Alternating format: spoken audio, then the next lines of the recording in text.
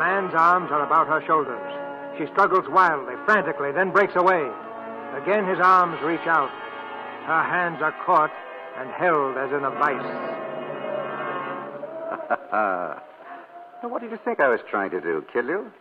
Nothing less than murder could justify such a violent self-defense. Look at you. Let me go.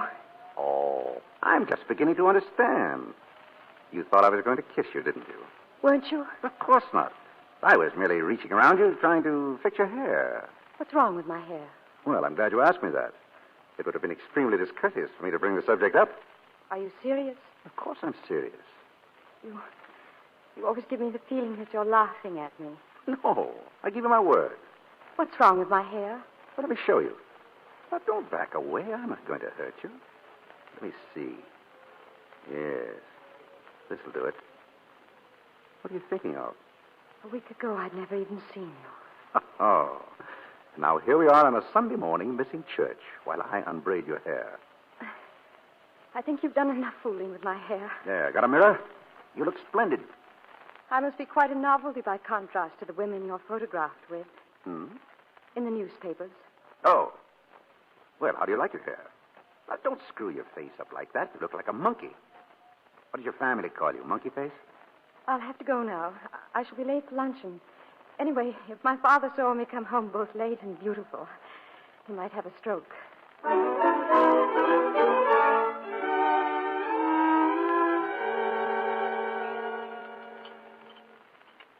Are you sure Miss Lena isn't in her room, Burton? I knocked just before I announced luncheon. She said she was going to church.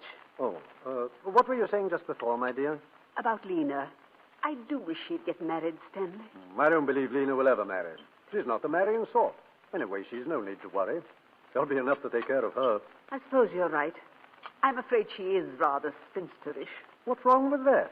The Old Maid's a respectable institution, and Lena has intellect and a fine, solid character.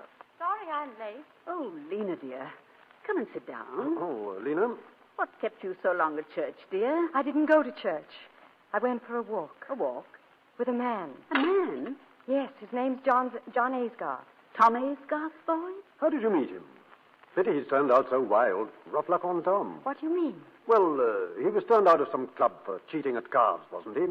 I don't know. I didn't ask him. Something unpleasant, anyway.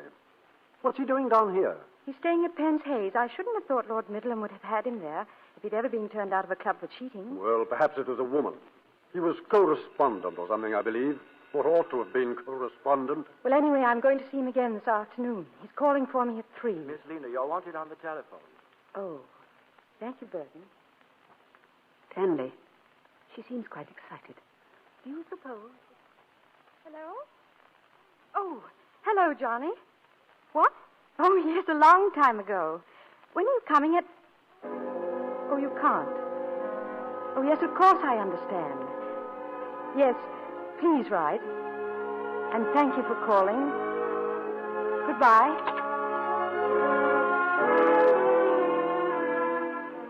Hello? Yes, this is Miss McLeodlaw. A telegram.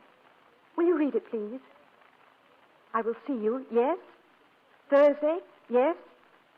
At Beecham Hunt Ball. Signed, Johnny. Yes, I have it. Oh, Johnny.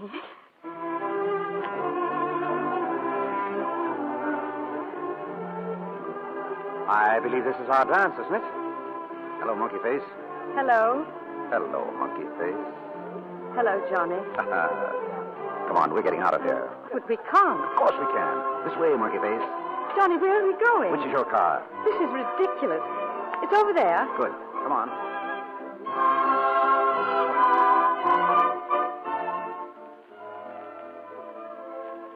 Tell me, have you ever been kissed in a car before? Johnny. Johnny what? You mustn't joke with me. I'm no good at joking. I don't know how to flirt. Well, I'm not joking. I'm serious. Have you ever been kissed in a car? Never. Would you like to be? Yes. Well, you're the first woman I've met who says yes when she means yes. What do the others say? Hanged if I know. Anything but yes. But they kiss you. Well, usually. Have there been... Have there been what, monkey face? Have there been many? Well, I'm afraid so. Quite a few.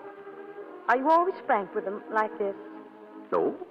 No, not particularly. Then why are you frank with me? Because I'm different? No, it isn't that. I'm honest because, with you, I think it's the best way to get results. Johnny, I hope I'm not saying the wrong thing, but I love you.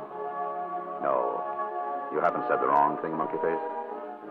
I think I'm falling in love with you, too. But I don't quite like it. That's why I stayed away from you for a week. I was afraid of you. I never thought it would happen like this. Neither did I.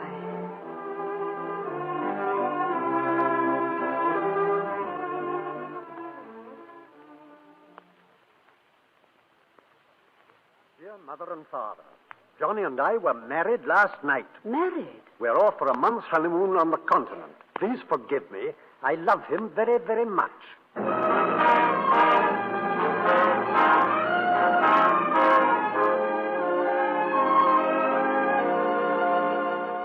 Let's put those scripts there. The front, darling. How do you like your new house? Oh, darling. Because if you don't like it, just blame it all on Mr. Bailey here. He rented the house while we were on our honeymoon. Yes, sir. He even decorated the place. But if you do like it... Oh, I adore it. I'm mad about it. Ah, well, in that case, you're talking to the right man.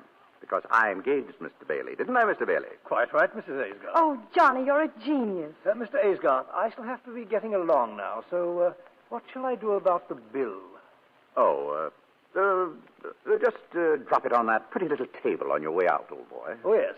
Thank you, Mr. Aysgarth. Thank you, Mr. Bailey. Oh, Johnny, I never dreamt I'd ever have such a gorgeous place. Are you sure you can afford it? Here, look. Just press that button there on the phonograph. There we are. My dance, I believe. Oh, yes. Where are we? At the Hunt Ball. Where else? In Venice. And? And Naples and Capri and Nice. And? Paris.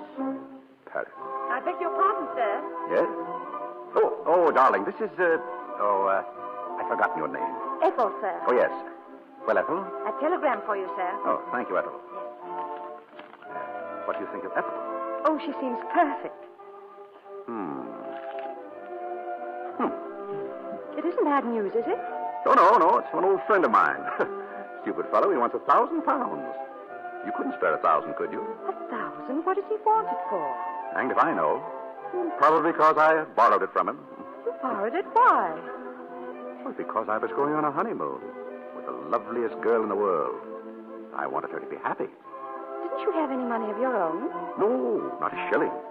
But I had the impression... Johnny, are you broke? Monkey face, I've been broke all my life. Why didn't you tell me? And whatever made you take this extravagant house? Well, I didn't think you'd want to live in a shack. A girl like you who's going to come into plenty of money someday. Wait a minute. I can't quite get this into my head. Were you thinking of my inheritance when you... Oh, I don't know what to say. Oh, now, darling, really. Isn't it silly to spend the best years of our lives waiting? Why not be comfortable now? Johnny, I'm just beginning to understand you.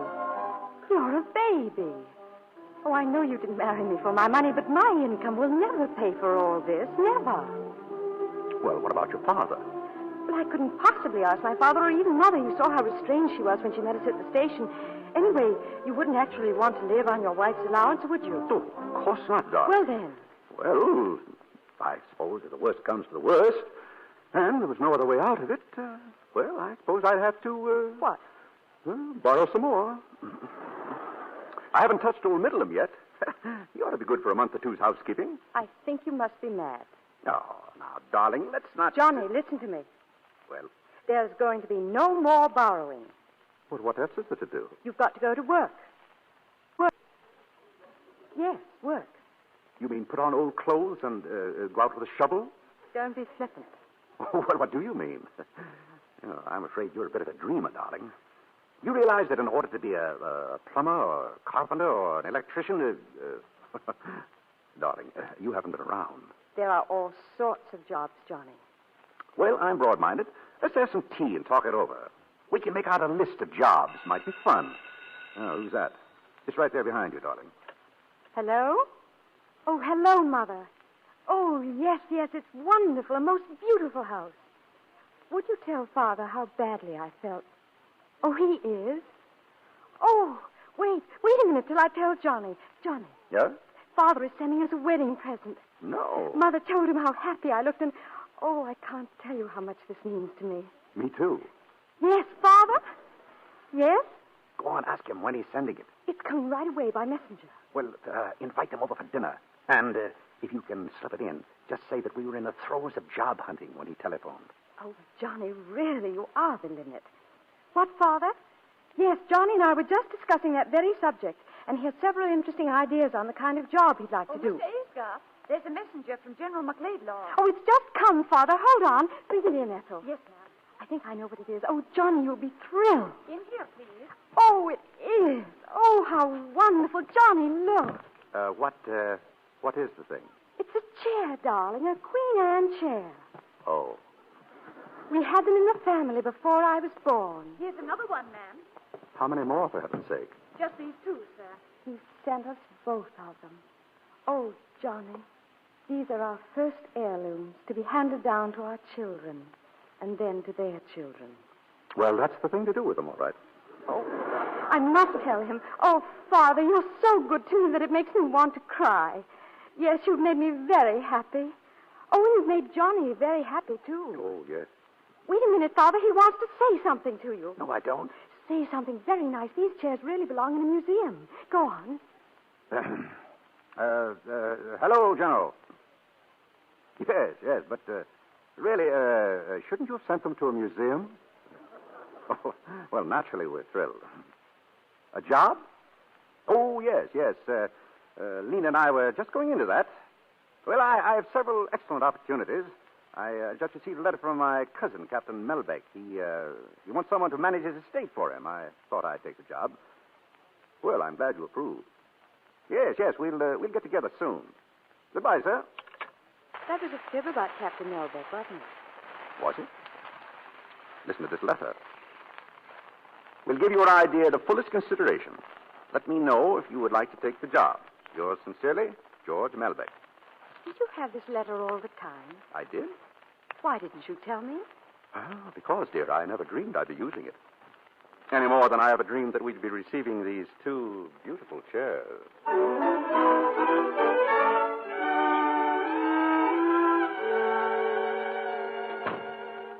Oh, good afternoon, ma'am. Hello, Ethel. Mr. Aesgarth at home yet? No, ma'am. But there's a gentleman waiting for him in the drawing room. Oh, thank you, Ethel. Hello. I say, nice place old Johnny's got here.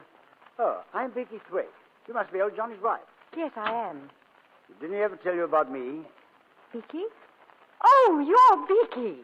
I happened to be driving by. I thought I'd just pop in for a cup of tea. I've heard so much about you, Mr. Thwaite. Johnny told me about you, too. Ran into him at Newbury Races last week. The races? Oh, put my foot into it as usual, eh? Well, what I may say is, didn't he tell you? Well, Johnny has a job. He couldn't have been at the races. Besides, he's given up betting. Oh, he has he? well, don't you believe it. Not Johnny. He's a great lad, he is. You mustn't mind Johnny cutting up. That's what makes him Johnny. Besides, he thinks you're a topper. Won't you sit down, Mr. Thwaite? I'm sure Johnny... Oh, Something wrong? yes. There were 2 chairs here this morning before I left. Chairs? Disappeared, have they? Yes, apparently. Were they expensive? Yes. They were museum pieces. Queen Anne. Oh, that Johnny, he'll be the death of me. Don't you understand? No, I don't. I bet you 20 to 1 old Johnny has sold them. Sold them? What for? For money, of course. Fellow's got to pay his racing debts, hasn't he? You know, these bookies don't trust a chap for long. Not a chap like Johnny, that is. I don't believe you. I don't believe a word you say. Oh, put my foot in it again, have I? My dear, you mustn't take it so seriously. After all, it's Johnny. Wonderful chap, Johnny. Well, he couldn't have sold them. He wouldn't without asking me. Mrs. Aesgarth at home, Ethel? Yes, sir. Here he comes now. Don't tell him a word I've said, but if you want to see Johnny at his very best, you just say something about chairs. Vicky. Johnny, how are you, old bean? Well, fine. What are you doing here? I just popped in to see you, old boy. Good. Well, how's my little monkey face, What's the matter, darling? Nothing. Why? You sure? Your wife seems to be missing some chairs, old boy. Beaky, your pipe's not lit. Let me give you a match. Thanks, old boy. About those chairs, old bean. Huh? The missing chairs, old man. Oh, yes, the chairs. Well, I suppose that American must have come for them this morning. What American? Oh, didn't I tell you, darling? Oh, stupid of me. Well, he dropped by about a week ago, a friend of Melbeck's. Go on, old man. Well, anyway, he admired the chairs, offered $100 apiece for them. Anybody would take that. I wouldn't. Oh, wouldn't you really, dear? Well, that never occurred to me. Why didn't you mention it? I'm sorry, darling. I thought I did. Oh, that's all right. If they're gone, they're gone. They're gone, all right. Shall we change for dinner? You're an angel. Hold on a minute. You say he offered you $100 apiece for 'em? That's right. Let's have a look at the check. Oh, he'll send it along. I'll bet you 10 pounds to a shilling you wouldn't dare let your wife pick up the telephone and ask old Melbeck, or whatever his name is, if he ever saw this American. Are you implying that my husband is a liar, Mr. Thwaite? Oh, now, monkey face. Don't mind Beaky. He's only joking. Well, I prefer jokes on other subjects. Are you staying for dinner, Mr. Thwaite? Dinner? I'm spending the weekend, unless you throw me out. Johnny's friends are always welcome, as long as they remain Johnny's friends.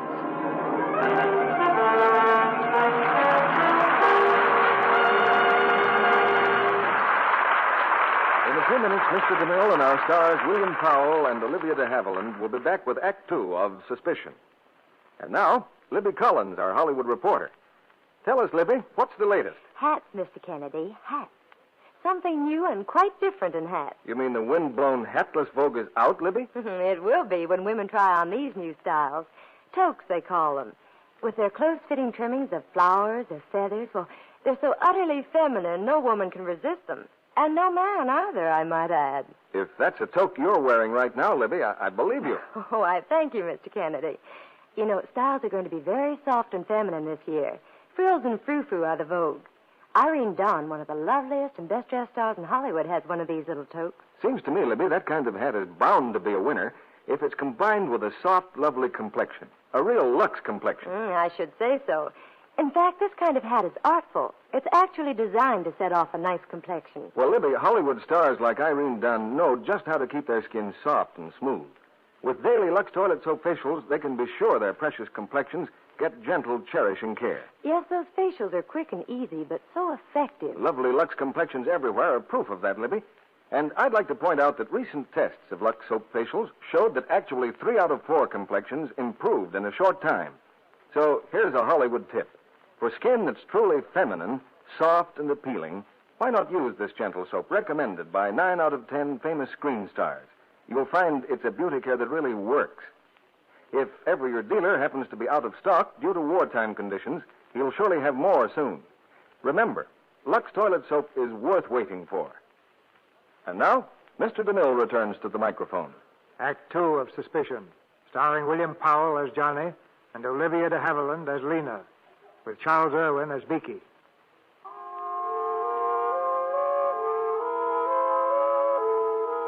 A week has passed, but in Lena's mind there is still a dim shadow of doubt, a faint, indefinable fear, the dawning of suspicion. Now in the quiet main street of the town, she meets the local celebrity, a writer of mystery stories. Lena, dear. Oh, hello, Isabel. I've just been admiring your display in the bookshop. Murder on the Footbridge. Yes, they're doing very well by it. How's Johnny? Oh, he's fine. He's an ardent admirer of yours. I don't believe there's one of your stories he hasn't read. Splendid. By the way, have you seen Talbrook's window? The antique shop, not lately. Well, my dear, they've got the most beautiful things. 2 lovely old Queen Anne chairs. I'd give my soul to own them. Chairs? Lovely. Well, goodbye, dear. I'll see you for dinner soon. Yes, of course. I'll phone you, Lena. Chairs. He said he'd sold them to an American. He lied to me. Why? Why did he lie to me?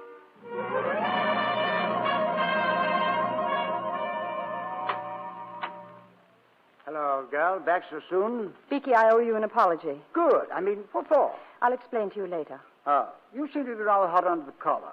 Must be about old Johnny. My dear, you mustn't be angry with Johnny. It's a waste of time. Now, if you want to get sore with me, that's different. I annoy everybody. Always did. Lena? Beaky, where are you? Hello, hello. Now, don't move, either of you. I must watch the expressions on your faces. So what have you got in those packages, old bean? Beaky, this is a red letter day. Lena, look. Do you remember that little necklace you admired in Regent Street? Here. Well, And Beaky, here's a little present for you. what is it, old bean? Oh, a stick. Darling, do you remember this coat? Oh, I saw the hungry eye you gave it the last time we were up in London. It's yours. Well, what do you say? Johnny, I don't understand what made you do all this. Oh, no, dear, don't be angry. Johnny, I want to know what this is all about. Yes, what's it all about, old bean? Well, my friends, I have the pleasure of announcing that the Goodwood Cup was run today, and I happen to have backed the winner. A 10-to-1 shot, ladies and gentlemen, and I had 200 pounds on him. 200 pounds at 10 to 1? Why, that's 2,000 quid. Darling, what's happened to your tongue? I suppose you disapprove of my betting. Oh, come on, darling, smile. Johnny, where did you get the 200 pounds? Why, say, old girl, that's not a very tactful question. Where did you get it? Oh, you know very well there was no American. I got it for the chairs, of course. You sold the chairs to gamble all your money on a horse. Well, not exactly. I owed the bookies some money. I got the 200 pounds to pay them off. But then along came this hot tip. Oh, darling, give us a smile. Now, come on, old girl. Oh, I know. What? You tickle a chin and I'll make a noise like a duck. No. No good, Biggie. No good? No. Oh, I forgot something. Darling, look. This is a receipt from a certain antique shop. Paid in full for a certain pair of chairs. They'll deliver within the hour. Oh, Johnny. There. She's smiling. By Jove, so she is. Oh, Johnny, darling. Well done, old bean. I say, what about celebrating? Trust Beaky to say the right thing at the right time. Look at me, darling. Happy? Yes. Of course she is. Here you are, Lena. This is yours, old girl. Thank you, Beaky. Here's yours, old bean. Now for a toast. So wait a minute, Beaky. What are you drinking? Brandy? Oh, just as once, old bean. Oh, you know that's not good for you. Oh, all right. Well, maybe just this once. Oh, thanks. Monkey face, I drink to the last bet that will ever be made by Johnny Aisgard. The last bet, old bean. Bottoms up, eh? Beaky. What's the matter with him? Sit down, Beaky, here. Johnny, get some water, quick. No, it won't help. I've seen this happen before. There's nothing much you can do about it. Well, open his collar. He can't breathe. It's no use, darling. It'll either kill him or it'll go away by itself. Sorry, old bean. One of these days, it will kill him.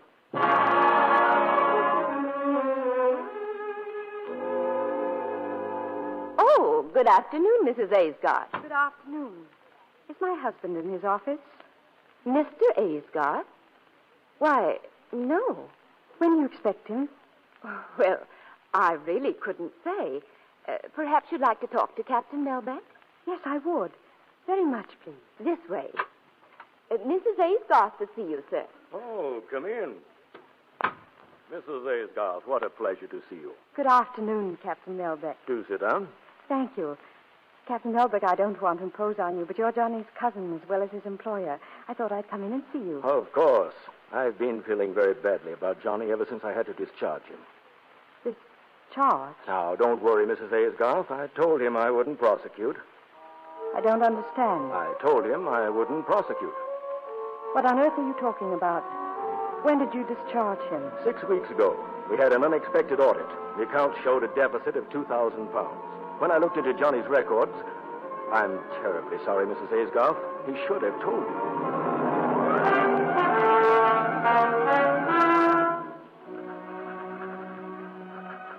Johnny, I am leaving you. It is very important that we never see each other again. Lena, Yes? Ethel told me she packed your grips. Yes. Then you heard. Yes, I've heard. I'm so sorry, darling. Terribly sorry. This telegram just came from the doctor. Tells how it happened. Telegram? Deeply regret your father died early this morning from heart failure. Your mother wishes you to come at once. Oh. Lena.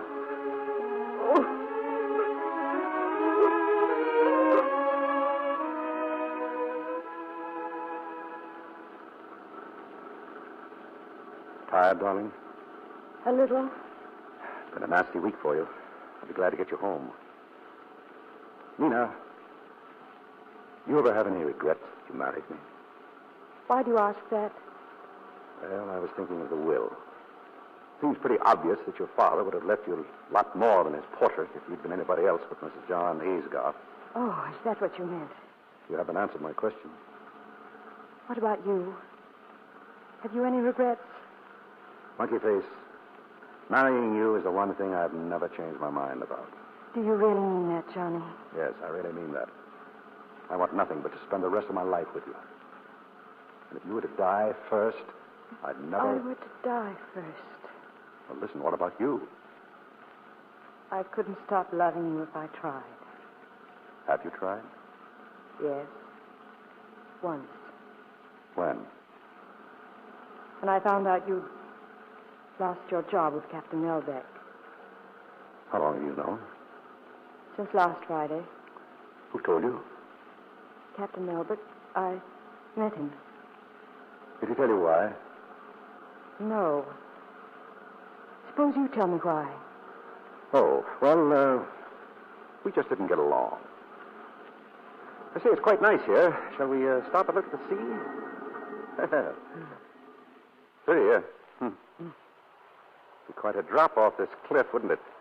Why didn't you get along with Captain Melbeck? Oh, I don't know. He's a bit of an old fogey, you know. Monkey Face, I've always had the notion that the secret of success is to start at the top. The way to make money is to think in a big way. Look at all this land, for instance. Look at the view from these cliffs. Now, why isn't something done about it? If I had 10,000 pounds, or still better, 20,000, I could start a development here. All you need is 20,000 pounds. Uh-huh. For 30, next 10,000 wouldn't hurt a bit. 30,000 pounds. That's all I'd need. 30,000 pounds. Okay. Think you could swing it for that, old bean? Of course. Now, you see, Beaky? This is the ground plan. Wonderful, old bean. Then we could put the large hotel out there on the cliff, eh? That's the idea. Hello. What's going on in here? Monkey Face, we're organizing a real estate company. We're about to buy a very beautiful piece of land right by the sea. What a view. What sun. What air. Then we sell part at a profit. I see, but you'll need financing for all this. Of course. Well, have you found someone to put up the money? Of course. Who? Me. Oh, I see. Well, the idea is mine, but the money is Beaky's. And the corporation, well, Beaky borrows against some securities he has in Paris. Now, the company is going to be in my name. Yes, but... Look, darling, now, let me show you how simple it is. Does Beaky understand it? Oh, perfectly. I think. I beg your pardon, Mr. Aesgarth. Yes, Ethel? You're wanted on the phone, sir. Oh, thank you, Ethel. Excuse me, Beaky. All right, old man. Now, Beaky, please explain it to me, will you? Well, you see, my dear girl, we buy up this land, and then we sell part of it. That gives us 100% profit. Then on the other part, we build something or other. Oh, yes, but from whom do you buy the land? To whom do you sell it? Well, that shouldn't be difficult, do you think? Beaky, isn't it about time you grew up? I say, old girl, you're scolding. Yes, you need a scolding. Do I? Yes, you do. Shall I go and stand in the corner? Beaky, you're not being fair to Johnny. I say, old girl, that's a bit thick, you know. Why? He's the president of the whole valley thingamajig. Gets a salary. Writes his own checks. Yes, that's what I mean. What's wrong about that? Yes, what is wrong about it? Well, Lena? I say, old Ben, Lena's telling me you're a bit soft in the head. Is that it? Well, it sounded like that to me. Beaky, hadn't you better be changing for dinner? Right, old Ben. I won't be a jiffy. What right have you to interfere in my affairs? But I wasn't really. I was only... You were only what? Well, I was only trying to tell Beaky that he shouldn't leave everything to you. It's not as if you were both experienced businessmen. What the devil do you know about business? Oh, very little. I only... Suppose, Beaky, you're taking me seriously. You'd have ruined the whole scheme. Do you realize that? Yes, but if it weren't good... Well, that's my business, not yours. If I say it's good, it's good. But I don't want any interference from you or anyone else. Is that clear? Yes, that's clear.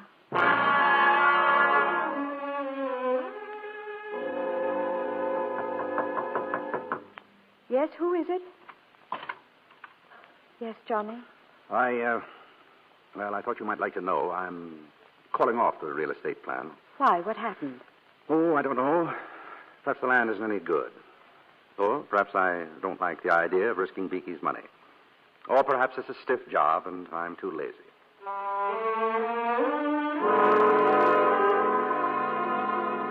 I don't know what it is, but every time I play anagrams, I can only make three-letter words. D-O-U-B, D-O-U-B. No such word. Try this. D-O-U-B-T. Doubt. Thank you, old girl. Your turn. Here, Johnny, I don't see why you want to call off this real estate scheme. It's no good.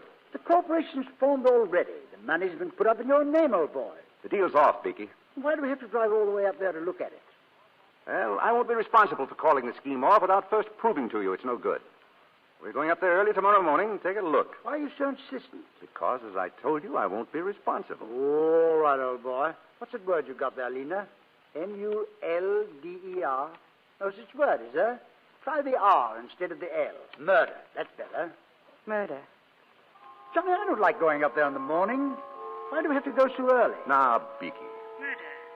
Oh, well, we have to. Let's get on with the game. Your turn, old girl. The money in his name. Murder. The cliffs overlooking the sea. I say, Lena. The edge of the cliff. Stay away, Beaky. Lena, I say. He'll push you off. He'll kill you. Murder. Murder. Murder. Lena, what's the matter? Lena. Give me a hand here, Beaky. She's fainted.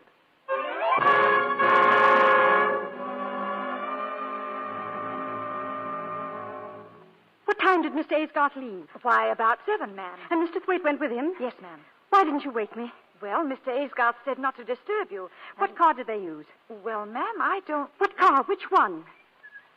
Listen. Oh, that's Mr. Aysgarth now, ma'am. He's back. He's come back. Morning, Lena. Johnny. Feeling better? What's the matter? You're white as a sheet. Where's Beaky? What? Hello, old girl. How are you feeling? Oh! Any better? Lena, what is it? Oh, Johnny. Oh, darling, I'm so glad. Oh, well, what's all this? I've only been away a few Oh, hours. it seems like 1,000 years. Yeah, seems like that to me, too. Oh, shut up, Beaky. It was nothing. Nothing? I came very near to losing my life. You call that nothing? You nearly lost your life? Came very close to it. Let's drop the subject. No. Go on, Beaky. I want to hear about it. Well, there we were on top of a cliff. I was trying to turn my car near the edge. Was Johnny in the car? No, it was a few feet away. Go on. Well, I didn't realize I was backing the car toward the edge, but I was. And if old Johnny hadn't taken a flying leap and grabbed the brake, I should have been kingdom come by now. Johnny saved your life? Oh, Johnny, I can never tell you what this means to me. To you, darling? Yes, it means a good bit to me, too. You know, I think the old fellow deserves a reward. How about a night out? Spot of celebrating on me, old bean. Oh, well, that's very kind of you, Beaky, but don't you have to go to Paris? Paris? Yes, of course. So I do. My securities. I've got to go over there and cancel the arrangements for them. Why don't you come over with me? Oh, why, the cad seems to forget that I'm a married man. Say, I tell you what I might do, Beaky. I might drive up as far as London with you. How about that, Monkey Face? Yes, Monkey Face. I mean, Lena, do let him come. Well, it seems to me that... Yes, I know. A job. Well, it seems to me that I'll have much more chance of getting a job in London than I would around here. Yes, of course he would. Do let him, Lena. Well, I don't see very well how I can stop him. Good girl.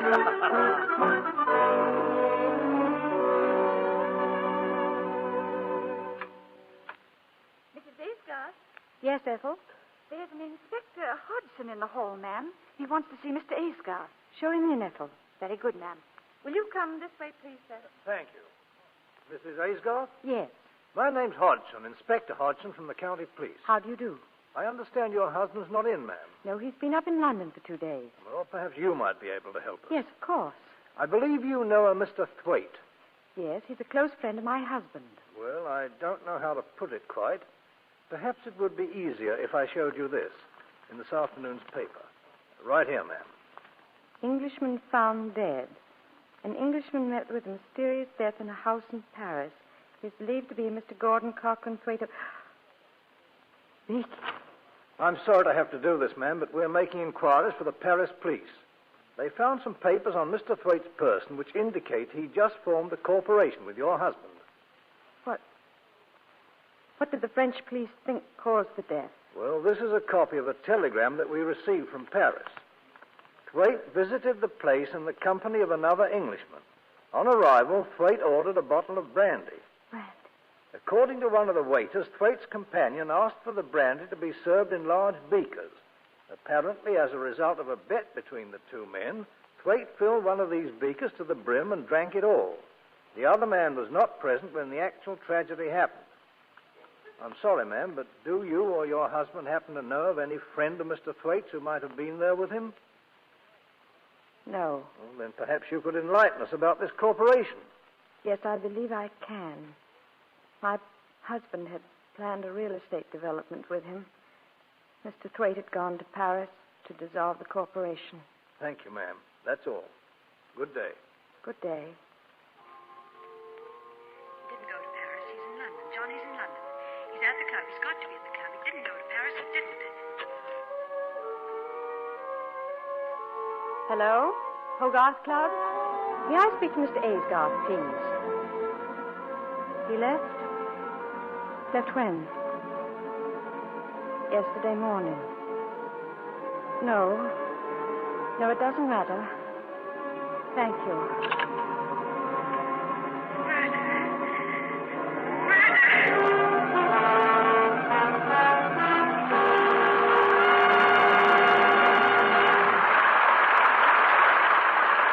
Pause now for station identification. This is CBS, the Columbia Broadcasting System.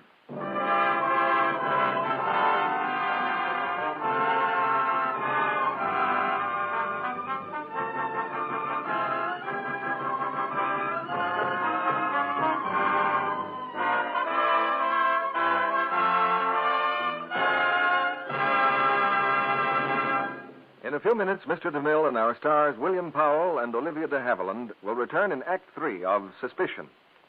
And now, here's a very reasonable question from an American housewife. Now that it seems likely the war in Europe may soon come to an end, why should I keep on saving my used cooking fats? Why, Mrs. America? Because the need is still critical, perhaps more critical than ever. But will fats be needed as urgently to manufacture war materials and medicines to send abroad? After Germany's defeat, there's still Japan. Remember this, too. The Japs still have the fat. They hold the countries from which we used to import about 1 billion pounds of fats and oils each year. 1 billion pounds? That's a lot of fat. It is indeed. Enough to help manufacture the supplies of ammunition, medicines, parachutes, and other war materials that must keep on going to our fighting men abroad. Remember, too, our domestic production of fats is short. It has had to fall off during the war. Well, I guess I'd better keep that salvage tin handy on the stove just as I've been doing. You're doing a necessary patriotic service when you continue to save every drop of used kitchen fats and turn them in to your butcher. Every bit you throw away may deprive one of our men of some vital thing he needs. The war isn't over till our boys come home. We need to keep on doing everything we can to get them home sooner. Fats are essential materials of war. Don't waste them. Save them every day. Turn them into your butcher. Remember, he still gives you 4 cents a pound and 2 red ration points for every pound you turn in. That's the message your government sends you. Here's what Mr. Lee Marshall, Director of Distribution, War Food Administration, tells you. Saving used fats is not a glamorous task. It takes effort. But it is one that only you, the American housewife, can perform for the country. We ask you to continue the wonderful job you are doing to help speed final victory. And now, Mr. DeMille returns to the microphone. When the play is over, we hope you'll join us behind the scenes for an informal chat with our stars. Now here's Act 3 of Suspicion, starring William Powell as Johnny and Olivia de Havilland as Lena.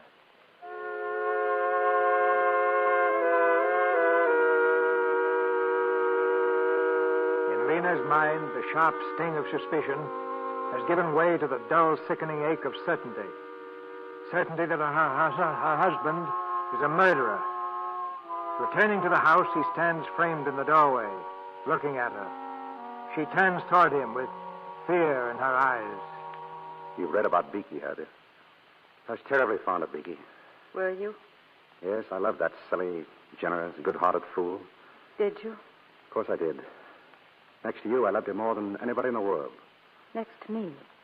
Oh, poor monkey face. Here I am thinking only of myself, forgetting about you. You liked him too, didn't you? I liked him very much. The police were here. Oh, what do they want? They wanted you to help them. They had a telegram from Paris. And it seems there was an Englishman who made a bet. Oh, yes, I know. The whole story was in the late edition. What else? The inspector wants you to phone him. He thought perhaps you could help identify this Englishman. What did you tell them? Did you mention the corporation? Naturally. I told him Vicky was planning to dissolve it. I wish you'd left all that to me. Hello? Wichita Police Station, please. What else did you tell them? That's about all. Hello? Hello, Inspector. This is John Aesgoff. Yes. Well, I drove up to London with him Tuesday evening. Yes, I saw him off at Croydon Airport. No, I stayed in London until this afternoon at my club.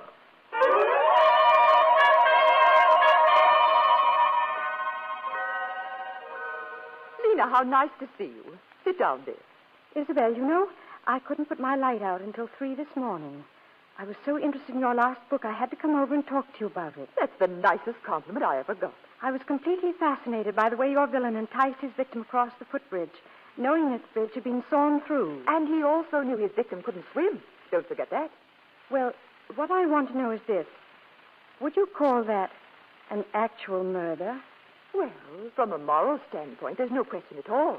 It is murder. I suppose it is. What does Johnny think? Johnny? Oh, I haven't discussed it with him. Well, I think he'd be interested. The same situation with his friend of his in Paris. The same? Well, that brandy business is just like my footbridge. By the way, this brandy thing isn't new at all, you know. It's been done before. Oh, yes, and in real life, too. I have it here. A book called The Trial of Richard Palmer. Now, where is that book? The Trial of... Oh, I remember where it is. It's in your house. My house? Yes. Johnny borrowed it a week ago.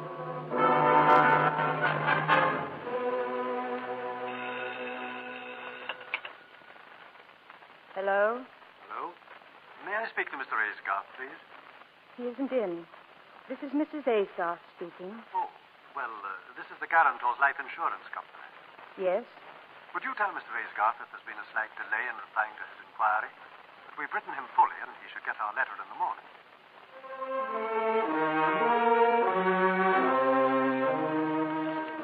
Dear Sir, replying to your inquiry regarding a loan of fire policy, we regret that such a loan cannot be granted. According to the terms of the policy, payment can only be made in the event of your wife's death. If you... Morning, dear. Any letters for me? What's the matter? Nothing. Darling, you're not shivering, are you? Oh, I've a bit of a chill. Cold in all this sunshine? Oh, my poor little shivering baby. How do you feel now? Better? Much. Good. What are we doing tonight? We're going to Isabel's to dine. Oh, what a bore.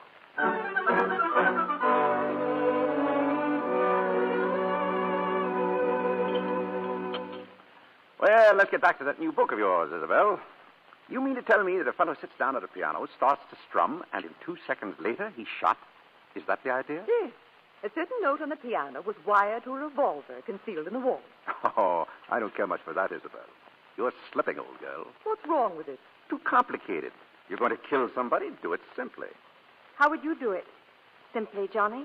Oh, I don't know, dear. Just use the most obvious method. For instance? Well, poison. Just use the first one that came to my mind. Say, arsenic. Arsenic can be traced in the body, of course. But it isn't always. No. This very minute, there are probably hundreds of murders walking about. Johnny, do you suppose those murderers are happy? Oh, I don't know. Why shouldn't they be? Well, anyway, Isabella, it seems to me that by now somebody would have discovered a poison that can't be traced. What's that? What about it? Isn't there? An untraceable poison? Nonsense. There's no such thing. Oh, Isabel, you are hiding something from me.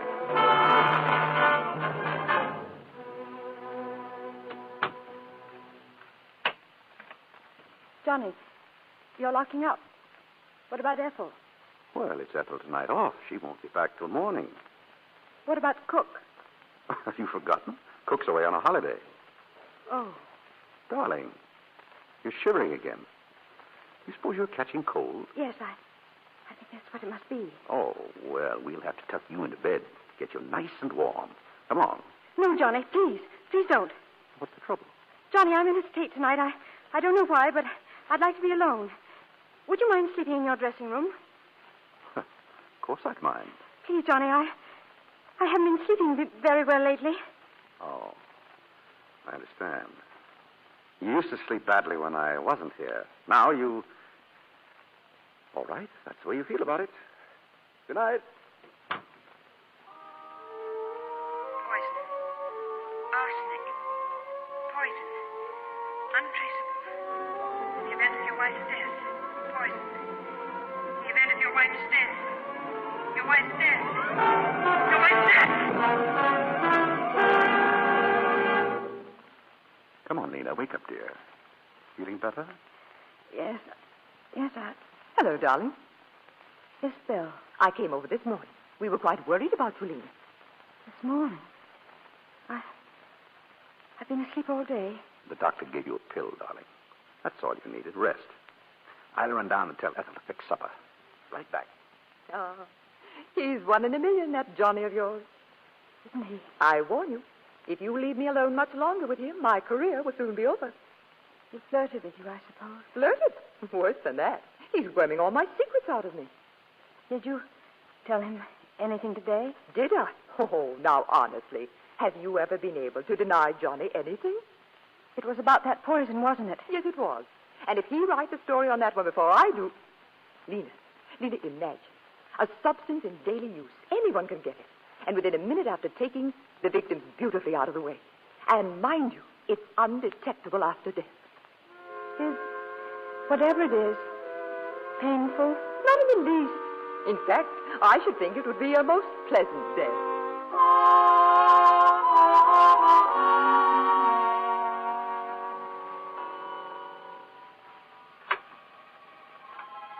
Lena? Are you awake? Yes. I brought you a sandwich and a glass of milk. You might drink the milk before you go to sleep. I'll just leave it here. Good night, darling.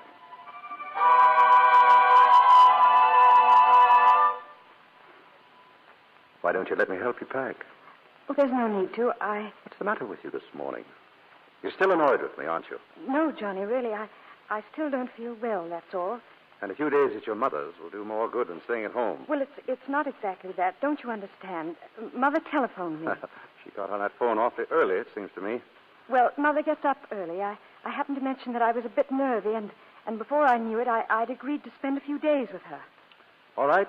I'll run down and get the car ready. Oh, no. Don't. I'll drive it myself. I prefer to drive you.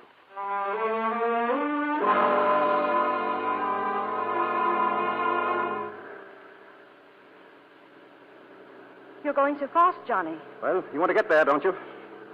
Did you have to go by this road? Why not? It's a short way, isn't it? There's the hotel site. Another thing I failed at. He's going to kill me. That door is open. He's going to kill me. The curve up there. The door will swing. He's going to push me out. Down and down. Over and over. Murder. Down and down. Over and over. Look out! Get your hand off the door, Lena. Let me go! Let me go! Lena, come back. No! Lena. Let me go! Lena, what's got into you? Leave me alone, leave me. Stop it, you little fool. Stop it. I've had enough. How much do you think a man can bear? Listen to me. You turned me out of your room. You go running away to your mother's. Now you shrink away from me as though you hated me. You're my wife, Lena. But I thought... You almost killed us both back there. Because you had to pull away from me even when I was reaching over to save you from falling out of the car. Well, you don't have to put up with me anymore. Johnny, wait. Where are you going? First, I'm taking you on to your mother's. And then what? Don't worry. I won't bother you again. Johnny, you mean you're going to... Johnny, why were you asking Isabel about that poison? What were you planning to do with... Johnny, you were going to kill yourself. Oh, my darling. Yes, but I've changed my mind. I'm going back to see it through. Prison term and... You mean Melbeck That money you took? I can't pay it back. I made the last attempt to raise the money when I went away with Beaky. Paris? I went to Liverpool. I tried to borrow your insurance, but it didn't work. You mean you were in Liverpool when Beaky... Then you didn't go to Paris? Of course not. Do you think I'd have let some idiot give poor old Beaky that brandy if I had? Oh, Johnny.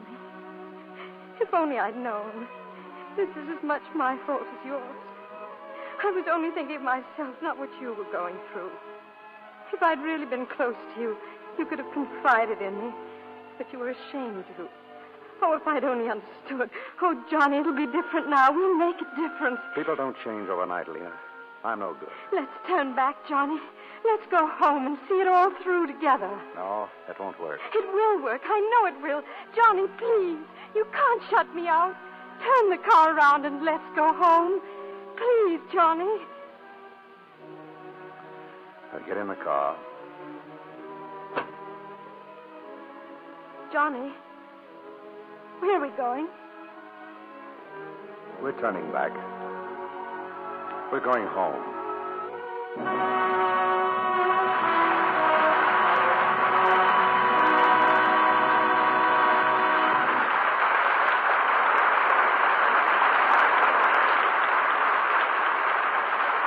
It's more than a matter of suspicion that tonight's performance will be long remembered by millions of listeners to the Lux Radio Theater. And for that, we can thank our stars, William Powell and Olivia de Havilland. Thank you, Cecil. You gave us a great play when you picked Suspicion. Now, you ought to be an authority on mysteries, Bill. One of the best bits of news I've heard is that you're going to do another picture in the Thin Man series. But, Bill, for the Thin Man, haven't you been putting on a little weight? Libby, how can you say that? Why, I'm scared of my own shadow. Yeah. You mean it looks as if a crowd were following you?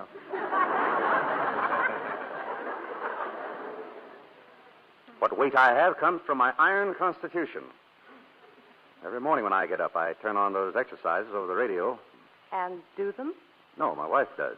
I watch her. Bill, I don't understand you.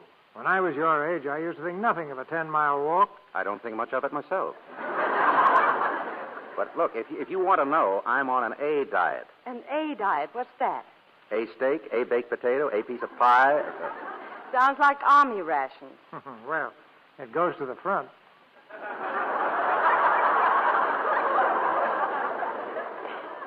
Well, in spite of all you say about me, I'll confess you're looking as lovely as ever, Livy.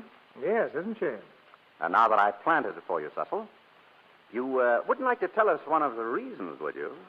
Me? No. Oh, come on. Yeah. Plenty of fresh air, sunshine. And Lux toilet soap? I'll say it for you. Well, there's no need to be modest about it, C.B. I use Lux toilet soap faithfully, and it does wonders. Well, thank you, Olivia. And I think we'd better take back all we've said about Bill's figure, or he'll dial us off his radio next Monday night. Not when he hears what's coming up, C.B. What do you have for next Monday, Cecil? A play I think you'll like, Bill. The RKO romantic comedy, Lucky Partners. And our stars will be Donna Michi and Lucille Ball, with Jack Carson. It's the story of two young people falling in love who stake their future on a horse race. When you gamble both love and horses, you're riding for plenty of excitement. Well, it sounds like another entertaining evening, C.B. We'll be listening. Good night. Good night. Good night. Good night. I have a suspicion you'll be back soon.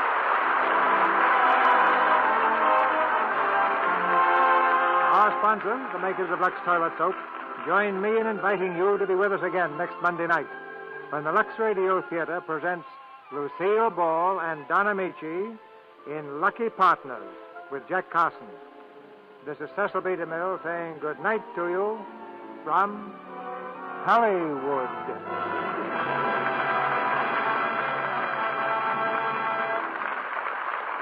Next month, October 16th, the Lux Radio Theater celebrates its 10th anniversary on the air. We'd like you to share in this celebration by helping us select the play and stars you'd like most to hear. Send your suggestions on a postcard to C.B. DeMille, Post Office Box 9, Hollywood 28, California. Or use the ballot which your Lux Toilet Soap dealer will be glad to give you. Suspicion was presented through the courtesy of RKO, producers of Bride by Mistake. Olivia de Havilland will soon be seen in her latest Warner Brothers picture, Devotion. William Powell appeared through the courtesy of Metro-Goldwyn-Mayer, producers of the Technicolor picture, Kismet.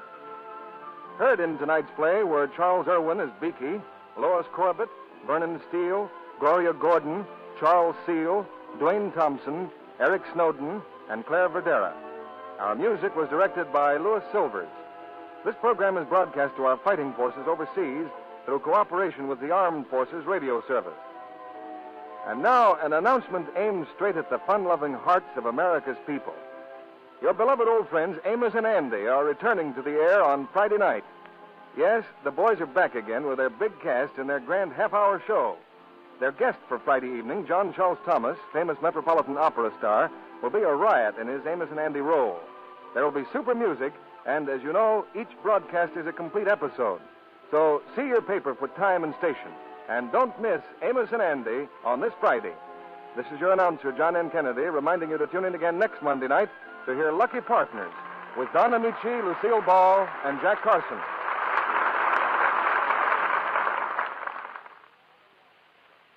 Spry, S-P-R-Y. Better cook with Spry, 'cause you'll be a better cook with Spry. Cakes, pies, fried foods, everything tastes better made with new Easy Mix Spry shortening.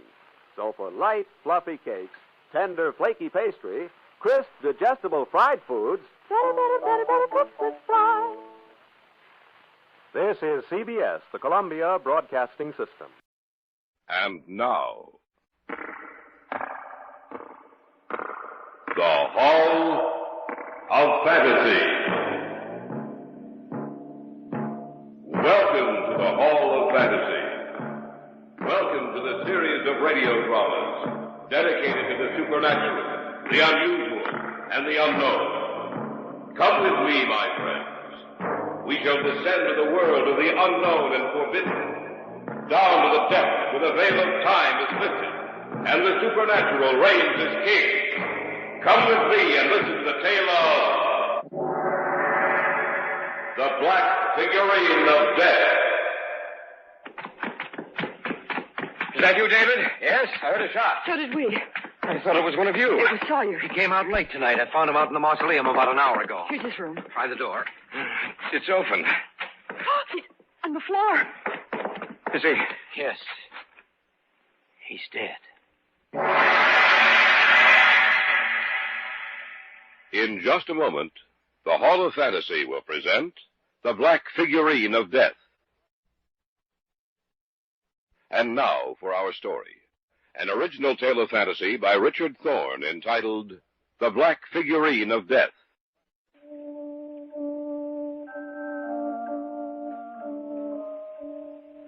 Through all the years of man's existence, no matter what he has learned or been taught from generation to generation, still he carries in the innermost depths of his mind a certain fear of the darkness, a fear of the night, which is somehow associated with death, and which in actuality is the fear of death itself.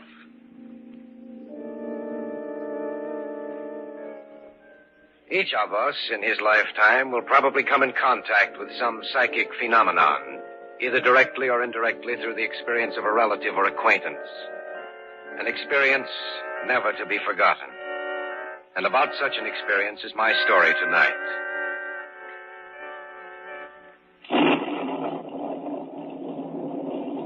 I was there with the others the night he died. We stood at the foot of the bed, Joyce and Harold and I.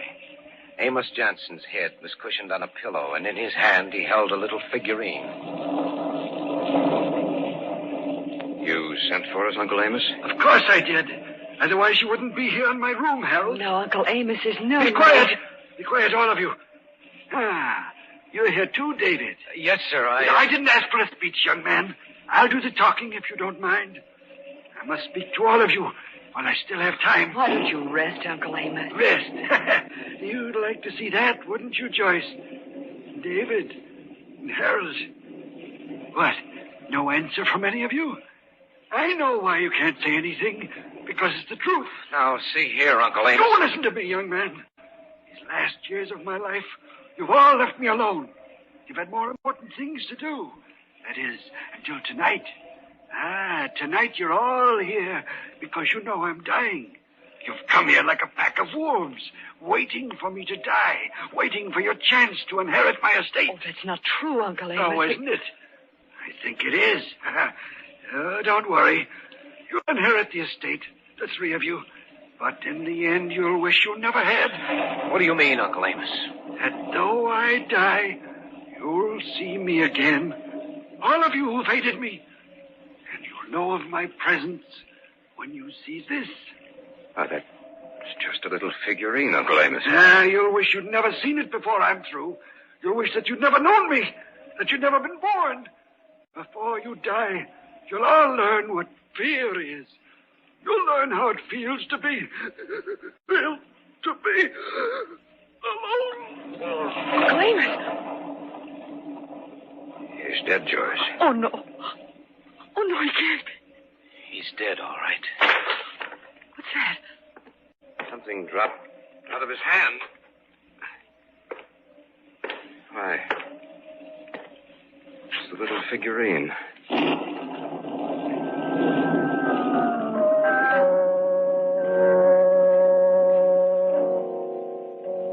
The little figurine lay there on the floor. It had fallen from Uncle Amos's hand just as he died. And when it struck the floor, it had broken into 3 pieces. I picked them up and held them in my hand. The pieces fitted together perfectly, much like the pieces of a jigsaw puzzle. It was a queer little figure, its arms raised in supplication, a look of fear upon its face. There was something frightening about it.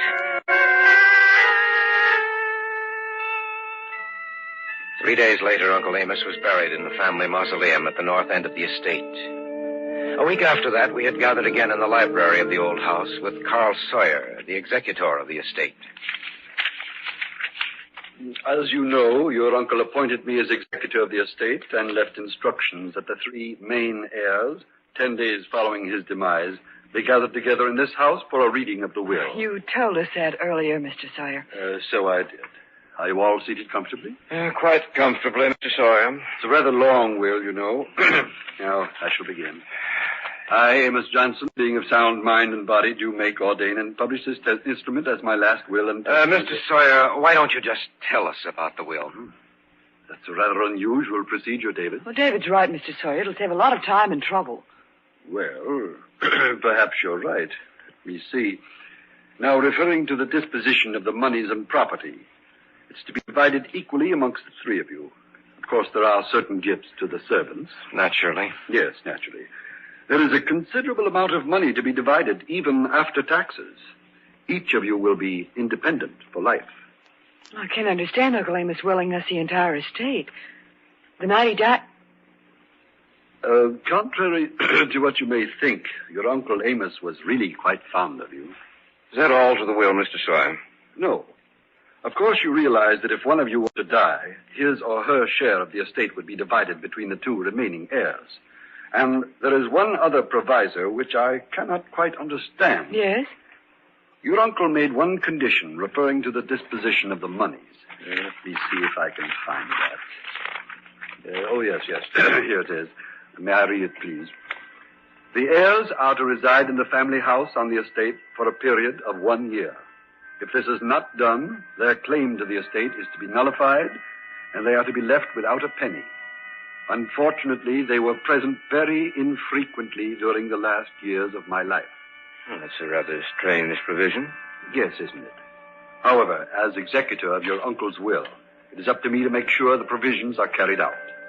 And believe me, I feel a deep sense of duty to your late uncle.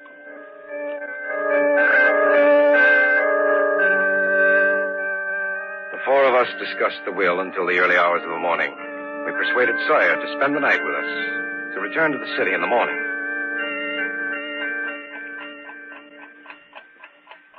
The house became quite silent, and the only sound I heard was the ticking of the clock on my dresser. I wondered about the the provision of the will in which Uncle Amos ordered that we make our residence in his house. I was lying awake in bed thinking of that when...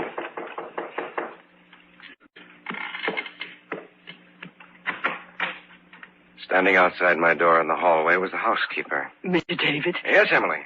I found this in my bedroom tonight. Oh, let me see it. Here. Mm-hmm. It's a little black figurine, just like the one my uncle had. You can have it back now, Emily. It frightened me, so I came to you, Mr. David. How do you think it got there, Emily? Well, there's something strange going on in this house, Mr. David. And I have an idea. I know who's in bed. Who's talking out there? Oh, it's you, David. And Emily. You're up rather late, aren't you? Yes, Mr. Sawyer. I was just going to bed. If you'll excuse me. Good night, Emily. Good night, sir. I'll see you in the morning. Well, I suppose I'd better get back to bed, too. Good night, David. Good night, Mr. Sawyer. I watched him go back into his room. Then I turned and went back into mine. Emily had been on the point of saying something to me. Something that was important enough to her to make a special trip to my room. I got back into bed. Wondered what she'd wanted to tell me. Little by little, sleep clouded my brain. And I was half asleep.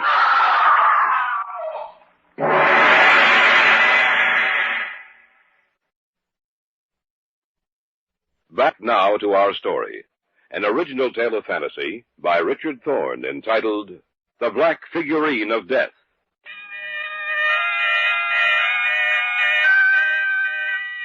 I had been just on the point of falling asleep. Sawyer, I heard someone scream. So did I, David. I know I did. There's David and Mr. Sawyer. Maybe they can tell us what happened. Did you two hear anything? It was a scream. First, I thought it might have been you, Joyce. I think it came from the servants' quarters. Emily. What did you say, David? It'll keep. Come on. Do you think it was the housekeeper, David? It has to be. Maybe she was just startled or something. Well, we'll see in a moment. No, that's a room just down the hall. I hope it's nothing serious. It was serious enough to make her scream. Emily! Emily, is anything wrong? Well, try the door, David. Right. It's unlocked. The light's on in there. She's not in bed. She's... Oh, on the floor. Maybe she fainted. No. She's dead. And look, right beside her, there's a little broken black figurine.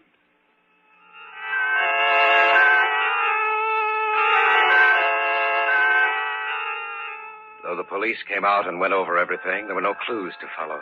They said that Emily had been strangled, but there was nothing to indicate who might have done it. The police continued their investigation for almost a month.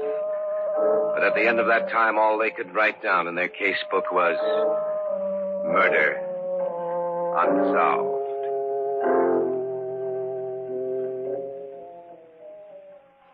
One evening, about 6 weeks after Emily's death, Harold, Joyce, and I were in the living room.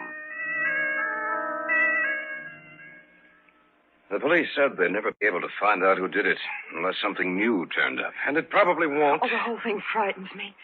I still remember Uncle Amos's dying words. That though I die, you'll see me again. All of you who have hated me. And you'll know of my presence when you see this. Oh, it makes me shudder every time I think of it. I've been thinking about what he said, too, Joyce. I wonder if he could come back. You mean come back after death? Yes. Don't be a fool, Harold. Once a man dies, he's dead. Is he? I'm not so sure of that. You shouldn't talk that way, Harold. It's frightening. Would you come out with me to the mausoleum, Dave? Why? When I came in? You probably weren't looking over there. I wasn't either. Another little black figurine. Broken just like the others.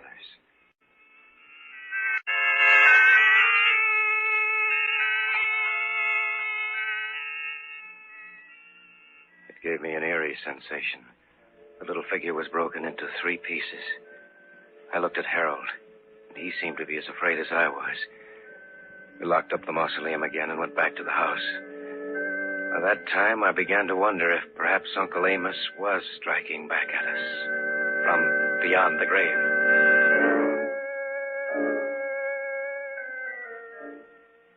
We said goodnight about 11 and retired to our rooms.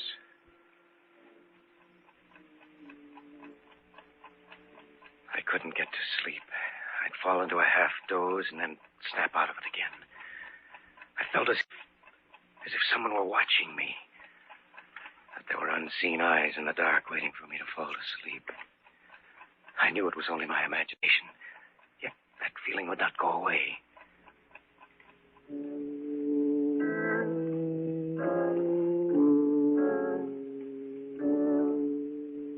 About 3 o'clock, I got out of bed. I decided to return to the mausoleum. As I went out the front door, I noticed a light drizzle had sprung up.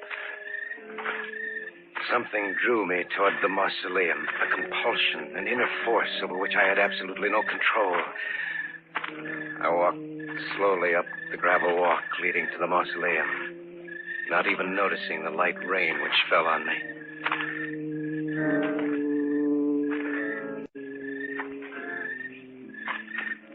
When I was close enough to see the doorway, I received a distinct shock. For the door was open, and there was a circle of light behind it. I walked to the door.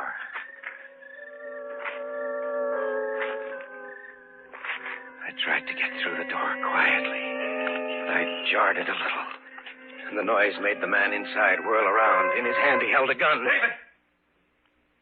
What are you doing here? I might ask you the same question, Mr. Sawyer.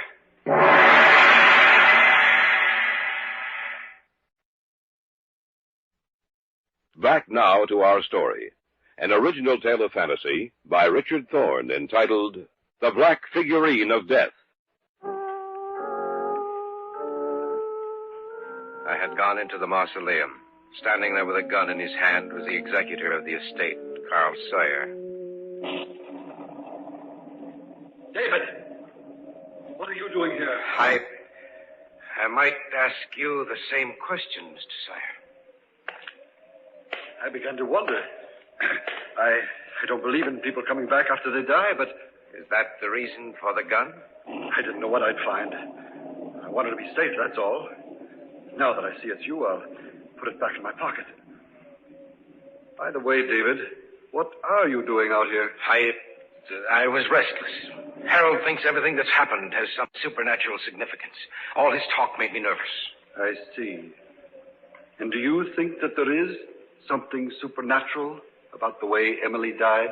I don't know, Mr. Sawyer. I just don't know.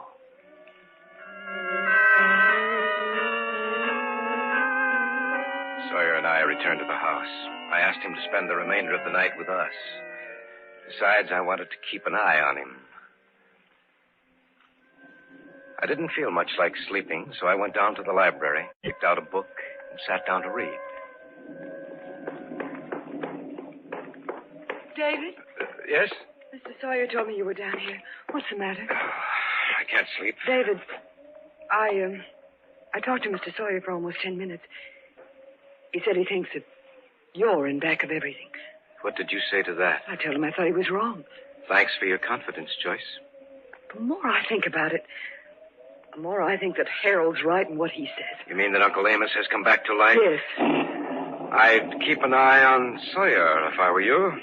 Do you think he's in back of it? I'm not sure. But you must have some reason for it. I went out to the mausoleum tonight about an hour ago. Sawyer was out there. He had a gun in his hand. He told me he was just curious. Why should he suddenly get curious at 3 o'clock in the morning? Well, it does seem rather odd that he... No! Stay away from me! I don't want to move! Stay away from me! That was Sawyer. Come on. It couldn't happen again. It just couldn't. We'll see. Is that you, David? Yes. I heard a shot. Well, so did we. I thought it was one of you. It was Sawyer. He came out late tonight. I found him out in the mausoleum about an hour ago. Here's his room. Try the door. It's open. On the floor. Is he? Yes. He's dead.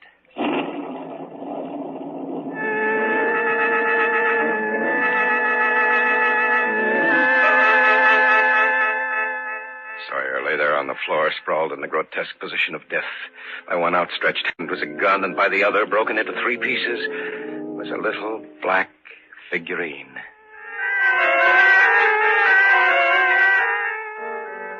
Harold called the police. They said they'd be out as soon as they could. The 3 of us went downstairs to the living room. was right.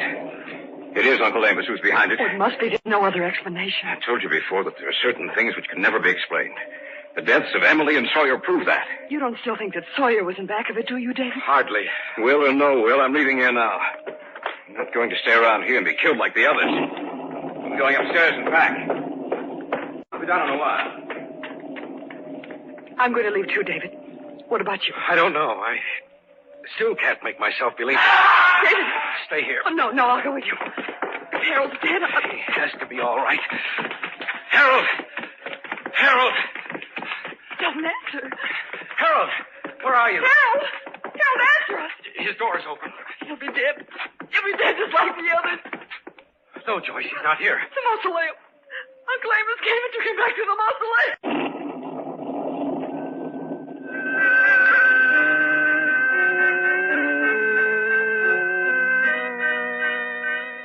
We went into Sawyer's room. Harold wasn't there, nor was Sawyer's gun. I suppose that Harold had picked it up on his way to the room. I decided to go out to the mausoleum to see if Joyce was right, to see if Harold's dead body would be found there. Joyce wouldn't remain in the house alone, so together we started out through the rain-filled night. Why don't we wait until the police come, Dave? If this is something supernatural, then they wouldn't be able to help us anyway. David. What's the matter? The mausoleum door's open. You can stay here if you want. I'm going in. I'll go with you.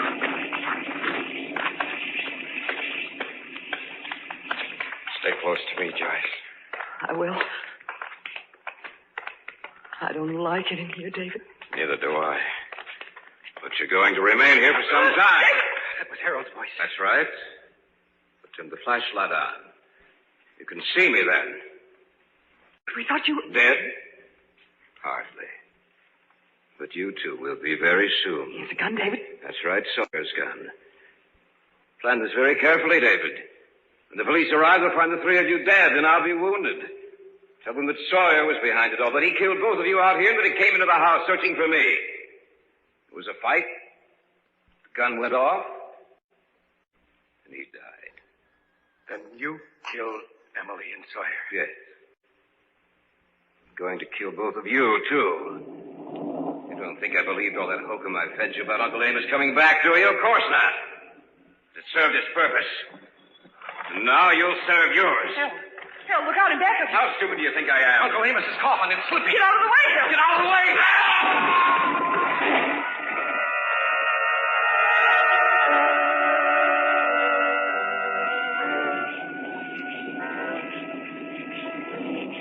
He's dead, Joyce. Uncle Amos. What did you say? Remember what Uncle Amos said when he was dying? That he'd come back and settle with us. The coffin. I wonder if it was just an accident that it slipped out of the crypt. Or whether Uncle Amos really did come back.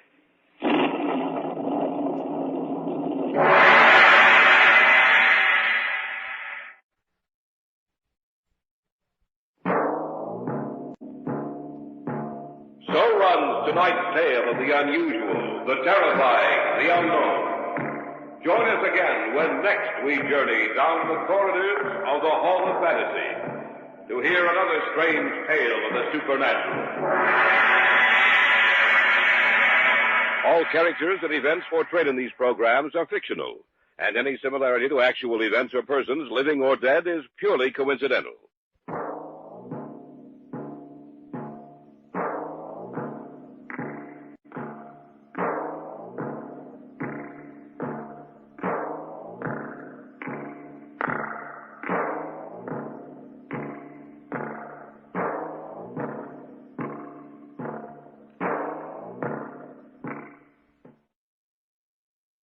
The Johnson Wax Program with Fibber McGee and Molly.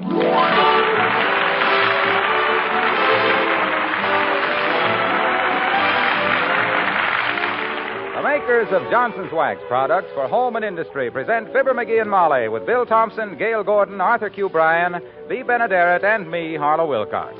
The script is by Don Quinn and Phil Leslie. The music by the King's Men and Billy Mills Orchestra.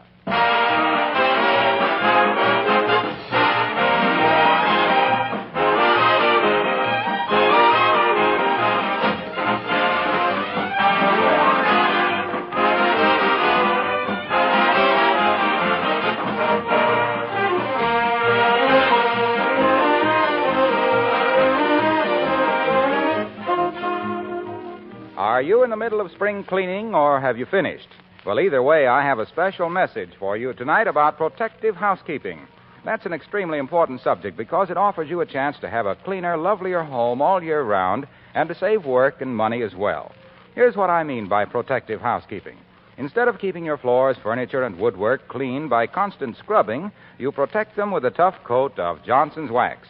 This shining coat of wax not only adds a rich polish to wood, it also wards off scratches and dirt, makes cleaning and dusting easier throughout the year, and simplifies spring cleaning. Dust and dirt cannot cling to a hard, smooth Johnson waxed surface. Fingerprints are quickly wiped away, and the luster is restored. And when you consider that Johnson's Wax has 100 extra labor-saving uses, surely you'll agree that protective housekeeping with Johnson's Wax is well worth a try.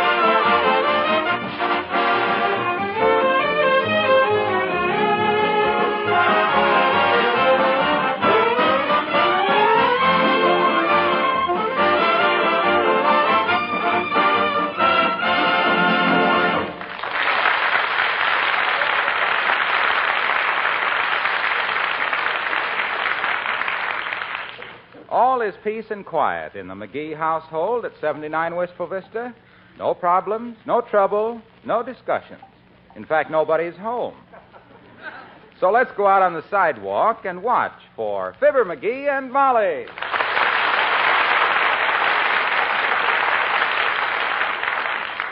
Are we almost home, Molly? Well, that's a silly question, dearie. Don't you know your own neighborhood? Yeah, but I can't see over this pile of groceries. Courage, dearie. We're almost there. Chin up. What do you mean, chin up? With these bundles up under my throat, I haven't had my head so far back since I wish I could think of a gag about how far I had my head back. All right, pet. Take 3 steps and then turn right.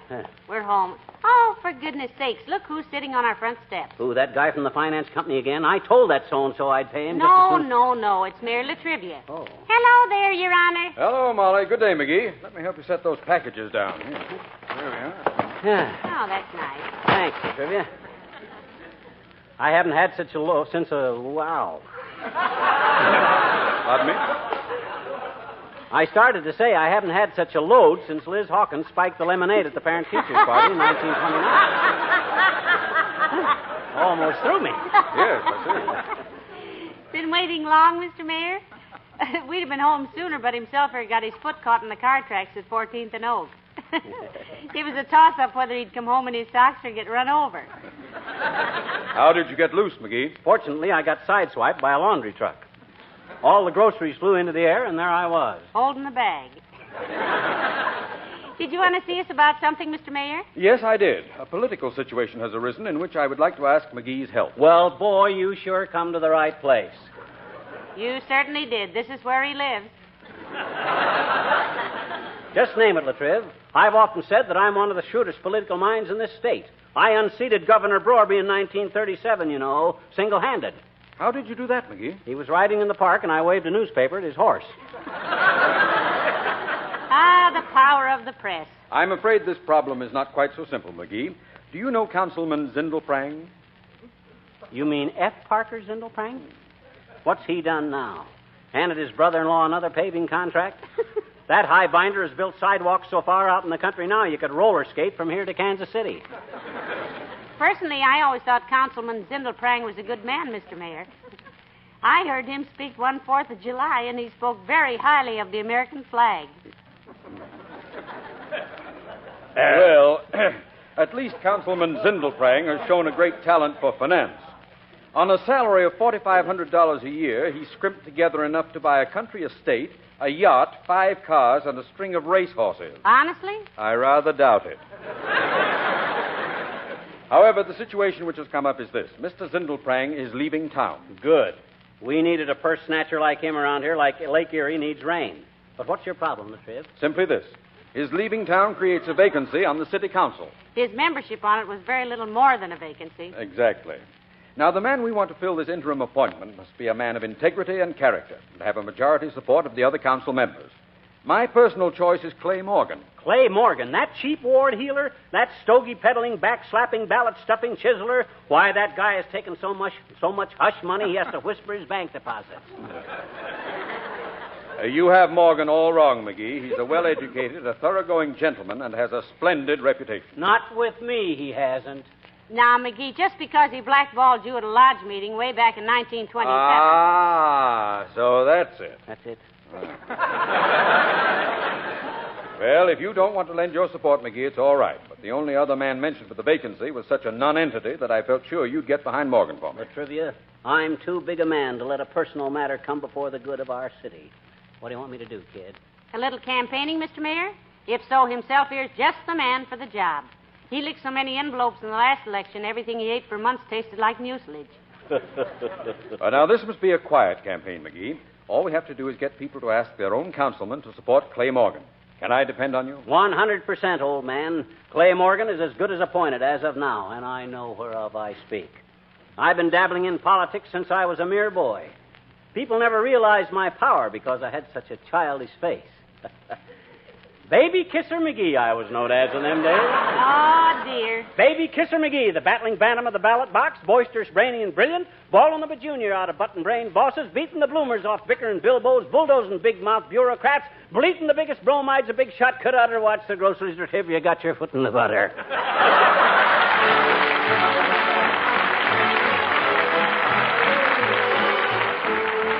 Billy Mills and the orchestra, the King's Men, and Atlanta, GA.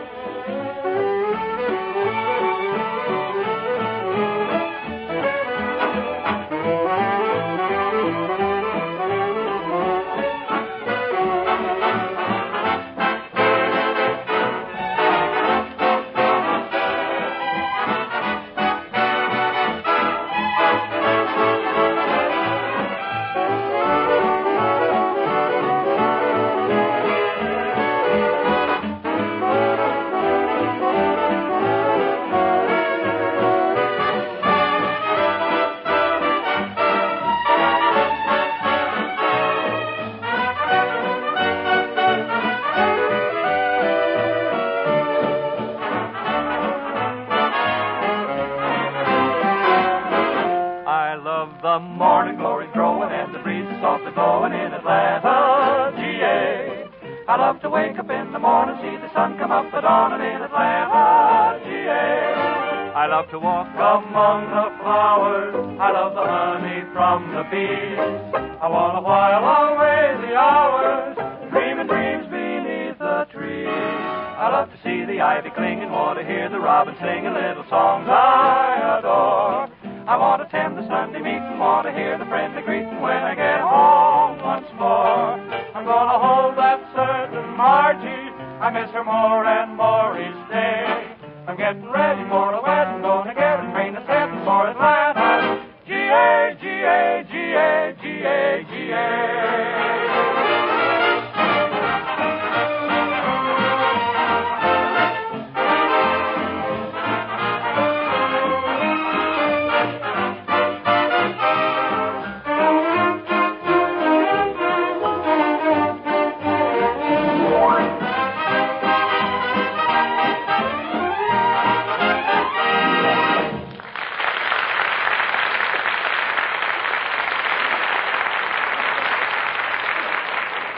Boy, do I know my politics. Them councilmen are going to crawl into Clay Morgan on their little fat hands and knees and beg him to be on the council.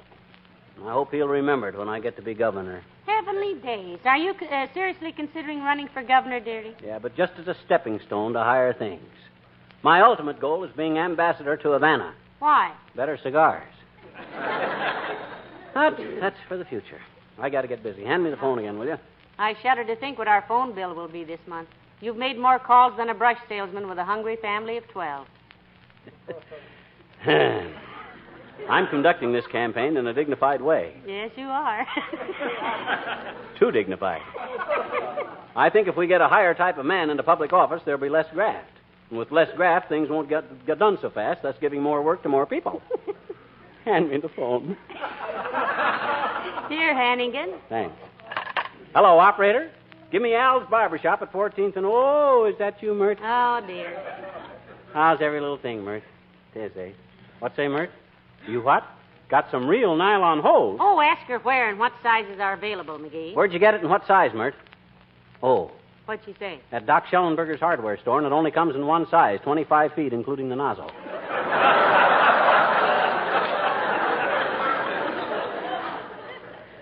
What say, Mert? Okay, thanks. I'd have this phone taken out if it wasn't so hard to get another one. Hello, Al's Barber Shop. Hi, Al. It's Fibber McGee speaking. How's the old clip joint doing, Al? Swell. Look, kid, here's an inside tip. The city council is considering a new tax on barbershops, you see. And if we can get Clay Morgan on the city council, he'll kill it.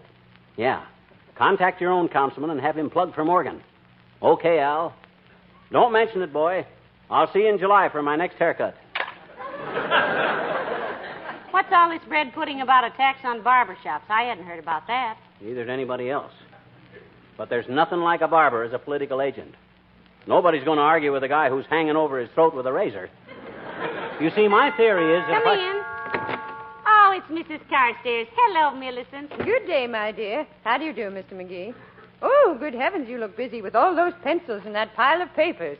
In the middle of a political campaign, Carsty, one of the city councilmen is leaving town. Yes, I know. Mr. Zindelprang. Right. I understand he's been dipping into the pork barrel so long he couldn't shake hands without grunting. You said it, kiddo. He's as crooked as Harry Lauder's cane. He's the man we want for the new councilman is Clay Morgan. Himself here is campaigning for Mr. Morgan, Millicent. And believe me, any man that my husband gets behind is way ahead. You betcha. Now, look, Carsty, your husband's being a big man in public utilities. His word ought to swing a little weight, you see. Tell him that if he'll throw his influence behind Clay Morgan, I won't open my trap about that income tax deal of his in 1942. Favor for a favor. That's the way I work. Mr. McGee, that sounds suspiciously like blackmail. Never mind now, never mind. You just tell your husband what I says, Carsty, that's all. I will, Mr. McGee, although I'm sure I don't know what you're talking about. Which makes it practically unanimous. Just tell him, that's all. Income tax 1943. You said 1942. He'll know.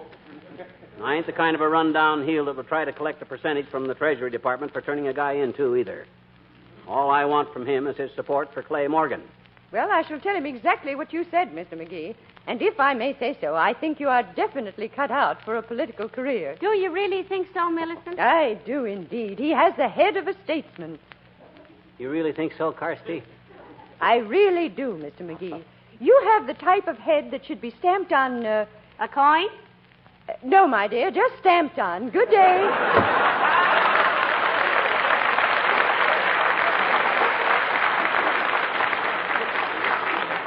McGee, that was dirty politics. What do you know about Mr. Carstairs' income tax? Not a thing, baby, not a thing. Well, then what good will it do for her to mention it to him? Don't be naive, my dear. To any guy in a tax bracket like his, all you got to do is say Internal Revenue, and he starts shaking like a wet spaniel. Even if he's innocent? Particularly if he's innocent. An innocent guy's got so much respect for the government, it scares him to death. It's the black market big shots that laugh it off. Well, I don't believe it. The government was very fair with you when you tried to claim a deduction for being the sole support of the Elks pool table. Because you were always tearing the cloth. Oh, they're fair enough, but a guy like Carstairs... Hello, folks. Hello there, Mr. Wilcox. Hi, Junior. I want to talk to you, son.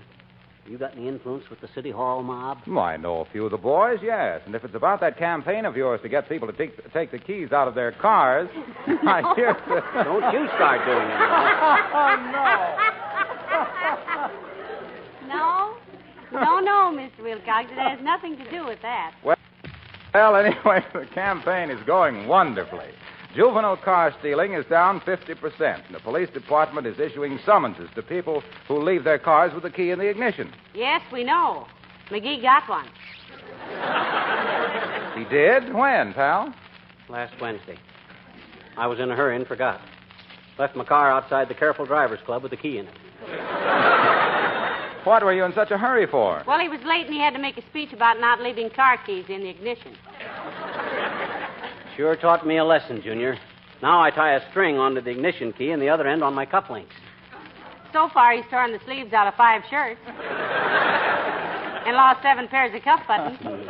But I get the key out, though. Anyway, Junior, that ain't the campaign I want to discuss. You hear about Councilman Zindelprang leaving town? Yeah, great little character. What about him, pal? Well, the council has got to appoint a guy to replace him, see? A couple of fellers are being considered, but the man we want in there is Clay Morgan. Oh, yes, Morgan's a good man. He's from Racine, Wisconsin, you know. No kidding, Junior. You know him from there, do you? Oh, quite well. In fact, when I first started selling Johnson's self-polishing glow coat... Selling what, Mr. Wilcox? Johnson's self-polishing glow coat. How you spell it? GLO, trapeze, COAT. Don't you mean hyphen? Oh, I call it trapeze because thereby hangs a tail. You see, Johnson's glow coat... Excuse me for interrupting, Junior, but what does this glow coat do? Are you kidding? Yes. I thought so. Why, you know as well as I do that it's the standard beauty treatment for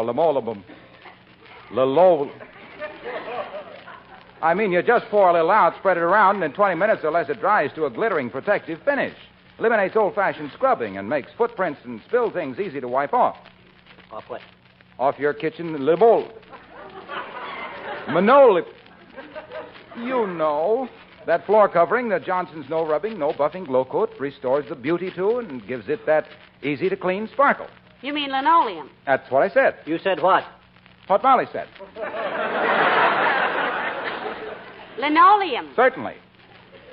Look, Waxy. I'll make you a deal. A deal? A deal yet?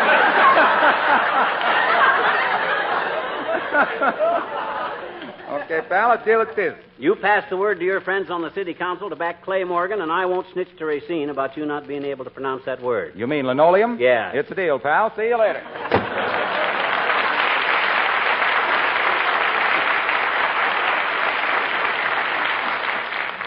McGee, did you hear him? He said it. He said what? Well, anyway, he said it was a deal. You think Mr. Morgan will get the appointment, dearie? With me behind him, Snooky, he can't miss. It's a lucky thing for him that Latrivia begged me to organize this campaign. Lucky for our city, too. My gosh, we might have missed... I'll get it. Better let me. Might be Harry Truman wanting me to handle his next campaign. Clay Morgan for Councilman Headquarters, Campaign Manager McGee speaking. Huh? Who? Oh, hi, Latrivia. Huh? Oh, sure. Oh, sure, if you want me to. No, I won't have to write it out. I'll speak extemporaneous. Yeah. Okay, boy, just relax. I'll be there. Be where? City Hall. Latrivia wants me to give a short speech to the council in favor of Clay Morgan. May I go with you? You know, I'd like to get one good look at the characters who decided that 45 minutes was time enough to park and try to buy new bed linen. If men only knew. Come in.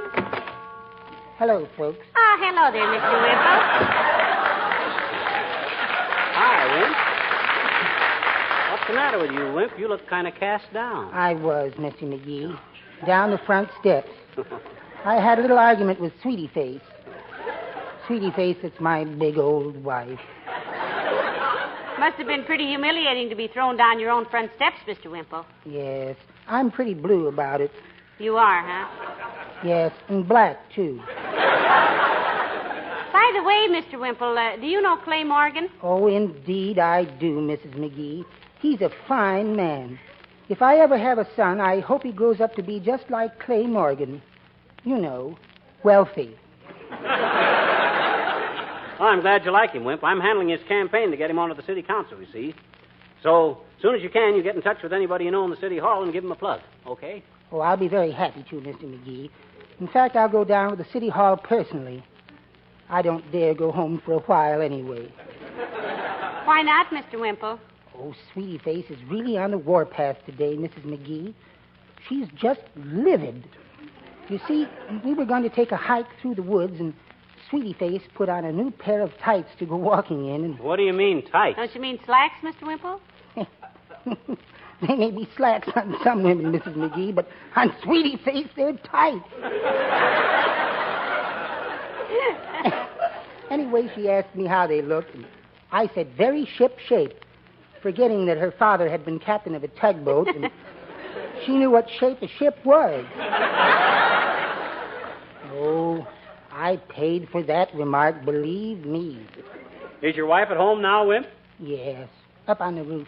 What on earth is she doing up on the roof? Oh, she climbed up to fix the radio aerial, and some thoughtless person took the ladder away. Well, who would do a thing like that? I wonder. Well, I'll do what I can for Mr. Morgan, Mr. McGee. Goodbye now.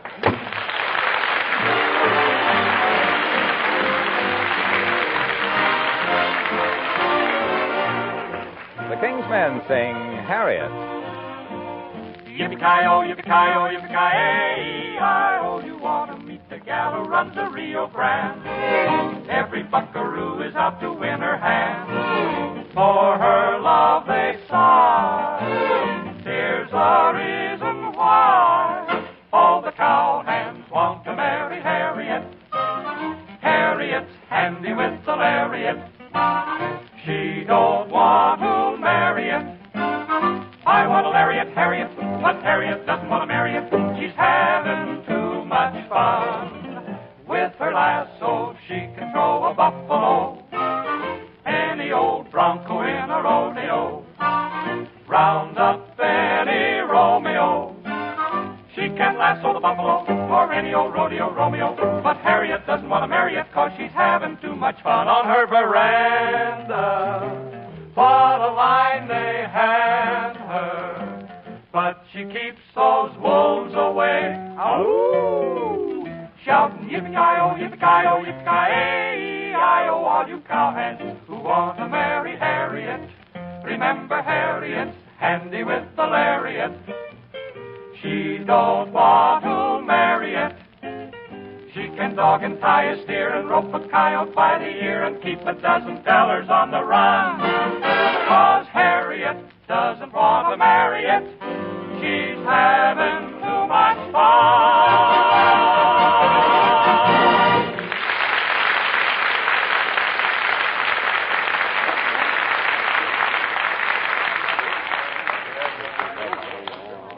Oh, my, this is the first time I've been in the City Hall for a long time, McGee. Who are all those people standing around the corridors? My dear girl, that is one of the great mysteries of every city hall in the country.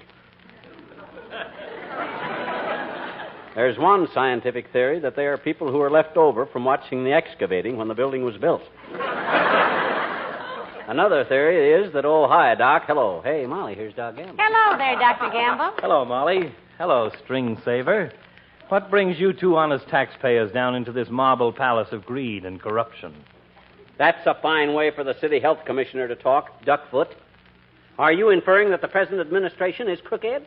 Personally, I don't believe it, not with Mayor Latrivia in office. You're perfectly right, my dear. I was just joking with my usual bad taste. Wistful Vista has about the cleanest government of any city in the country. The mayor is painfully honest.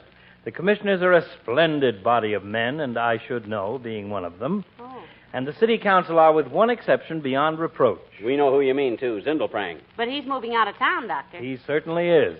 We have arranged to have his baggage searched at the airport to be sure he doesn't walk off of the Oak Street Bridge or some playground equipment. You know who McGee is campaigning for to take over the vacancy in the council, Doctor? Well, I naturally suppose... Well, you can stop supposing, Pill Roller. I'm handling the Clay Morgan campaign. You? Me. How did it happen that the mayor picked you to handle the situation, Titwillow? When it comes to politics, you're wetter than a handkerchief at a showing of Sentimental Journey. I think he's done very well with this campaign, Doctor. He's lined up everybody with influence in town, just about. Yes, sir. For your information, Capsule Happy, I'm practically the Jim Farley of Wistful Vista. When it comes to politics, nobody can hold a candle to me. Too bad. Seems like a wonderful idea. Well, I've got to get upstairs and wrangle with the sewer commissioner. Matter of public health, Doctor? No, a matter of 97 cents he owes me for gin rummy. See you later, Molly. So long, fancy pants.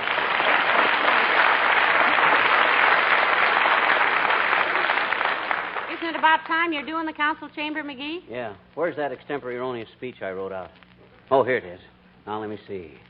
Gentlemen of the council, I am here on the behalf... Not on the behalf, dearie. I am here on behalf. But you're not here on anybody's behalf. I'm here on the behalf. That's not the point. You don't say the behalf, just behalf. Just behalf what? Skip it. Go on with the speech. Gentlemen, at a time of political crisis, like this here one, like this one here, it behooves us all...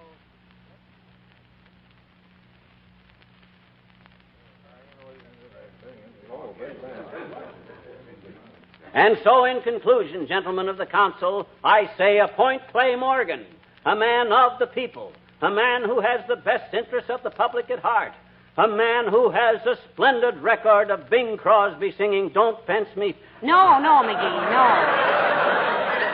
no. What was it, White Christmas? No. I mean a splendid record of civic accomplishments. Gentlemen, Clay Morgan is that man. I thank you. Thank you, Mr. McGee. Now, if you and your wife will be so kind as to step out into the corridor, the council will take an immediate vote. You betcha, kid. Take your time. Come on. Oh, that was a very convincing speech, McGee. You made Clay Morgan sound like a combination of Daniel Boone, Abraham Lincoln, Henry Kaiser, and Santa Claus. Betcha, when I throw my influence behind a man, I always... Well, McGee, it's all set. Morgan got the appointment, and I want to tell you...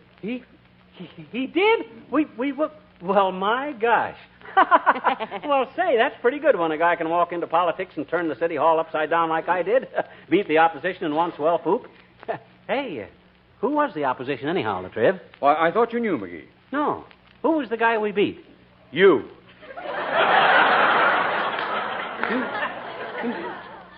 Me? You mean I was campaigning against myself all this time? Hey, ain't that marvelous, Molly? What's marvelous about it? I put on such a powerhouse campaign for Morgan, I never would have had a chance to win myself. Oh, boy, what a manager. What a politician. Now, look, Latrivia, next time you run for mayor, here's what we'll do. Oh, this is wonderful.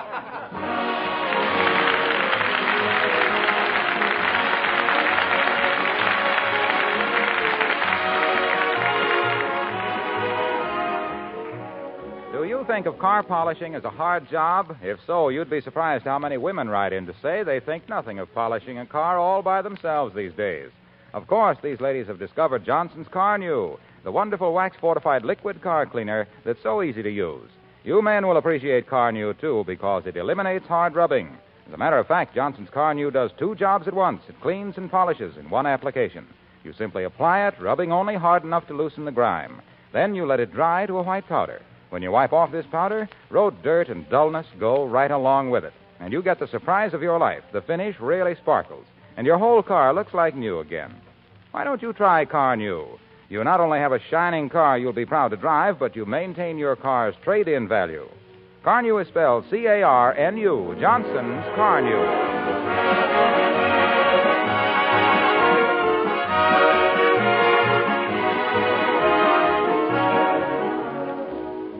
I'm sure glad I got Clay Morgan onto the city council, Molly. You know why? No, why? Because Morgan is president of the Bar Association. Now I can pop into any joint in town, grab a handful of pretzels, and nobody can say a word. The Bar Association, dearie, is an organization of lawyers. What? It is? You sure? Oh, well, I don't care much for pretzels anyway. Good night. Good night, all.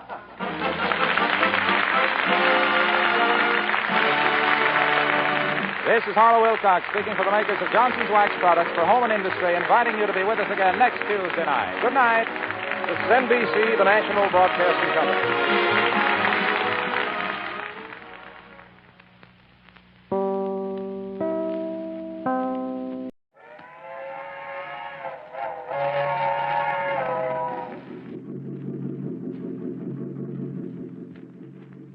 The Mysterious Traveler.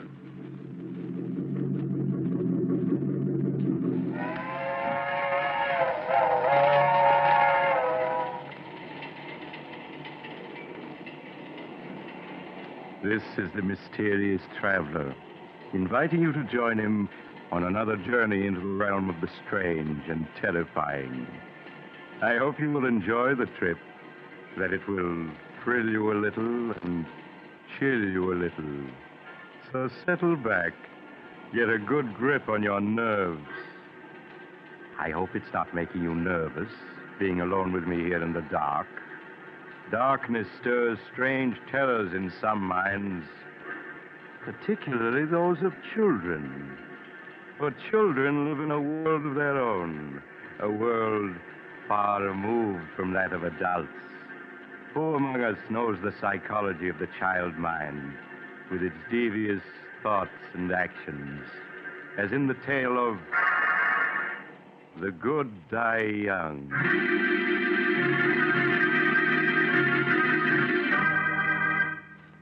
Years ago, when I was practicing medicine, I brought a child into the world, a girl who was named Sandra.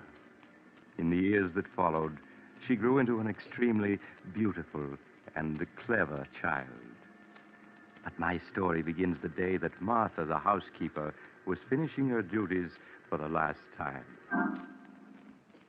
Sandra, come in here. I want to see you. Sandra.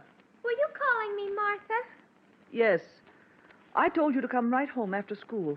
Where have you been? Oh, I'm sorry, Martha. I didn't hear you tell me to come home right after school. I'm sorry, truly I am. Save your acting for your father, young lady. It hasn't fooled me for a long time. Sandra, since your mother died, you're becoming more and more of a problem every day. Well, at least after tonight, I won't have to put up with your lies and your 1,001 little tricks. What do you mean, Martha? Your father won't be needing a housekeeper anymore. I'm leaving tonight. But why? Well, I'm not supposed to tell you. But you may as well know now as later. Your father is bringing home a new mother for you tonight. A new mother? Yes, he's just married again. But I don't want a new mother. Daddy and I don't need anyone else. We're happy the way we are. Sandra, stop screaming. I won't have it. Do you hear? I won't have it. Your new mother's a very fine woman. I met her last night. I hate her. I hate her. Daddy's mine and no one else's. She hasn't any right to him. If you don't stop that screaming, I'll tell your father when he comes home tonight. Oh, no, don't do that. I'll be good. But I hate her, and I always will. I'll never stop hating her. That's a fine way to talk. Perhaps I ought to warn the poor woman about Sandra. Well, then it's none of my business. Besides, she'll find out about her soon enough.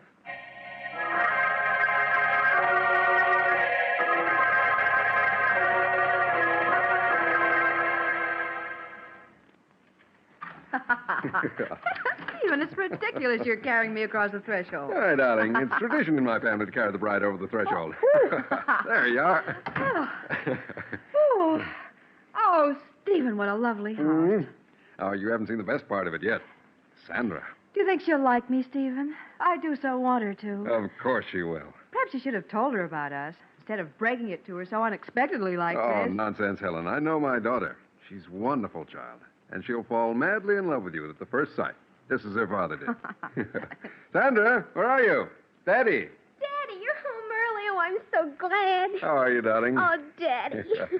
I have a surprise for you. A surprise? Hmm? Sandra, this is Helen. Helen, I want you to meet my daughter, Sandra. Hello, Sandra. Hello. Darling, the surprise I just mentioned is Helen. We were married this afternoon. That means that Helen is now your mother. Oh, Daddy, that's wonderful.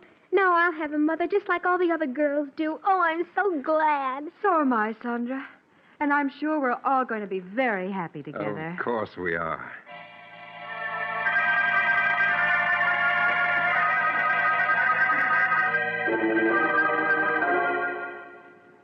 That night, after the family had said goodbye to Martha and seen her off, Sandra was sent to bed.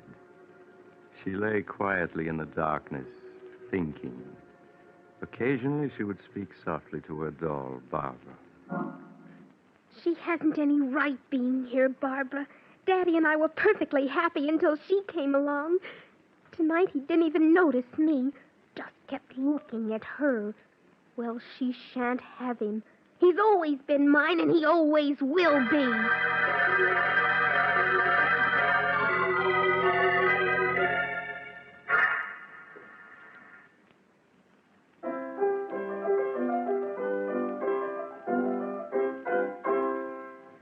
There. That's enough of that. Now, let me see.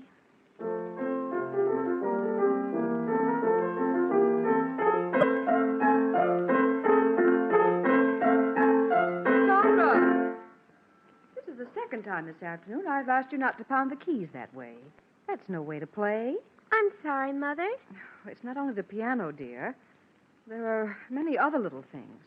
You pay no attention when I speak to you about them. I don't mean to do them, Mother. I just forget. Well, please try to remember, dear. Now, I want you to play the piano as you did last night for Daddy. He was very pleased. Yes, Mother.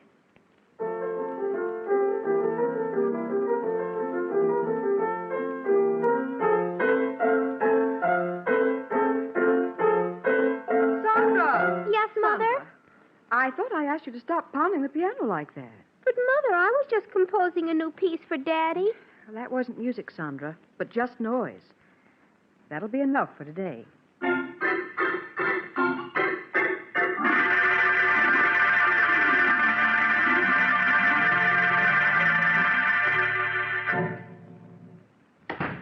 Hello, beautiful. How are you, darling? Well, I wasn't Sandra at the door to meet me. She's all right, isn't she? Oh, of course, dear. Stephen. I was a bit angry with Sandra this afternoon. Angry with Sandra? Why? What'd she do? Well, several times this afternoon I had to speak to her about pounding the piano, being loud and discordant. Well, that isn't like Sandra. You know how well she plays. Yes, of course. That wasn't the way she played today. Well, I'll go up and see her. All right. Supper will be ready soon. All right, Ellen.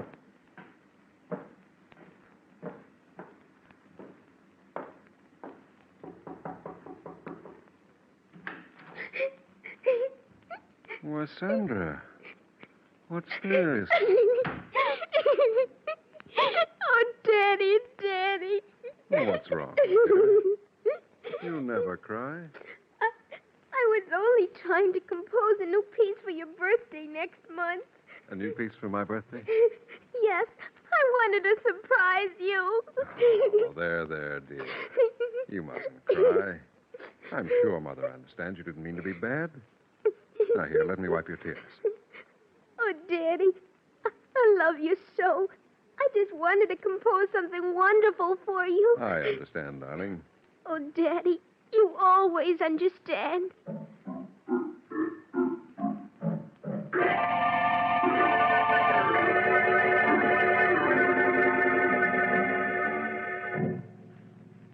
Is supper ready, dear? Mm-hmm. Where's Sandra? She'll be down in a minute. Helen, Yes, Stephen? she really didn't mean to pound on the piano and get on your nerves. It's just she was trying to compose a new piece for me. But, Stephen, it wasn't music. It was just noise. Well, you mustn't be harsh with her.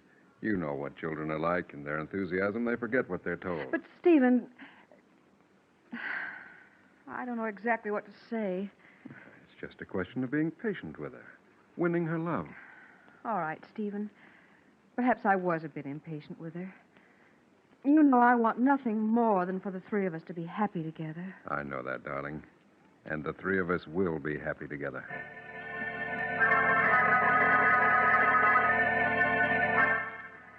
In the weeks that followed, Helen tried to overlook Sandra's slamming of doors, constant droppings of objects, and other nerve-wracking incidents. In time, she felt, Sandra would come to accept her love and guidance. It was just a matter of patience. Sandra, is that you? Yes, Mother. Please sit down, dear. I want to talk to you. All right, but do hurry. Daddy will be home soon. Sandra, every day I've been giving you milk money for school. Why haven't you been buying milk with that money? But I have been, Mother. Now, please, Sandra, I won't punish you. I just want to know what you've been doing with that money. I've been buying milk with it. Please, Sandra. Mrs. Gordon, your teacher, told me you haven't bought milk for almost a month now. But I have. She just doesn't Sandra, happen to... I won't have you lying to me. Now, that's your father. We'll see what he has to say about this. You don't understand. You just don't understand. Stephen? Hello, darling. Oh, Sandra, what are you crying about? I'm sorry, Stephen, but Sandra's been misbehaving. I think you'd better speak to her. You just don't understand. What's she done, Helen? Mrs. Gordon, her teacher, told me today that for the past month, Sandra hasn't been buying milk with her milk money. Is that true, Sandra? And what's worse, Stephen, when I asked Sandra about it, she lied and said that she had been buying milk at school. Why, Sandra, it isn't like you to lie about things. I didn't mean to lie about it. I just wanted to keep it a surprise. Keep what a surprise? Your birthday present. Oh? I saved my milk money so that I could buy you a pipe. It's here in this box. But, Sandra, you know I'd have given you money to buy a birthday present for Daddy. It isn't the same thing. I wanted to buy him a present with my own money. Oh, I'm sorry, Sandra. Oh, you might have told me about it when I asked you. And then it wouldn't have been a real surprise. I did want to surprise Daddy, so... But you have, darling. This is a beautiful pipe. No, the surprise is spoiled. Your birthday isn't till tomorrow. Well, this is much better, darling. It means I'll be able to smoke this pipe tonight. Oh, now, please stop crying. You go upstairs and wash your face and hands, huh? All right, Daddy. I'm sorry, Stephen, but I had no idea what she'd done with the money, and she did lie when I asked her about it. Well, if you'd only have a little more faith in her, Helen. I know it's difficult to understand her at times, but that's because as a child she looks at things differently. I'm sorry, Stephen, if you think I've failed with her. Oh, but you haven't, Helen. I'm sure that in time she'll come to love you as much as she loves me. I don't know, Stephen. I often wonder about that.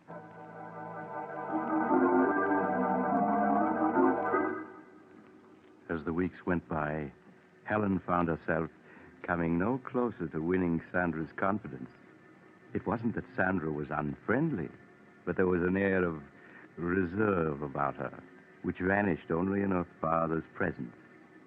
Helen felt Stephen watching her anxiously when Sandra was about, and sought to reassure him. Her one thought was to preserve their happiness. Hello, Helen. Hello, dear. Oh, what happened to that vase, dear? Sandra broke it. Oh? Well, accidents will happen. Stephen, this is the fourth piece she's broken in 2 weeks. And each of them were pieces I've treasured, had for years. Why, Helen, you sound as though Sandra had deliberately broken those vases because they were yours. Well, why is it that only my things are broken? Oh, Helen, surely you don't believe she's deliberately breaking your things. I don't know what to believe. The first few times I thought it was an accident, but now... But, Helen... Oh, please, Stephen, let's not quarrel. Perhaps I'm wrong. I admit I haven't any proof. It's just all the little things adding up. Helen, what are you talking about? Oh, you wouldn't understand even if I told you. Where's Sandra? In her room, I suppose. Well, I'll go up and see what she's doing, huh? All right.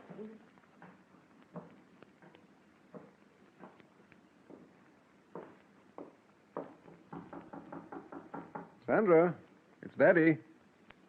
Are you in your room? Huh, it's funny. She isn't here. Hello, what's this? A note addressed to me. Dear Daddy, I'm sorry about the broken vase. Tried my best to be a good girl, but everything I do seems wrong. I make Mother very unhappy, so I'm running away. I love you very much and always will. Your daughter, Sandra.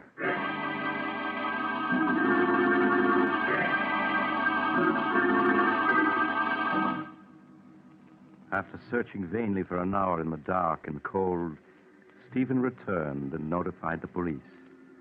All through the long hours of the night, he and Helen sat up, not saying a word, each afraid to speak, for fear of what might be said. As the first rays of dawn showed, the doorbell rang. Stephen rushed to answer it. Mr. Hamilton? Sandra. Oh, Daddy. Darling, everything's all right now. I'm the police matron from the 55th Street station, Mr. Hamilton. One of the officers on the force just found her. Thank you. Thank you very much for bringing her home. Oh, that's all right, Mr. Hamilton. It's our job. Goodbye. Goodbye. There, dear. Don't cry. Oh, Daddy, it was so dark out there. And I thought I'd never see you again. Well, what a thing to say. How do you feel, Sandra? Do you want me to take her, Stephen, and put her to bed? No, I'll do it, Helen. All right, Stephen. Just as you say.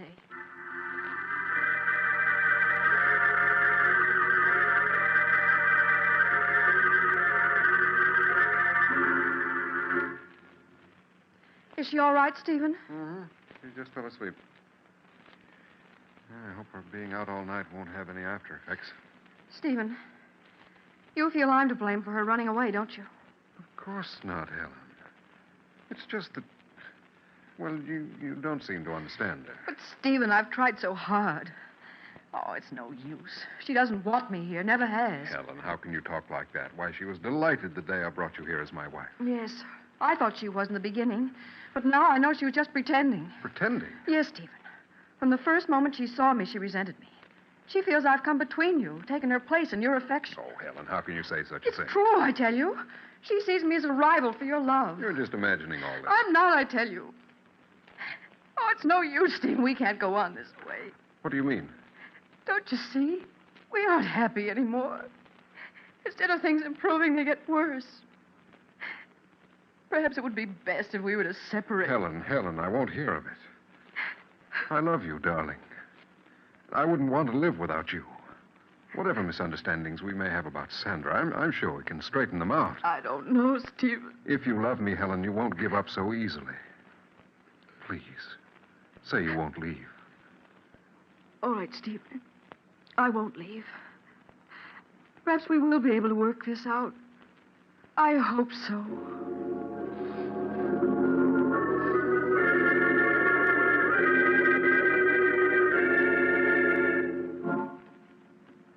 Sandra? Sandra? You awake, darling? Yes, Daddy. Sandra, Mother and I were very upset when you ran away last night. Mother seems to think you ran away because you couldn't get along with her. She felt so badly about it, she wanted to go away. She did? Yes. But I told her how much we both loved and needed her. So she's promised to stay. Oh. I see. Sandra, you will try to be a good girl and do as Mother wants, won't you? It would make Daddy very happy. Oh, Daddy, I'd do anything to make you happy, anything. That's a good girl, darling. Now, you get up and get dressed, huh? I'll wait for you downstairs. All right, Daddy. He just doesn't understand. He should have let her go, but she's still here. And she's going to stay. I won't have it. I won't have it. I hate her. I hate her.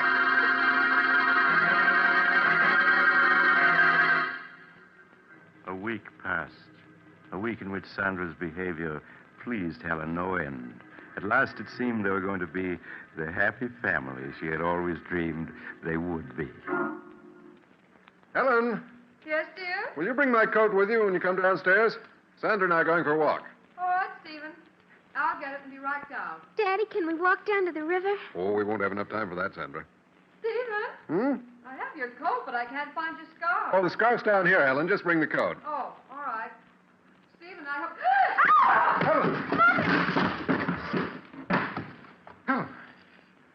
Helen, are you all right? Helen, speak to me.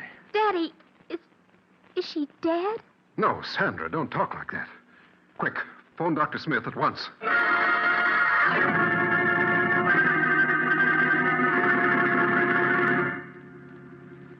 I arrived at the Hamilton home to find Helen suffering from shock, but otherwise unhurt.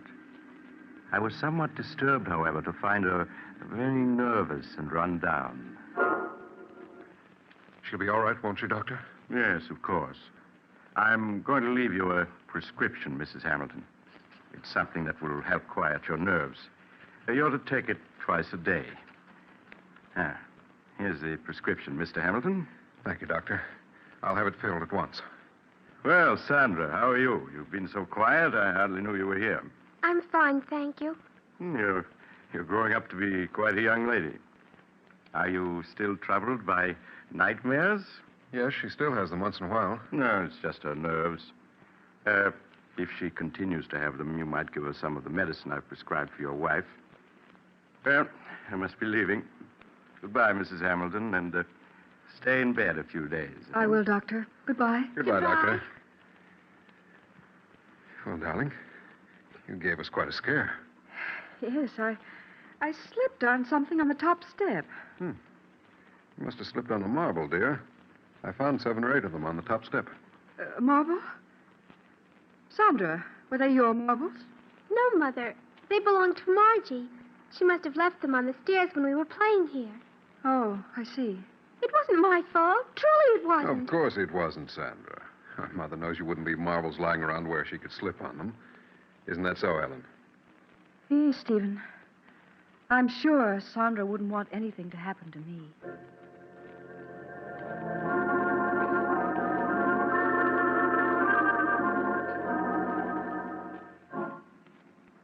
Sandra, will you come into Mother's room a moment, please? Yes, Mother. The medicine that Dr. Smith prescribed for me is in the bathroom. Will you get it for me, please? All right, Mother. You'll find it in the medicine chest. It's in a blue bottle. Yes, I know what it looks like. Oh, here it is. That's fine, Sandra. Just bring it to me. Here you are, Mother. Thank you, dear. Oh, Sandra, this isn't the medicine that Dr. Smith prescribed for me. Didn't you read the label?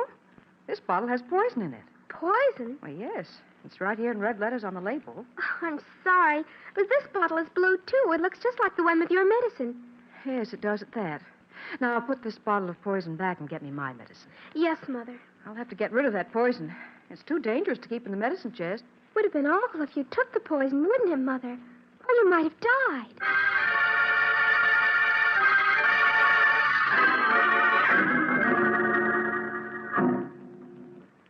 No, go away. I hate you. Oh, I hate you. He's mine. You shan't have him. He's mine. We don't want you. We don't want you. Wake up. You're having a nightmare. Oh, Daddy. Daddy. Don't leave me. Don't leave me. Well, of course I won't, Sandra. Stephen, she's so frightened. Yes, these nightmares leave her nervous for hours.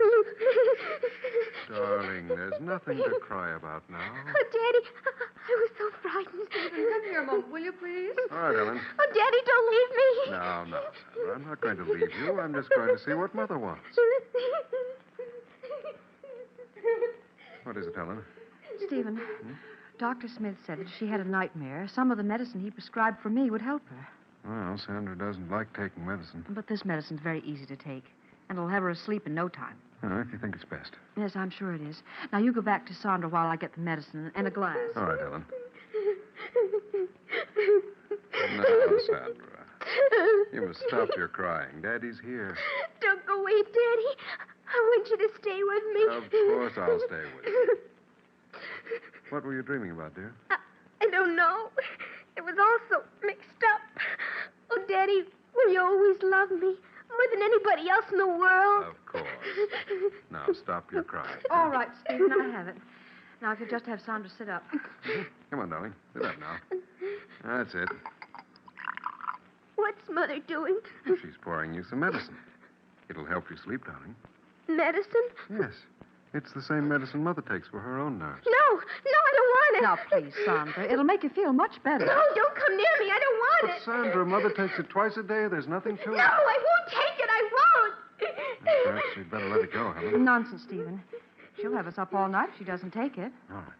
Now, Sandra, stop being a baby and take this medicine. No, Daddy, don't let her make me take it. Don't let her. Sandra, are you going to let me give you this quietly, or do I have to make you take it? No, it'll kill me. I know it will. Here, let me hold your head. That's it. No. Now, Sandra, stop clenching your teeth. Open your mouth. Do you hear? Daddy, don't let her. There, you've taken it. All this fuss over nothing. Helen, she's choking. Daddy, it burns. Sandra, what's wrong? It's burning me. Daddy, help me. Help me. I can't breathe. Helen, quick. Call Dr. Smith. Tell him it's an emergency.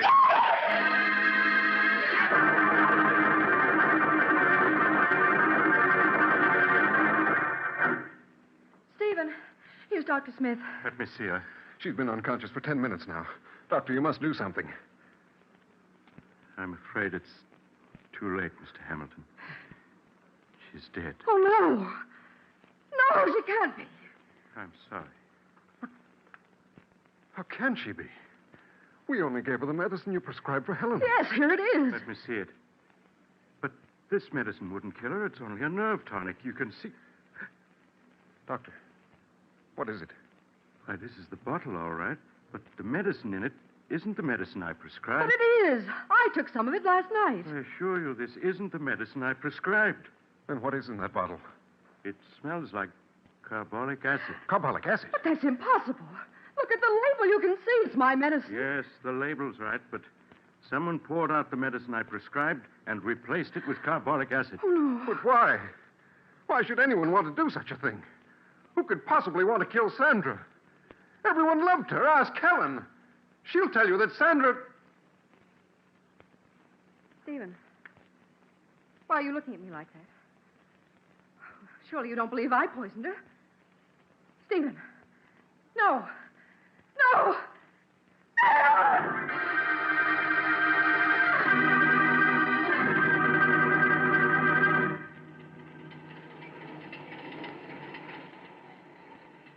This is the mysterious traveler again.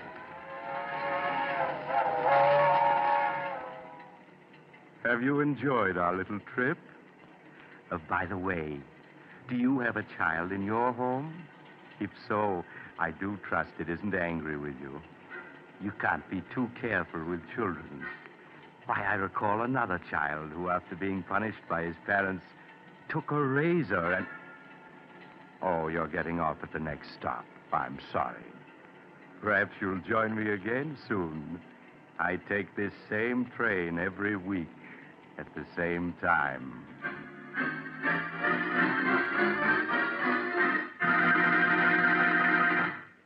You've just heard Chapter 13 of The Mysterious Traveler, a series of dramas of the strange and unusual brought to you each week by station WOR. In tonight's program, The Good Die Young, Betty Jane Tyler played Sandra. The Mysterious Traveler, written by Bob Arthur and David Cogan, is directed by Jock McGregor. Original music was played by Doc Whipple.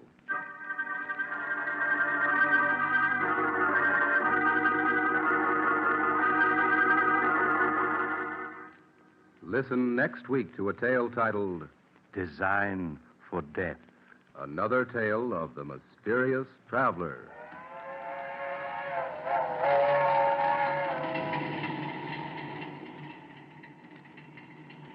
The Mysterious Traveler is presented by WOR Mutual every Sunday at 7 over most of these stations.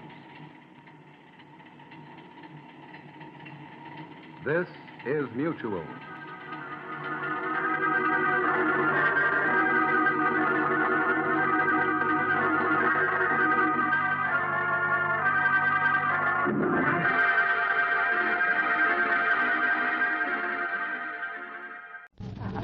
The Johnson Wax Program.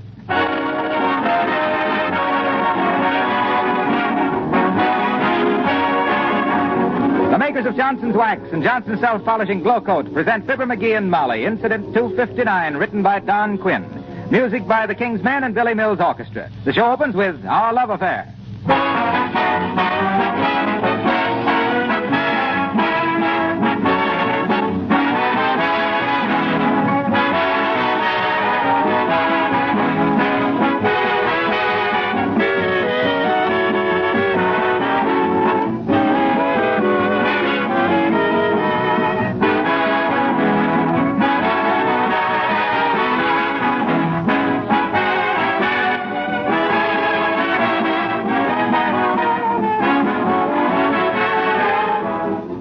Haven't you often noticed how important floors are to the appearance of a home?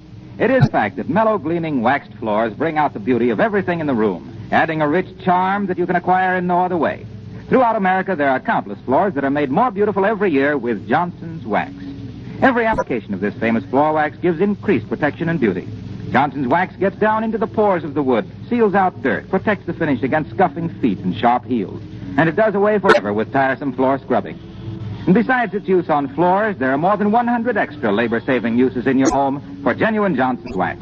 Protects and beautifies furniture and woodwork, windowsills, parchment lampshades, leather goods.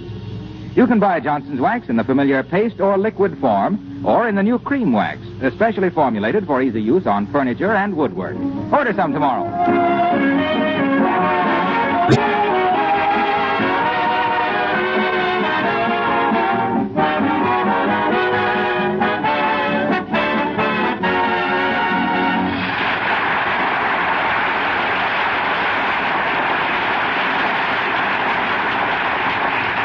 It will probably be news to everybody that Throckmorton P. Gildersleeve keeps a diary.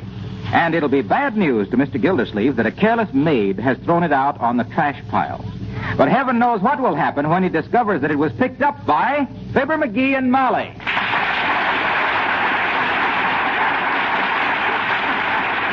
Oh, boy, oh, boy, oh, boy. Imagine me, of all people, finding Gildersleeve's diary. We sure got the goods on the old rumble-tumby this time, haven't we, Molly? I'll bet this is going to be rich reading. Well, how can you read it? It's got a padlock on it. Oh, padlocks can be picked. Why, that would be just plain burglary. Whoever got pinched for opening a book? My Uncle Dennis did. He opened a book at 14th and Oak Streets, and the cops raided the joint before the first race was over. Well, be that as it may or may not be, or not, I'm going to open this diary and read it. Now, look, McGee, I'm pleading with you. I beg of you, don't pry into Mr. Gildersleeve's diary. It's none of our business, and we have no right to. Would you open it with a nut pick? Hey, that's an idea. Give me a nut pick. We haven't any nut picks, but I could run over to... Heavenly days, hide that diary quick. It's Mr. Gildersleeve. Oh, my gosh. Here, you take it. Oh. No, I'll hide it. No, you better take it. No, I'll sit on it. Oh, darn that padlock. Calm yourself, calm yourself. Come in. Oh, there, Mrs. McGee. Hello, Fibber. Did you... Oh, hi, Gildersleeve. What's the matter with him, Mrs. McGee? What makes him so twitchy? Well, I'm sure I don't know, Mr. Gildersleeve. Something wrong, dearie? No. Whatever it is, I'll get over it. In fact, I got a feeling I'm right over it. I mean, I'm over it right now. Hey, Gildersleeve, you carry any keys with you? Why, certainly, McGee. I always carry quite a bunch of keys. You see? You got one, a little tiny one, say, that would open a briefcase? Yes, indeed. Here you are. I think this little one will do it. Ah, what a cute little key. What's it for, Mr. Gildersleeve? Why, that's the key to my... let me see. What is that the key to? That's odd. I don't seem to remember, McGee. You don't, eh? Ah, you men always carrying keys and not even knowing what they open. Yeah. Oh, dear. Wait a minute. What are we laughing at? I don't know. Search me. Silly, isn't it? Well, here's the key, McGee. Thanks, Gildy. I'll return it to you tomorrow. No hurry. What's mine is yours, you know. Yes, he knows. By the way, McGee, I almost forgot. Here's a fish for you. A fish? For me? Yes. My brother came home with a big mess of trout. Oh, thank you, Mr. Gildersleeve. Hope you enjoy it. Cost about $18. I thought your brother caught it. He did, and the game warden caught my brother. Well, good day, folks. Did you get that money? Get the idea? He's trying to bribe me. That's what he's doing. Bribe you to what? Not to open this diary. He doesn't even know you got his diary. That makes it worse. Trying to bribe me even before he knows what's happened. That settles it. Now I will read it. Give me that little key. There. Oh, dear, this is a shameful thing we're doing, McGee. It's like reading somebody else's mail. I'm so ashamed. Well, for goodness sakes, what does it say? Boy, he's sure been keeping this diary a long time. Look, it says Friday, August 19th, 1911. Stayed in bed all day today. Saturday, August the 20th. Stayed in bed all day again today. Sunday, August the 21st. Stayed in bed all day. Monday, August the 22nd. Pants returned from cleaners.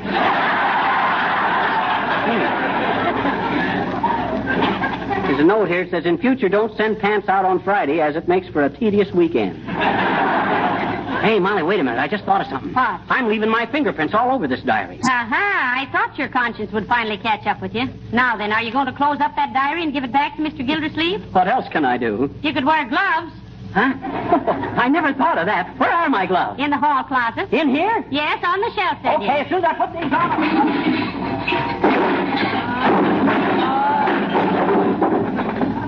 Hey, Molly.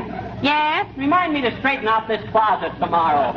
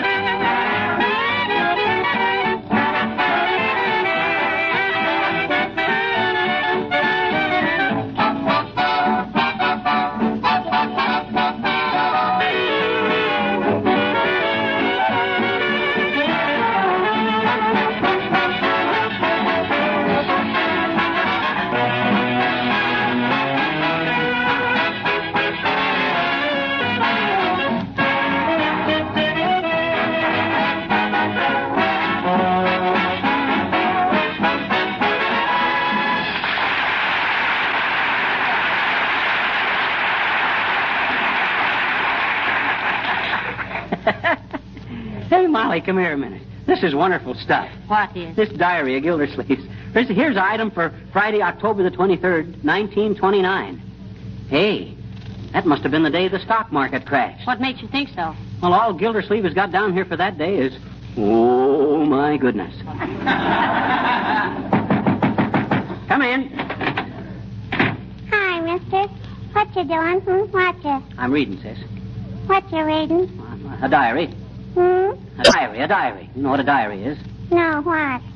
A diary is a sort of a personal fairy tale with yourself as the hero.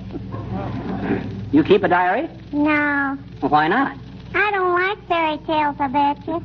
Gee, I quit reading them years ago. What you read now, sis? Oh, John Steinbeck and Eugene O'Neill and Ernest Hemingway and all stuff like that there. Sis, do you mean to stand there with your little cheeks full of roses and your little tongue full of thorns and tell me you don't like Cinderella or Jack the Giant Killer anymore? I do. Well, what on earth is... Now listen. What did the fairy godmother ever give Cinderella that Scarlett O'Hara didn't get the hard way? And you take, for instance, Jack the Giant Killer. Huh? Why, he's a cream puff. He'd be a pushover for Superman.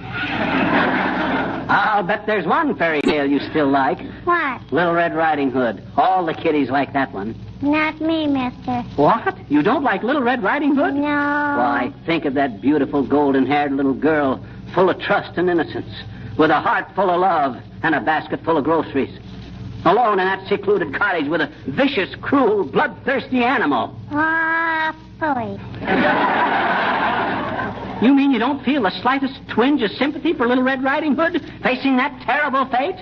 Emotionally, mister, it leaves me undisturbed. And intellectually, I have only the utmost contempt for any little twerp, golden hair or no golden hair, who can't tell her own grandmother from a wolf.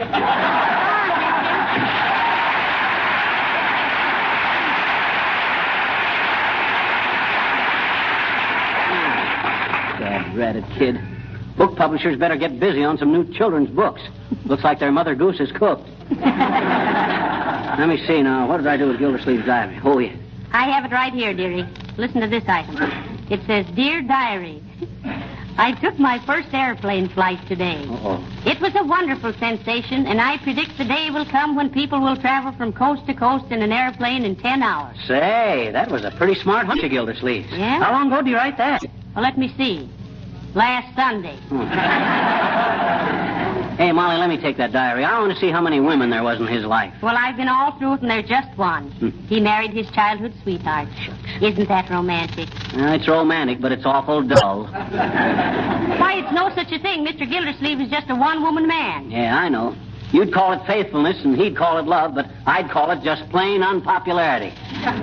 Well, now, just remember the old saying I just made up. If you're on the square, you can't be around her.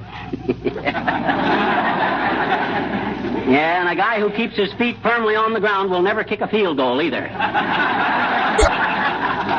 Come on, let me take that diary. I'd only got to the part where Gildersleeve... Well, hello, folksies. What's doing? Hello, Mr. Wilcox. We stumbled across Gildersleeve's diary, Harlow. Imagine that big bean bag keeping a diary. Oh, why not? I keep one. What? You do? Certainly. My diary is simply a record of all the women who have loved me. Oh, sure. One of my dearest possessions.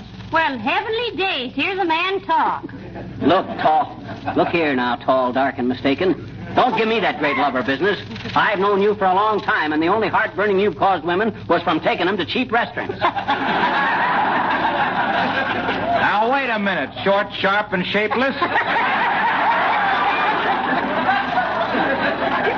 I didn't claim to be a great lover. I was referring to the women who love me because of what I've done for them. Like bringing Johnson's self-polishing glow coat into their lives. Why, I've been instrumental in giving thousands of women more leisure, more health, and more happiness. You mean every time a woman looks at a dirty old-fashioned mop, she thinks of you? Yes. No, I mean I represent the hours of drudgery saved by using Johnson's glow coat.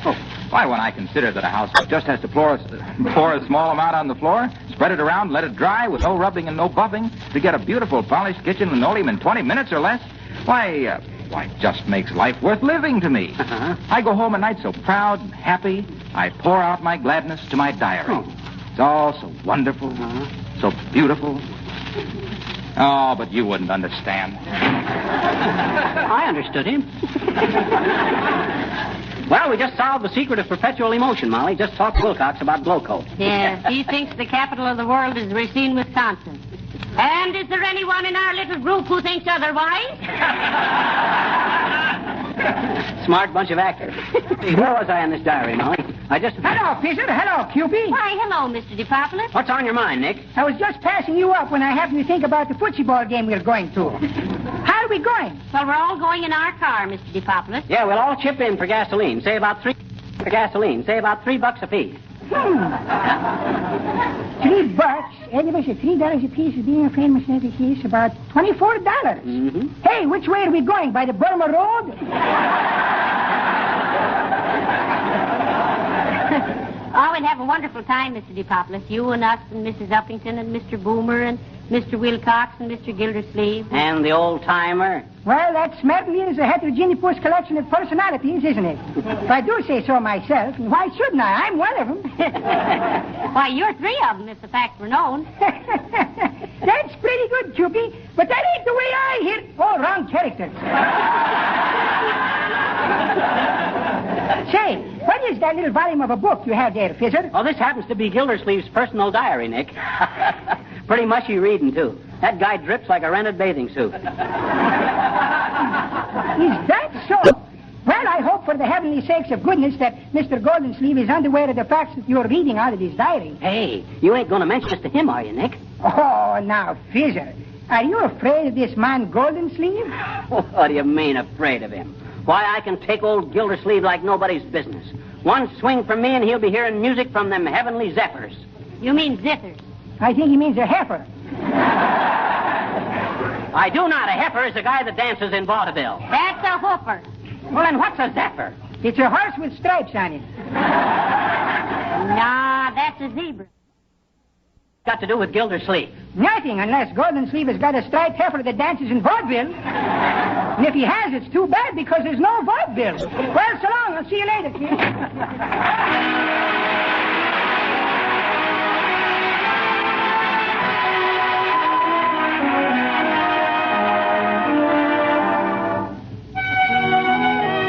The King's Men singing I Dream of Jeannie with the light brown hair.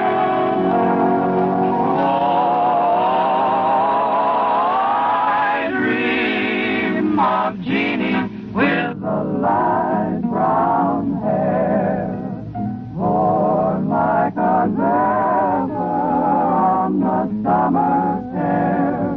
I see her tripping where the bright streams play, happy as a daisy dancing on her way. Now the lovely flowers die and wither on the shore. Now her gentle fingers caress them no more.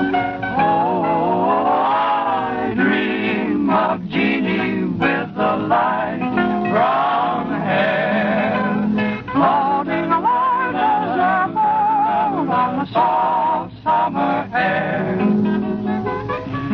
Many are the lovely notes her merry voice would pour. Many were the songbirds that warbled them o'er and o'er. Oh, I for Jeannie with the light brown hair,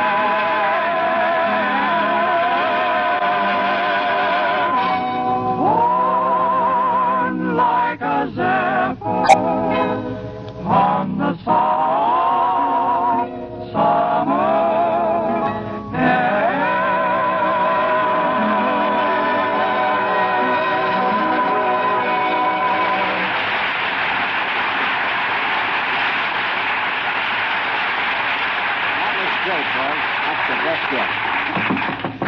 Hey, listen to this. Here. Put Mr. Gildersleeve's diary away, McGee. It's Mrs. Uppington.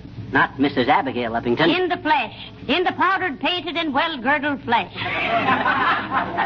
Not so loud. The old moose will hear you. Come in, Abigail. how do you do, my dear? Hello, Mrs. Uppington. And Mr. McGee. Hi, Uppity. Say, that's a pretty weird pair of riding breeches you got on there. Please, Mr. McGee. These are job furs. Oh. Well, I hope they fit him better than they do you, Abigail. But won't you sit down, dearie? No, thank you. I've been riding for 3 hours in the park, and no, thank you. Oh, and how it is, Uppy. I used to own a great little saddle horse myself. Very high-spirited, too. Should have seen him roll his eye. No, that wasn't high spirit. Huh? He was just trying to see if he was still pulling a streetcar. You have your own personal horse, haven't you, Miss Uppington? Why, yes, my dear. Oh, he's so sweet, really. And so very trained. Yes, he's a high school horse. Oh. You don't say. I heard a few whinnies at the commencement exercises, but I thought it was the principal. I simply love to ride. Yeah. When I'm cantering through the park, all my cares fade away. I feel as free as a bird. Yeah, but you can't fool a horse, Uppy. He knows there's more than a handful of feathers in that saddle.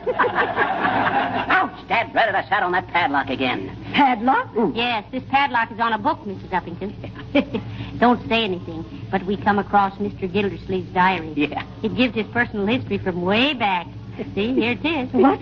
And Mr. Gildersleeve's own diary? Oh, let me see it. Hey, go, Mrs. Uppington. Stop it. McGee, help me here. I just want to see it. No, you can't. No, Dad, dreaded Uppy, let go of that book. Ah, that's better. Hey, what's this diary to you, Uppy? What is it to me? Well, if you come across any entry dated June 21st, 1912, about Throckmorton taking a canoe ride with a certain young brunette... Yeah, but you're a blonde, Uppy. Not in 1912. Oh, what am I saying?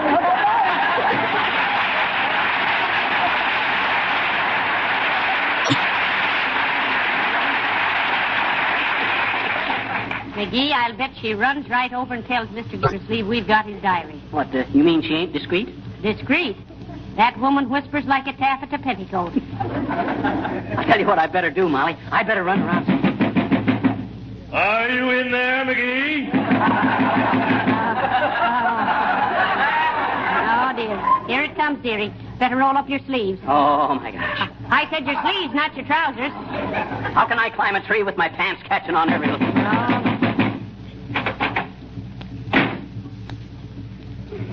How do you do, Miss McGee? Good day, Fibber. It's a lovely day, isn't it? Yes, it is, Throcky, old pup. Peach of a day. How's everything with you? Don't you how's everything with me, McGee. Where's my diary? Diary?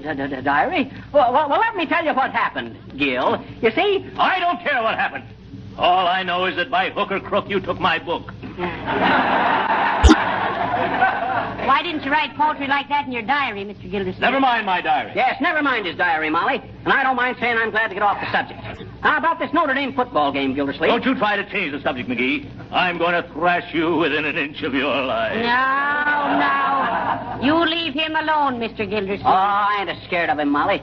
Here, take your old diary, Gildersleeve. And you know what? What? On page 713, under March 12th, 1919, you spelled hangover with 2 G's. No! That's enough, McGee. Take off your glasses. He doesn't wear glasses. I do, too. Look. Well, where on earth did you dig those up? Take them off, McGee. Why, you little book napper, I'm going to hammer you into a meat pie and cover you with your own crust.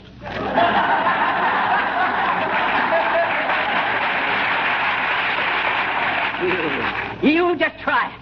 I'll give you one punch in that paunch, and you won't wake up till the swallows come back from Castropano.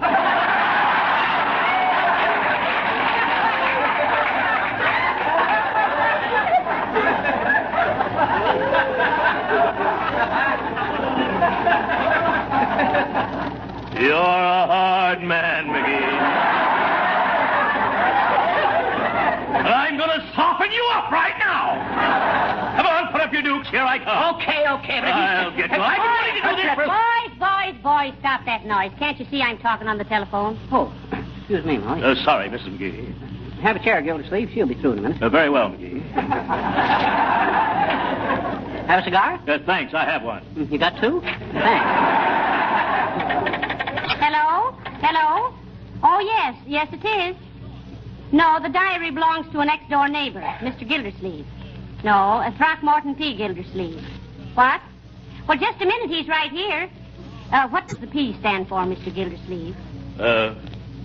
Philharmonic.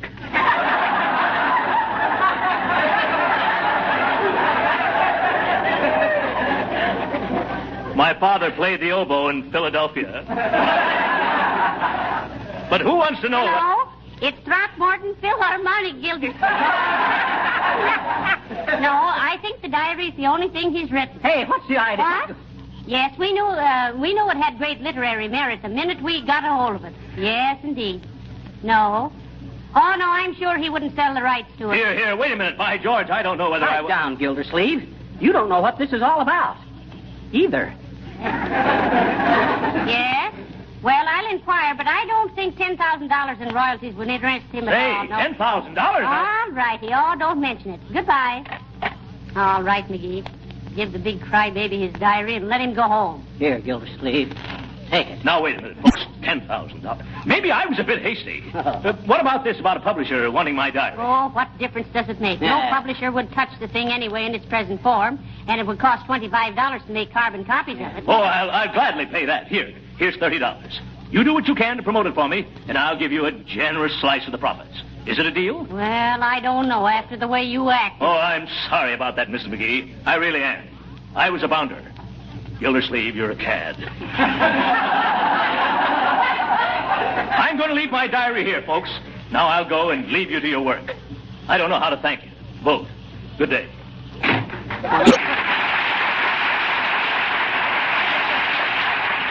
Hey, Mom. What? Quick, McGee. Huh? Give me that $30 and get your hat. What for? Where are we going? Down to the telephone company and pay our bill. Our phone's been shut off for 2 days. What? It has? Oh, sure.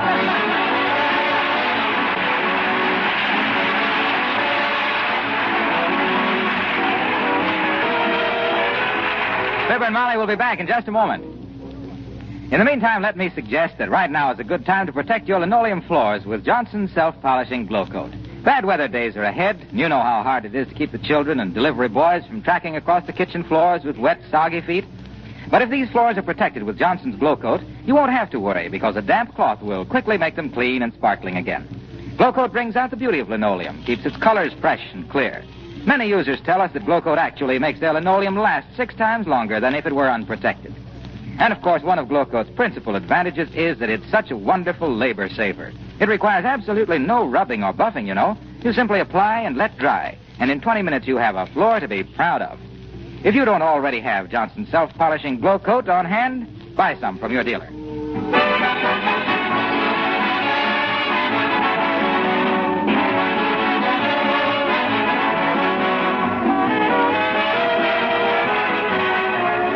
Folks, next week we're taking the whole gang to the Notre Dame West Point football game in our car. Oh, McGee, wait a minute. Huh? What are you going to do about those 2 flat tires? Uppington and Gildersleeve? Oh, just throw them in the rumble seat and ignore them. Oh. Good night. Good night, all.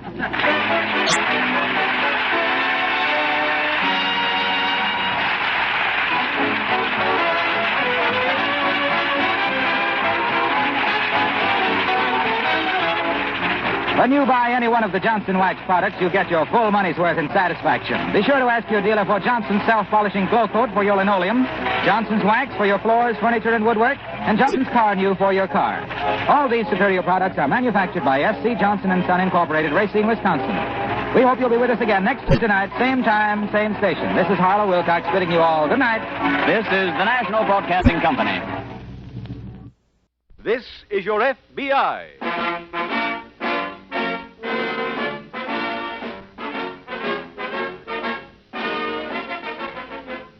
This is your FBI, the official broadcast from the files of the Federal Bureau of Investigation.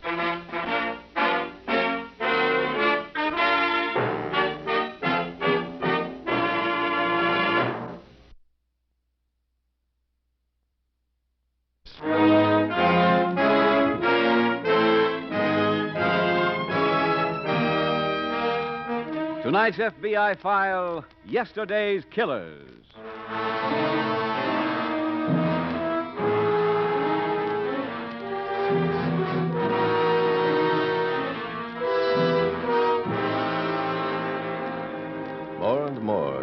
people who tend to weave a veil of romance about the names and escapades of Al Capone, of John Dillinger, of Ma Barker and Alvin Karpus. The gangsters who made Prohibition first a laughingstock and then a serious business. Some who listen to this program tonight were not yet born at that time, were not alive to see the mobs of hoodlums who made illegal whiskey the basis for criminal syndicates, were not yet reading a newspaper that morning in 1929 when a trigger-happy gunman walked into a Chicago garage wearing a stolen police uniform and mowed down 7 men. A killing that became famous as the St. Valentine's Day Massacre. Those were the days, you hear people say. And they are right. Those were the days when Al Capone had 3 entire floors in a large Chicago hotel, when the word bootlegger was in some circles a badge of honor, when decent people struggled to get a card of admittance to a smoke-filled cellar so they could drink while rubbing elbows with the dregs of human society. It is one of the jobs of your FBI to make sure that such days never return.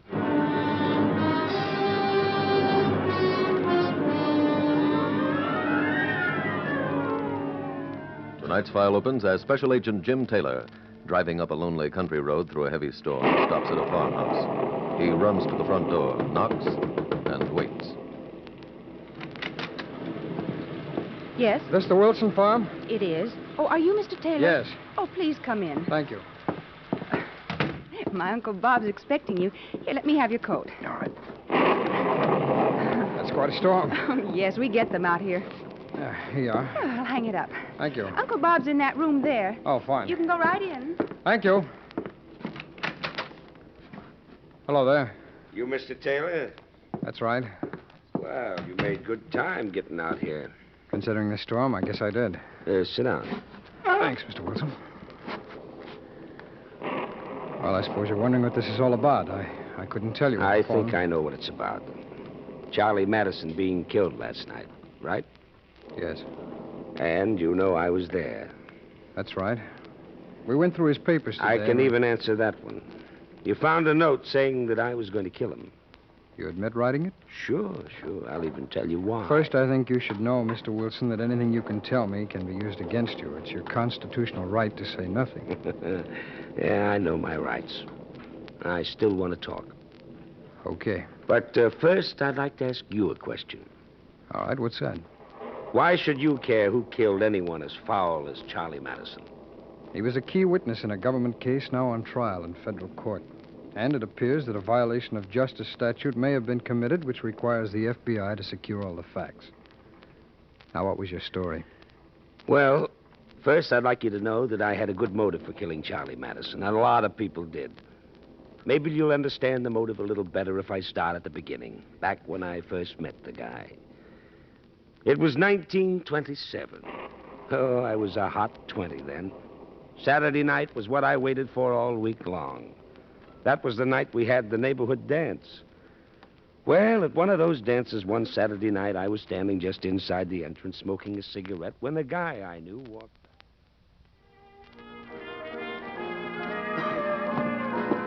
Hi, Bob. Oh, hi, Al. Hey, want to get some exercise? What kind? The guy right under the club banner, you see him? Uh-huh. We're going to work him over. You want to play? Nah, not tonight. Okay. You pass. Oh, Bobby. Huh? Bobby, I'm so glad I found you. Mary, what's the matter? I was just on powder in my nose, and I heard Peggy Austin say the fellas are all going to gang up on my date. Is he the one over there? Yeah, right under the banner. Look, Al, George, and Willie are all closing in on him right now.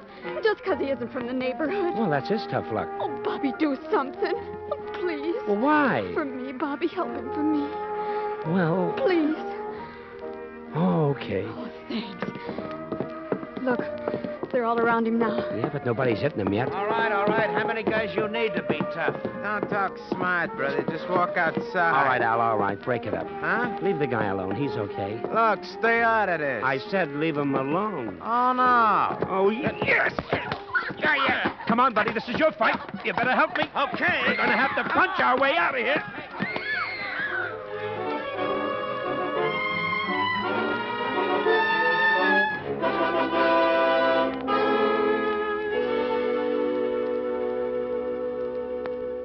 That's how I first met Charlie Madison, Mr. Taylor.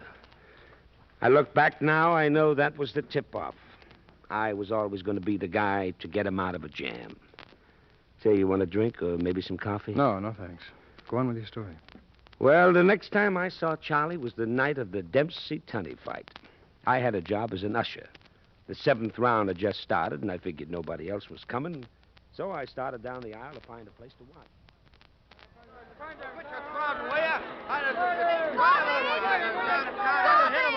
Oh, hi, Mary. Come on, you remember Charlie Madison, don't you? Yeah, sure. Hello, Charlie. Hi.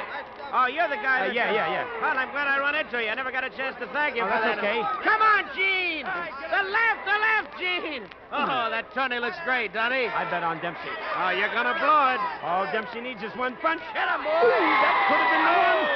Come on, Jack. Come on, nail him. Oh, Tunney's got too much legs. Look at him. Stab and run, Gene. Stab and run. Come on, Jack. Catch up with him. I told you. I owed you one punch. Oh, my... Get up, Gene. He can. Come on, Gene. Get up. Come on, count. Will you, referee? Start the count. Come on, Gene. Get up. Ah, he's getting up. He can't. Look at him. He's up. Look at Dempsey waving for him to come in. Why don't Tunney go in and fight? Yeah. Dance, Gene, dance. That's the boy. Come on, Dempsey. Come on.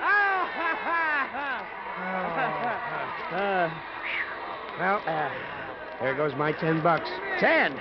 I thought you made a bet. I got 3 G's on Tunney. 3,000? Hey, you must be doing good. Not bad. Got a little action going for me. Hey, are you working? Me? No. Oh, look, I owe you one. You got a job. Starting tomorrow night.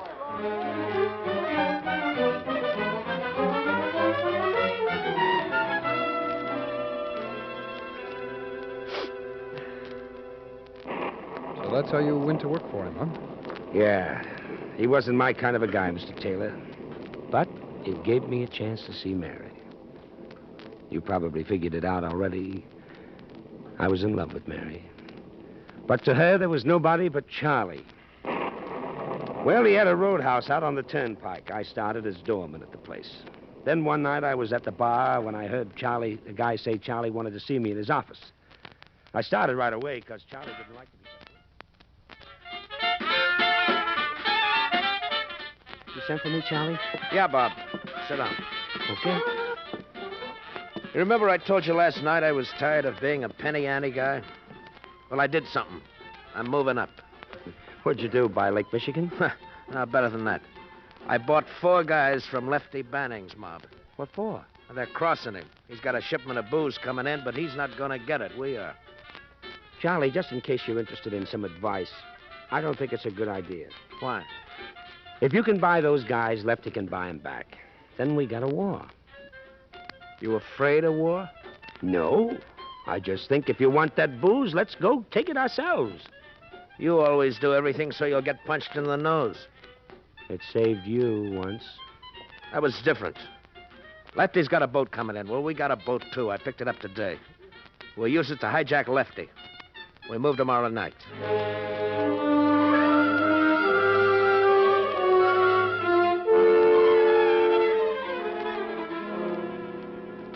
Well, Mr. Taylor, we did the job. And it went off just like Charlie laid it out. The next night, I was in the roadhouse when I saw Mary sitting alone at a corner table. Hi, Mary. Hello, Bobby. Sit down. Thanks. Didn't expect to see you. Why not? Figured you'd be celebrating after last night's job. Understand you're all in the big time now. Suppose I ought to say congratulations. Well... I ought to, but I won't. What do you mean? Oh, I don't like it.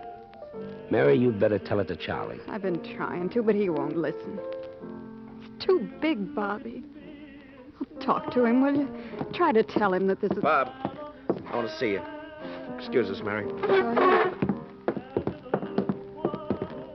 Lefty Banning's on his way out here. What? He got a couple of torpedoes with him. How do you know? I just got a call in the office. Who told him it was us? One of those guys I bought. Well, let him come. Our boys ain't here, Bob. They're stashing the whiskey. Oh, that's bad. I think we better blow. Where can we hide? You got a better idea? Yeah. Close the joint. Send Mary home in a cab. We'll wait here. We'll punch our way out again.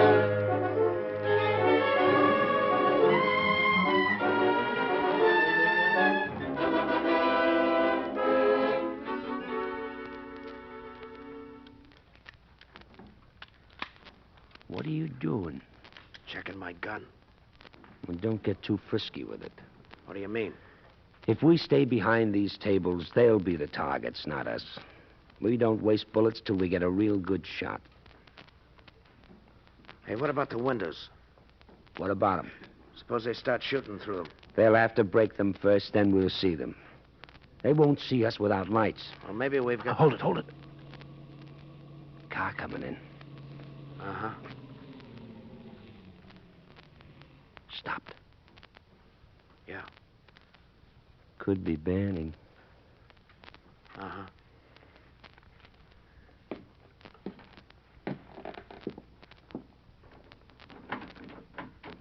They'll have to shoot that lock off. They got a key.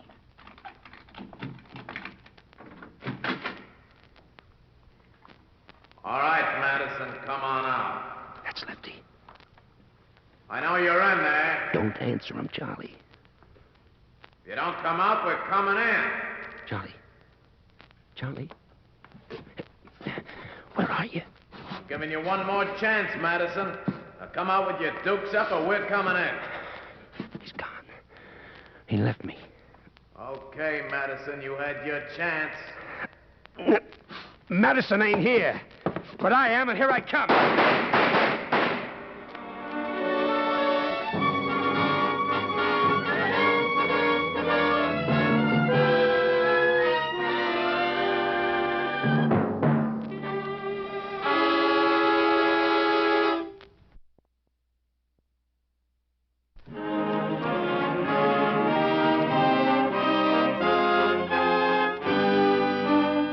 And now back to the FBI file, Yesterday's Killers.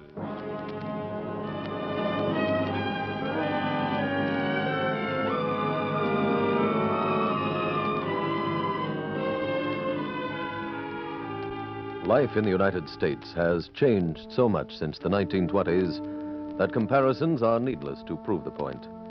In one respect, however, there has been little change, and that is the state of mind which results in the constant growth of the criminal army. That attitude which was widespread then, and is equally at home in too many living rooms today, is the conversational tone used in referring to criminals.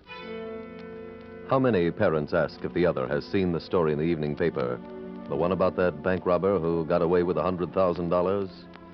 Far too often the answer is, I'd almost be willing to rob a bank myself for that much money. Or, that takes a lot of courage. How can parents who say things like that expect a child to correct them? To tell them it doesn't take courage to hide behind a machine gun? To tell them that criminals are the vermin of the earth? To tell them the very things they should in fact be telling the child? You as an individual cannot stop that practice. All you can do is make sure of one thing. Make sure it doesn't happen in your home.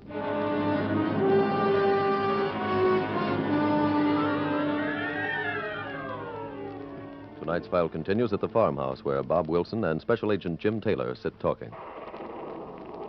They shot me up a little as I came through the door, but Lefty Banning wasn't interested in me. He wanted Charlie Madison, and Charlie had gone. They left me there on the front porch of the roadhouse, me and the body of the head waiter. When I came to, I was under arrest for his murder. Come in. There was a phone call from Mr. Taylor, Uncle Bobby. When? Well, just now. It was your office, Mr. Taylor, but while we were talking, the phone went out. That happens every time we have a storm. I see. Well, I'll keep trying to get your call as soon as the service comes back. Thank you. Well, as I was saying, I was arrested. I didn't kill the head waiter, but the shooting came at a bad time. People were sick of hoodlums like me. And the judge hit me with a 20-year bit. Yes, I know about that. I never heard from Charlie. He never showed up at the trial, never sent word to me. I did hear he and Mary got married. Had a kid, a daughter. Well, after 3 years, I got word I had a visitor. It was Mary. I didn't want to see her, so they told her I was sick. She came back the next day and the next. Finally, I went down to the visitor's cage, and there she was. Hello? I'm sorry you've been sick, I ain't been. but they told me. I didn't want to see you. Look, there's a reason for my not having come here. Charlie told me you double-crossed him. What? He said you were trying to get some of your friends to kidnap our little girl. Mary, you believed him? I was in love with him. Was? He's a big man now. Too big for me. His lawyer's arranging for a divorce. I'm going away. Where? I don't know. But I'll write to you. You going to be close enough to visit me again? I don't know. If I am, I will. If you're not, we've got a date in 17 years.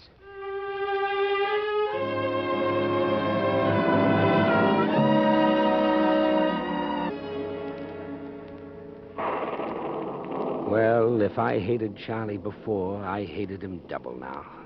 I couldn't sleep at night. I'd lay awake thinking up new ways to murder him. Tell me, did you ever hear from Mary? Just once. She sent me her address, but asked me not to write. Well, finally the day came. My sentence was up. I headed for Mary right away. But I was too late, Mr. Taylor. She'd been dead for 3 years. What about her daughter? I found Alice. Charlie had never sent them a dime. Mary died broke. Well, that brought all the hate back again. I started to look for Charlie. I found out he was in Europe. So I rented this farm and kept my eyes on the paper. Finally, he came home. When he did, I wrote him that note you found. He never answered it, so last night I went to see him. I climbed in a window. He wasn't home, so I...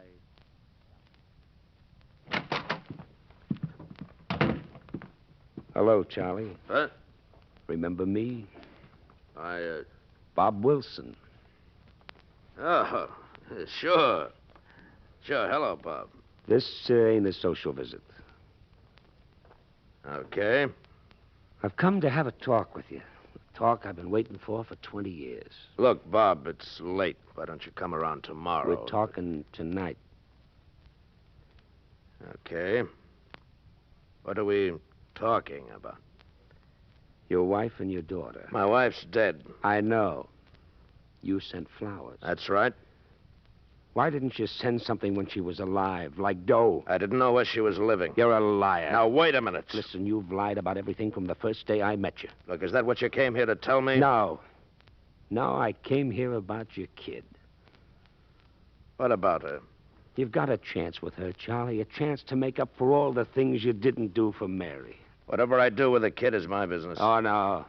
No, I'm making it mine. You're going to give that kid dough, a lot of dough. $50,000 worth. 50, that...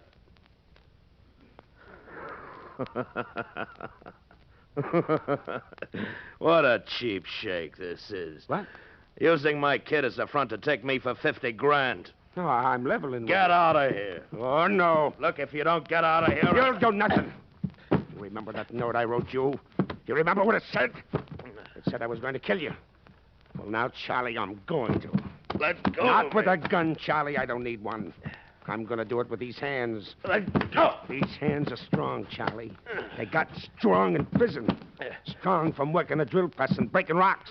But now they're going to choke you bloody... Bob.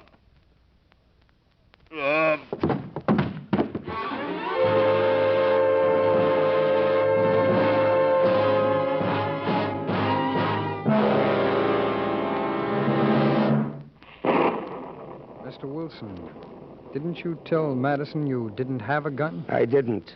That shot was fired through the window. Oh? Well, why didn't you report that to the police? After you've spent 20 years in jail, you do what I did. You leave quietly. Mr. Wilson, I wonder if you'd come down to the office with me. You don't believe me about not killing them? I'm an investigator, not a jury. I just collect the evidence. 12 people in that box decide whether or not it's true. Oh, Mr. Taylor. Yes? I was just coming in to get you. I've got your office on the phone. Oh, thank you very much. It's down there, end of the hall, and turn left. Thanks. I won't be long. Oh, you going out, Uncle Bob? Yes. I have to go into town with Mr. Taylor. Oh, If the roads are bad, I won't try to come back tonight. all right. So you'd better get your things and go over and stay with the Albrights. Okay. Call me at the Albrights when you get to town so I know you're safe, too. Yeah. Don't you go worrying about me. Well, the highway will be slippery tonight, and, well, I'll feel better if I know you're there. Here, help me on with this coat, will you, dear? Oh, sure. No point in your putting on your coat, Mr. Wilson. Huh? Trip won't be necessary. My office tells me the case is closed. They've caught the person we wanted. Who is it? Someone who waited a lot longer than you. Lefty Banning. Well. So good night, Mr. Wilson. And good night, Miss, Didn't you two introduce yourself? No. Well, Mr. Taylor, this is Alice Madison.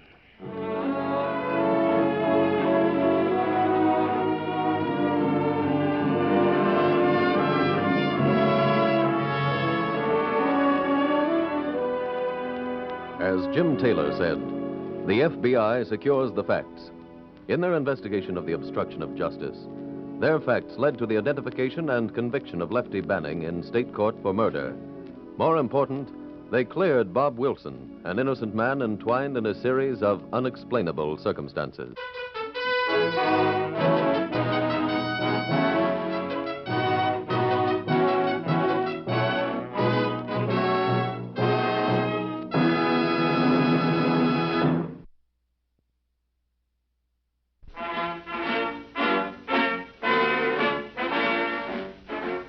The incidents used in tonight's broadcast are adapted from the files of the Federal Bureau of Investigation. However, all names used are fictitious, and any similarity thereof to the names of places or persons, living or dead, is accidental. This Is Your FBI is a Jerry Devine production.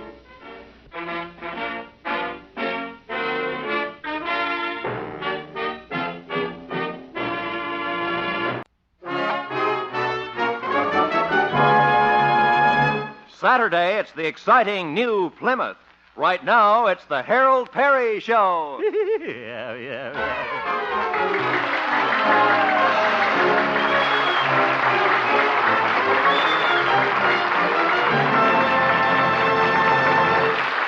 Yes, friends, Saturday is the big day, the day the thrilling new Plymouth comes to town. New beauty, you bet, from any angle. Outside, sweeping long lines. Inside, new styling, smart tailoring, and color harmony. And talk about performance, man, there's never been anything like it. But literally, because Saturday, Plymouth introduces Safety Flow Ride. Not just a minor improvement you might expect on any new model, but a spectacular engineering development. Plymouth Safety Flow Ride means that now you get a smooth ride on all kinds of roads. Yes, even the roughest, bumpiest roads you know. It's a brand new riding sensation you've got to experience to believe. So come on in Saturday to your nearby Plymouth dealers and arrange for a demonstration ride. Remember, Saturday's the day, Plymouth's the car.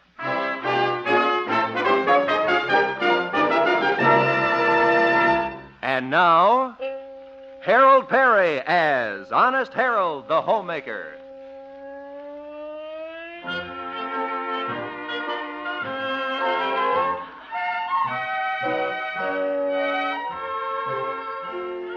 Well, let's look in on the little town of Melrose Springs, home of that popular radio entertainer, Honest Harold the Homemaker. This is Harold's week to broadcast the 6 a.m. weather reports, and for the second morning in a row, he has overslept. It is now 9 a.m., and we find our worried weather reporter plodding along on his way to the radio station. What a horrible day. Looks like it was up all night. Wonder what my dear boss, Stanley Peabody, will say. Yesterday, he threatened to fire me if I missed broadcasting the weather again. Who listens to weather reports at 6 o'clock in the morning? Just the chickens. They don't need the radio to tell them it's cold. I'd know enough to go in the coop if I had snow on my tail feathers.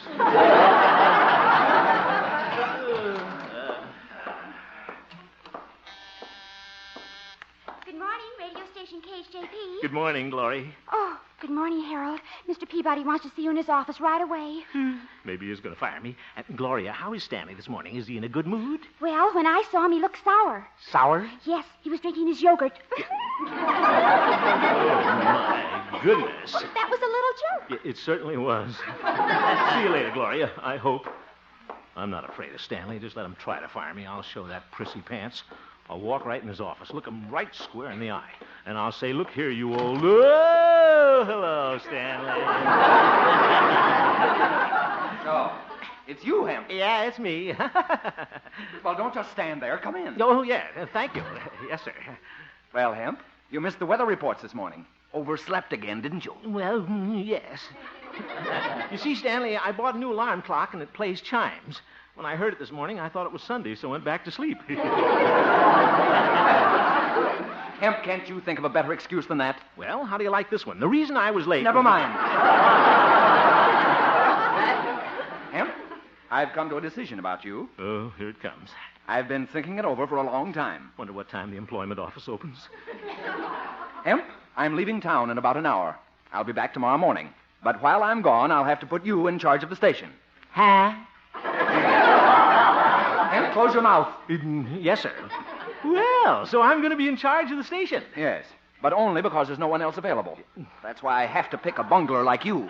Oop, I hate him.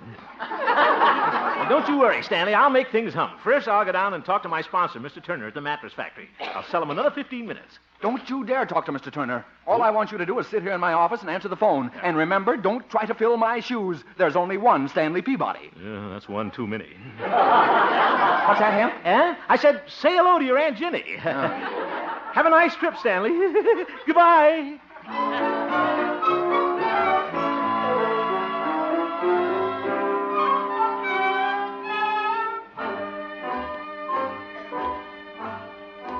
Gee, I just can't believe it. I'm in charge of the whole radio station, all 250 watts. I'll look like a real executive when I walk in. Fresh shaved carnation, this blue suit. It's kind of shiny in the back, but I'll be sitting down most of the time. Hey, I think I'll drop into Marshall's office and see Pete, impress him with my new job. Well, hello, Pete, my good man. Oh, hello, Harold. Pete, you notice anything different about me? How's that? Take a good look at me. You got shaving soap in your ear, boy. No, Pete, I'm all dressed up. I'm going to be in charge of the radio station today. I'm a big executive. Oh, I see. You're one of them typhoons. I am not a typhoon. That's a big wind. That's right. Pete? I'm only kidding, boy. Well, hello, Doc. Hello, Pete. Well, hello, you old horse doctor. Well, hello, crooner. Now, Doc, Harold ain't just a crooner now. He's manager of the radio station today. Oh, is that so, Harold? Yeah, that's right, Doc. I'm in complete charge down there. Mighty big responsibility, but I guess I can handle it. Complete charge, eh? Yeah. Well, I suppose you could even hire entertainers if you wanted to, huh? Oh, certainly. I know a wonderful act for you, Harold. Oh, who's that? Me and Pete. What? Yeah, we're a singing duo. Yeah, boy. We call ourselves the Three Andrews Sisters minus one. Oh, my goodness. Come on, Maxine. Okay, Laverne. I was waltzing with my darling. Fellas. To the Tennessee Waltz. Maxine, Laverne. Oh, this old friend is leaving. Goodbye.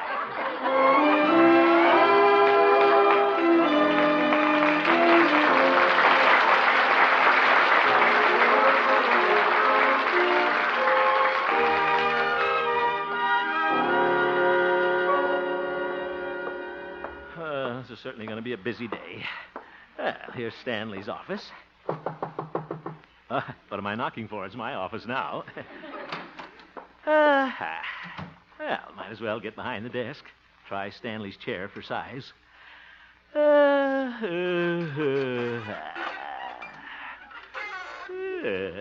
chair's very comfortable. It spins around, too. Yeah, this is fun. Oop, I'm getting chair sick. Wonder where Stanley keeps his cigars. Probably in this drawer here. Oh, yeah, here's the little box. Just open the lid, reach in. Oop, what's this note? Hemp, keep your sticky fingers out of my cigar. What a sneaky thing to do. Who's that? Come in. Hello, Haroldy Waroldy. Well, hello, Theodora. Well, I hear you're a big executive today. Oh, yeah, I've been execing all over the place. Yeah.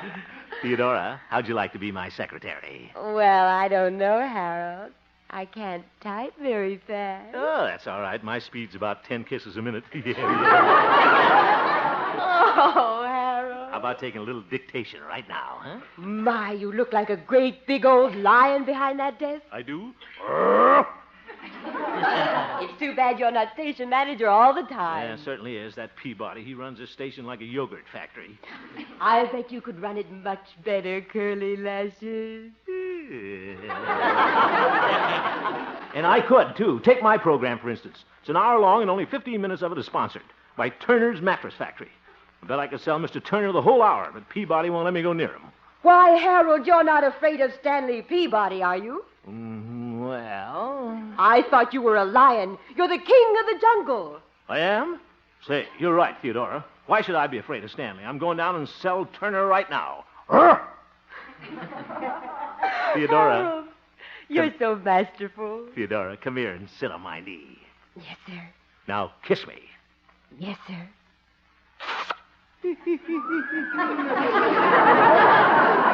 How did my big executive like that? You know, Theodora, I was made for this job. Yeah.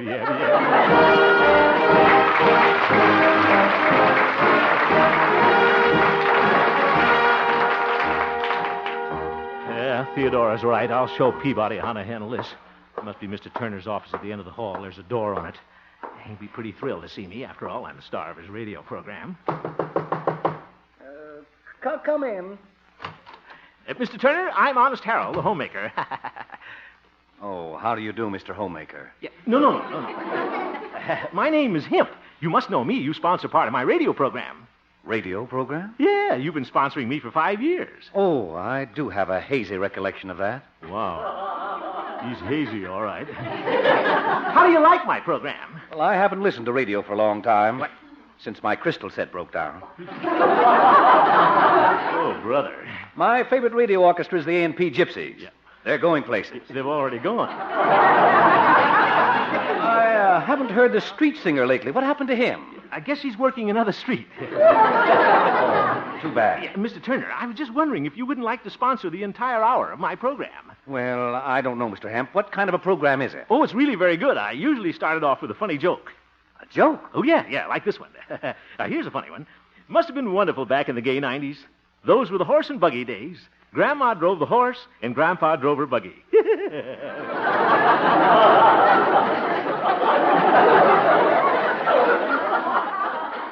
What else do you do? Well, then I sing a little. Oh, I'm very glad you came in. Oh, that's all right. Glad to do it. Are you going to take the whole hour? No, I think I'll give you back your 15 minutes. Ooh. Mr. Turner, you're going to cancel my program? I'm sorry, Mr. Hemp, but I'm afraid as far as radio is concerned, I'm through. So am I. Can I borrow one of your mattresses? I wonder where the A&P Gypsies are camping tonight.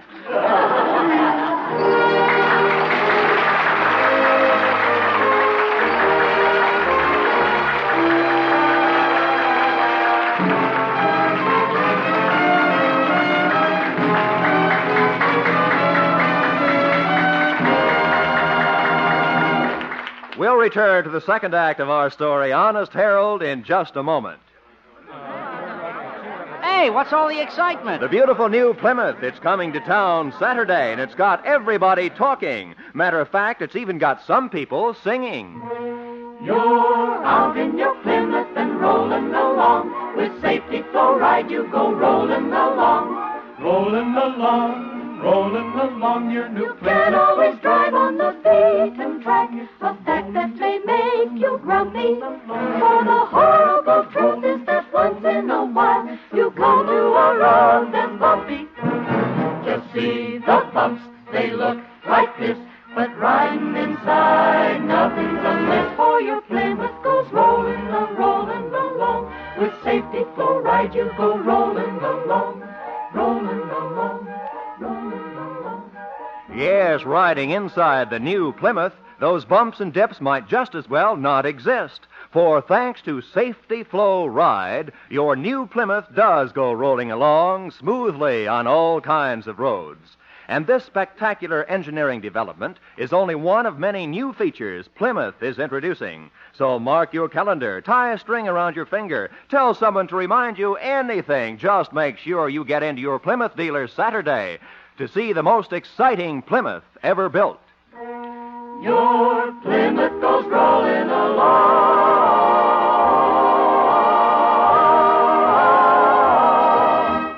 And now, back to Honest Harold, the homemaker.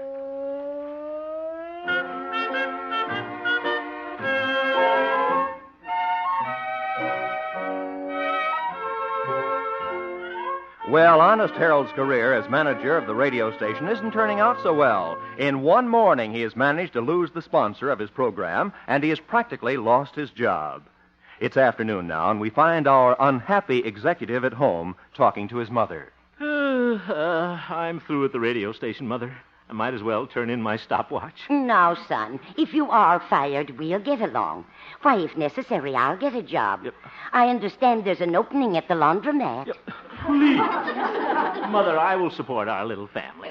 Anyhow, Harold, you haven't been fired at the radio station yet. Maybe you can think up another program that Mr. Turner would like. No, Mother, it wouldn't work. I'm licked. Harold, a man isn't out until they've dragged him to his corner. Mother, you been sneaking out to the prize fights? No, but I saw one in a movie the other night. One of the fighters reminded me of you. Oh? He thought he was beaten, too. For 9 rounds, he took an awful licking. Mm-hmm. A right to the chin. A left to the nose. Watch it, Mother. And then a smash to the stomach. Zoink. Wish the bell would ring. But in the 10th round, he came back. Oh? He lifted an uppercut from the floor and knocked his opponent out for a count of 15. Yep. Mother, that's 10. Oh, yes. Now remember, Harold, it's never too late to come back. Maybe you're right, Mother. I will get another program for Turner. That's the spirit, son. And I'll be in your corner. Okay, Mother. I'll go out and win this fight. You bring the smelling salts.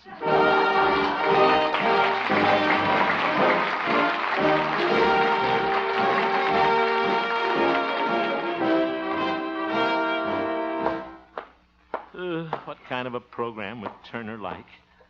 Better get an idea pretty soon. I'm wearing out the floor in this office. Let's see. Maybe a musical show would be good to advertise his mattress factory. We could call it Holiday for Springs. Yeah, I guess not. Let me see. Who's that? Come in. Howdy, boy. Pete. Hello, Harold. Oh, my goodness. Double trouble. What are you two fellas doing down here? Came down to save your job, boy. What? Your mother told us she was looking for a new radio program. We got just the thing for you. Oh, no. Yeah, it's a mystery program. A mystery program? Yep, and it's real scary. Oh. Boom! Now, look, this is all very nice of you guys, but I'm busy. Oh, we wrote it ourselves, Harold. But, Now, folks... the first scene is an old English castle. Pete plays the part of an English lord. Kind of a high mucky muck. Hi, mucky muck. Hi, Harold. I'm supposed to be Lord Beaverbottom. Ain't that a doozy? It certainly is. And I play a sort of Jekyll and Hyde. Hyde at night. Yep. Gotta hide in the daytime, too. Now, look, fellas. And the show opens on a stormy night. Lord Beaverbottom is sitting in his castle. Well, go on, Pete. Oh, yes. By Jove, it is a dark and stormy night, by Jove. What an English lord. By Jove, what was that? A noise, by Jove. I declare I sound like Basil Rathbone. That's what you think. Then I climb in the window. I'm crazy, Harold. Now, listen to me, both of you. I'm sorry, but your mystery program idea isn't what I'm looking for, fellas. Oh, well, we got another idea. What? A musical act. It features Arthur, my goat. What? Yeah, he's right outside. Come on in, Arthur. Doc! Come on. That's it, right in. And I'll say hello to Harold, Arthur. Doc, will you get that goat out of here? Oh, Harold, now you're gone and hurt his feelings. Oh, he didn't mean it, Arthur, boy. He didn't mean it. Ain't they cute together? Yeah. I'd better open the window. Now, you listen to this, Harold. The three of us are going to sing The Thing. The thing? Oh, no. Okay, boys. While I was walking down the beach one bright and sunny day, Now, look, I saw a great big wooden box a-floating in the bay. I pulled it in and opened it up, and much to my surprise, I discovered a right before my eyes. I discovered a right before my eyes. I wish I was in the thing with the box.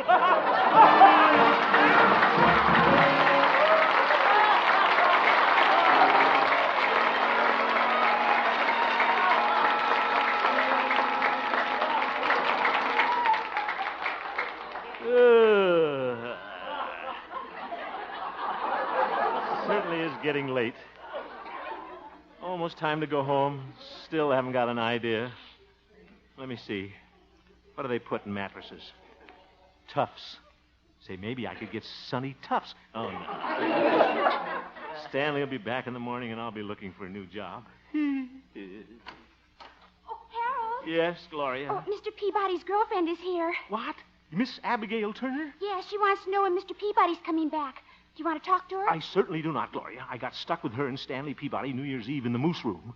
All she did all night was sing, "Oh, the music goes round and round."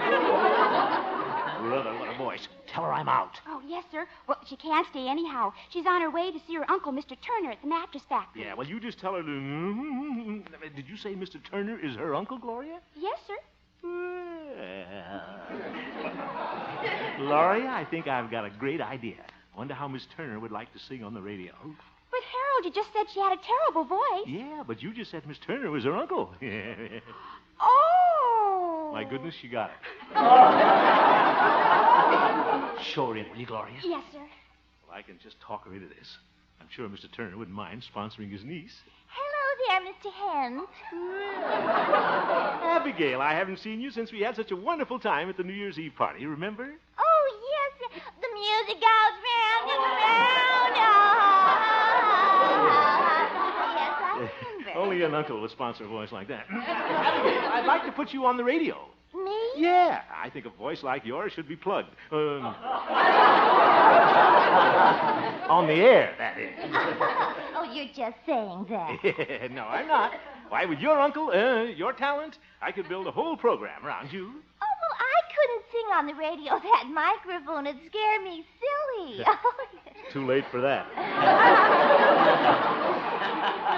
Abigail, I think you have great possibilities as a singer. Oh, you think I could be a chanteuse? I certainly do see. In fact, Abigail, we could start your program this very night, 8 o'clock. We can cancel the horseshoe matches. Tonight? Oh, I couldn't tonight. I'm supposed to play canasta with my sister. Canasta? Well, won't your sister let you out of it? Well, I canasta.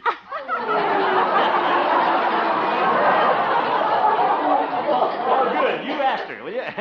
Yeah, we'll make it tonight for sure. And just for the fun of it, why don't you ask your uncle, Mr. Turner, to listen in, huh? Tell him to fix his crystal sack. All right.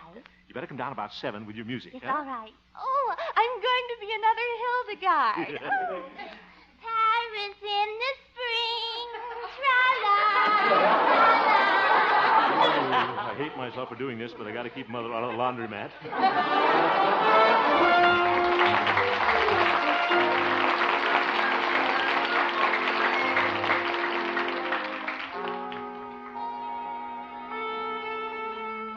Yasha, will you please quiet down the orchestra? We're almost ready to go on the air. Thank you. Oh, where's Abigail? Oh, there she is, spraying her throat. Oop, listen to her. Guess Mr. Turner will like her. She's his niece, and blood is thicker than Sopranos. Oh, my goodness. Listen to that. Paris in the spring is going to sound like winter in Peoria. Well, maybe she won't sound so bad on Mr. Turner's crystal set. You'll think he's got a defective cat's whisker. About time to go. Hello there. Howdy, boy, by Joe. What are you two fellas doing here in the studio? Well, we heard you were doing a program tonight. Just thought you might want to use us. No, fellas, I've got a program all set. Oh, sure, by Joe. Yeah. Will you two please sit down over there and keep quiet? Now, come on, Pete. If Harold doesn't appreciate our talent, all right for him. Talent. Oop. Time for the program. Abigail? I'm coming. I'm coming. Oh, I feel so twittery. Get your music ready, honey. It's almost 8 o'clock. Oh, yes, all right. Oh, what, is this the thing I sing into? No, that's the air conditioner, but it's a great idea.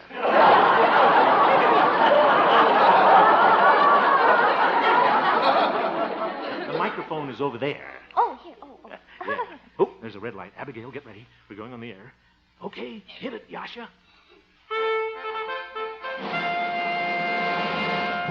Ladies and gentlemen, in place of the horseshoe tournament usually broadcast at this time as a public service, radio station KHJP proudly presents a new program. No sponsor yet. Songs by Mr. Turner's niece. Abigail Turner. Her first number will be Paris in the Spring. Okay, Abigail. Oh. Paris in the spring. Oh, I'm so nervous. Start it over. Paris in the spring. Tra-la, tra-la. I can't remember the next line. Look at your music. Okay, Yasha. Paris in the spring. Doc brought his goat in here. He's coming up here. Arthur, go away. Get off the platform, you little ham. Paris in the spring. Oh, Arthur, let go of my music.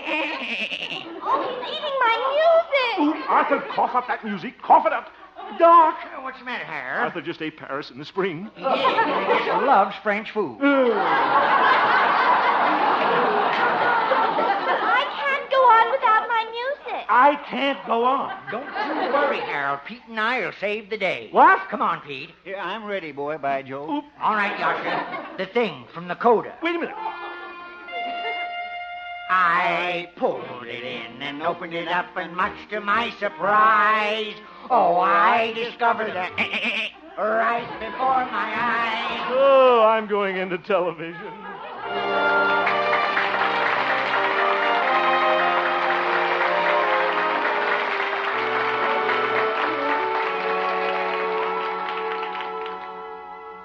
Oh, what a shambles the program turned out to be. Now I've lost Mr. Turner for good. I've lost my job for good, too. Just write Stanley a little farewell note and leave it here on his yogurt jar. Tell him I've gone to New York to study Dianetics. Oop. Wonder if that's the thing. Come in. Hello, Mr. Hemp. Oh, Mr. Turner, how do you do? Goodbye. I heard Abigail sing tonight. You did? Well, I can explain everything. You see... Mr. Hemp, I've decided to sponsor your program again. Huh? On one condition. What's that? That you never let my niece sing on your station again. Yeah. She's a nice girl, but after hearing her voice, nobody could sleep. Huh? And that's bad for the mattress business. Well, of course. I guess you got a point there, all right. And by the way, Mr. Hemp, I rather enjoyed that goat. Oh, Lord Arthur? Yes, that goat has talent. He's got something inside. Yeah, Abigail sheet music. Well, you and he might sing a duet sometimes, like the Happiness Boys used to do. Remember when they used to sing Carolina in the morning? Hit it, Hemp. Hit it? Oh, yeah, sure. And nothing could be finer than to be in Carolina in the morning. Go into your dance, Turner. Oh, right. And nothing could be sweeter than your sweetie when you meet her in the morning. Say, this might bring back crystal sets. Oh, in the morning glory, wine around the door.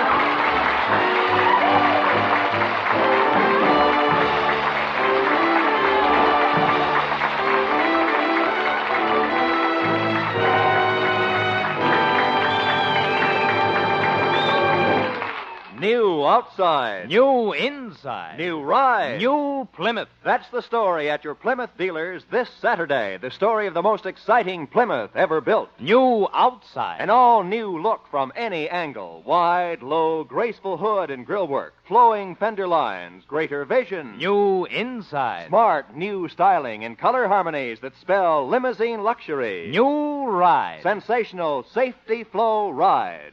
The Plymouth engineering development that takes the bounce out of bumps and makes you a better, safer driver because you drive relaxed, free from tension. Yes, new outside, new inside, new ride. That's the new Plymouth. See it Saturday at your Plymouth dealers.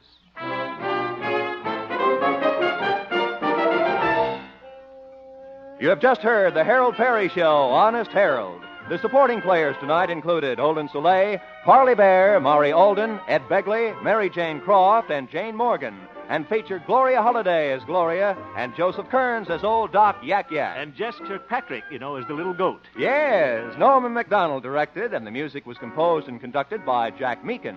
Honest Harold, created by Harold Perry, was written by Gene Stone, Jack Robinson, and Dick Powell. The Harold Perry Show has been brought to you by your Plymouth dealer. Remember, you have a date at his Plymouth showroom this Saturday to see the most exciting Plymouth ever built. Saturday's the day, Plymouth, the car. You're out in your Plymouth and rolling along. With safety flow ride, you go rolling along. Roy Rowan speaking for CBS, where you laugh at Jack Benny every Sunday night on the Columbia Broadcasting System.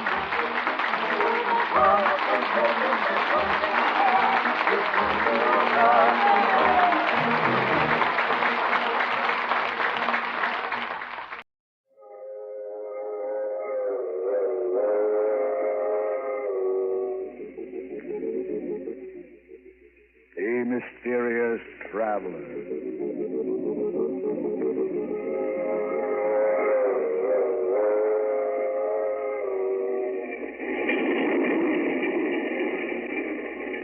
This is the mysterious traveler, inviting you to join me on another journey into the realm of the strange and the terrifying.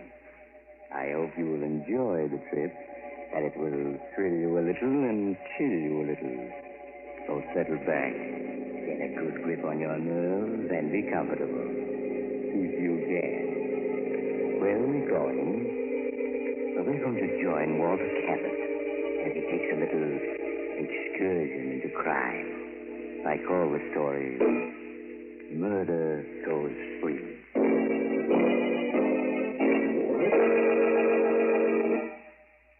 Late one foggy evening several years ago, as I was walking along one of the main streets of a large city, I was stopped by an elderly man who seemed unusually agitated. Pardon me, sir. May I speak with you for a moment? Of course. Here, perhaps this will help. Oh, please. It isn't money I want. I just want someone to listen to me. No one is interested in seeing justice done. No one. Well, I should be glad to hear what you have to say. You will listen to my story? Yes. I want to confess something that's on my conscience.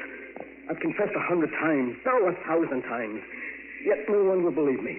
You must help me make them believe. It all began that day in my office when Martin, my son, came in to see me. Hello, Dad. How are you? Oh, Martin, I'm glad you're here. I want to talk to you. Oh?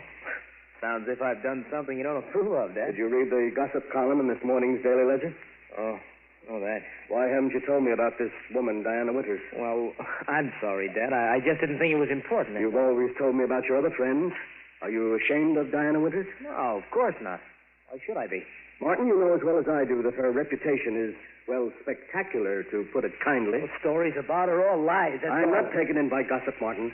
I happen to know that this Winters woman is just plain no good. Dad, I won't have you talking about her like that. Martin, you don't love this woman, do you? Yes. Yes, I do. Martin, you must give her up. Dad, I'm old enough to make my own decision. Can't you see what she's doing to you? She's just a predatory gold-digging... Stop talking about her like that. All right, son. That's the way you feel about it. You'd better go. All right. Goodbye, Dad. Oh, Martin.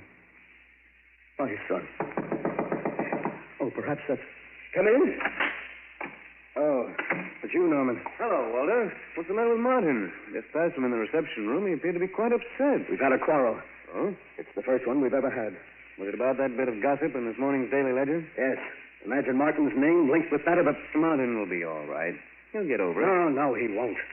I can't stand by and watch him ruin his life. I've got to do something. I wouldn't if I were you, Walter. You've got to let Martin make his own decisions. He's no child. Oh, you're a fool, Norman.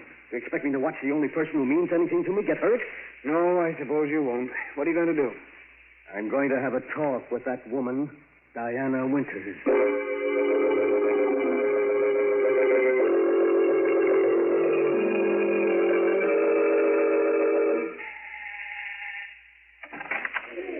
Hello. Oh, good evening. Are you Miss Winters? Yes. Won't you come in? Thank you. My name is Walter Cabot. Oh. Walter Cabot. I see. And I have a word in private with you. Really, I have guessed, It Mr. Cabot. will only take a few minutes. Well, all right. Come this way. Thank you. No, bother us. We're here. I hardly know how to begin, Miss Winters. And let's be frank, Mr. Cabot, and save ourselves time. You've come here to ask me to give up your son, haven't you? Yes. Well, then you may as well know that you're wasting your time. I love Martin, and I won't give him up. I know better. Since we're being so frank, I'll get to the point. How much do you want to let Martin go? Are you insinuating that I Oh, now, just want... come, Miss Winters. There's no need to put on an act for me. How much? Really, Mr. Cabot, you know, you're far more interesting than your son. Shall we say, 100,000? 100,000? Yes, 100,000. If you love your son, surely he's worth it. I haven't anything like that amount of money. Oh, I'm sorry. Do you believe for a moment that Martin has any money? Oh, no. But he will inherit $250,000 from his mother's estate in a few months. Oh, so you know about that? Hmm. Yes, of course. What other reason would you have for leading Martin on? None that I can think of. What if I were to tell Martin of our conversation? He wouldn't believe you. You can't do this to him. I'm afraid I must be getting back to my guest, Mr. Cabot. Now, wait, please. Please listen to me. Martin is everything I have. If I had the money, I'd gladly give it to you. But I haven't it. Oh, so sorry. Women like you don't deserve to live. Will you please leave at once? If you don't give Martin up, I'll kill you. Oh, get out, do you hear? I'll have my friends throw you out. I'm warning you. Stay away from Martin, or I'll kill you.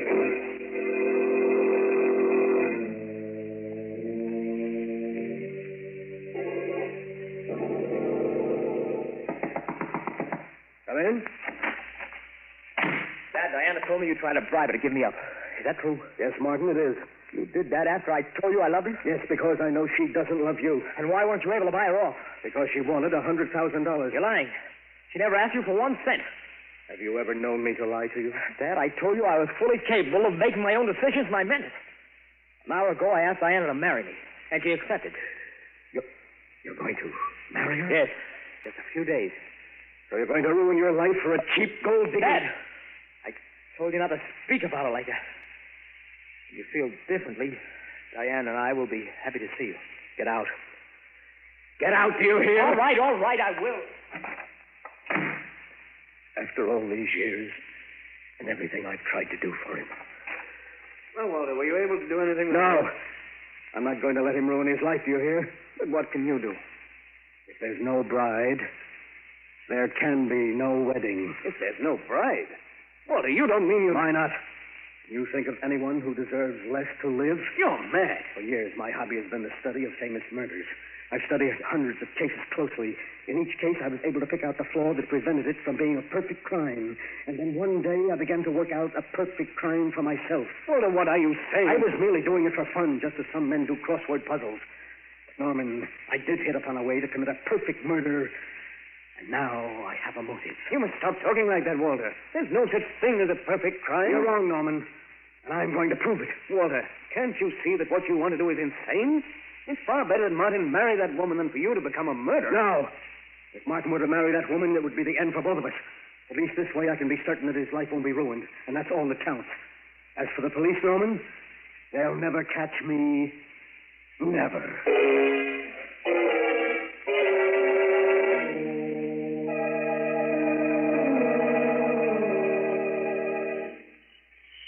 Pardon me, sir.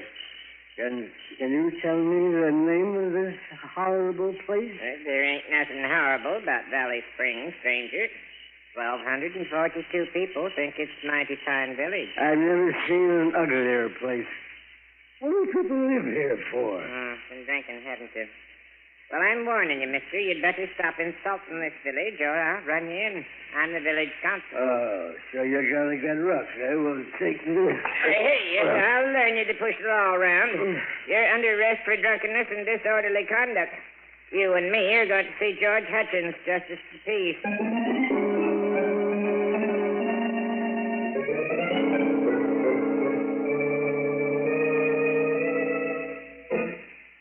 And after insulting our village half a dozen times, Your Honor, he attempted to attack me. And that's when I arrested him. Did right, Pete. What you got to say to the charges, Mr. What's your name? I'm not gonna tell it. He sure had a jug full, Your Honor. Charge is drunkenness, disorderly conduct. How do you plead, stranger? Gilly, Your Honor, Gilly. Yeah. Well, stranger, seeing you admit your guilt, I'll only fine you $20. Well, if I don't want to pay? Well, I'm afraid in that case you just spend the night in cash. I won't be intimidated. I'm not gonna pay my fine, and you can't make me. Oh, dear. Pete, looks like you'll have to lock 'em up tonight. Take 'em away.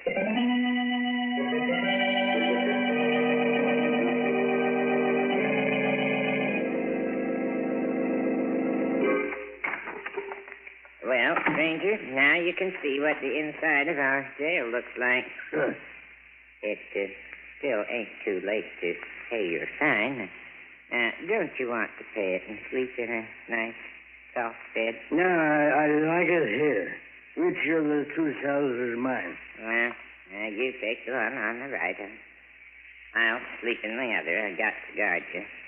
Go ahead, get in so I can lock the door. Just as you say, Constable. Now, I don't want to hear anything out here till morning. I'll have enough trouble sleeping in here without you bothering you. I'll be so quiet, Constable, you won't even know I'm here. We dream.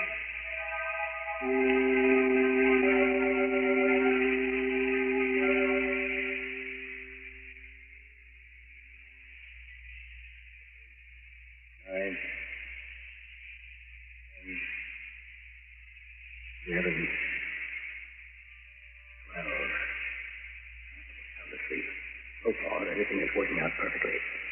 Where did I hide that skeleton key? Oh, yeah, here it is. Mustn't wake up the constable or it'll spoil everything. Easy now, easy. There, it's unlocked. I knew this old place would be perfect for my plan. Now, if only the door doesn't creak as I open it. Softly, softly. Oh, he's waking up. Oh, he's going back to sleep. There, I'm out. Now to get to the car and drive to the city for the most important part of the plan.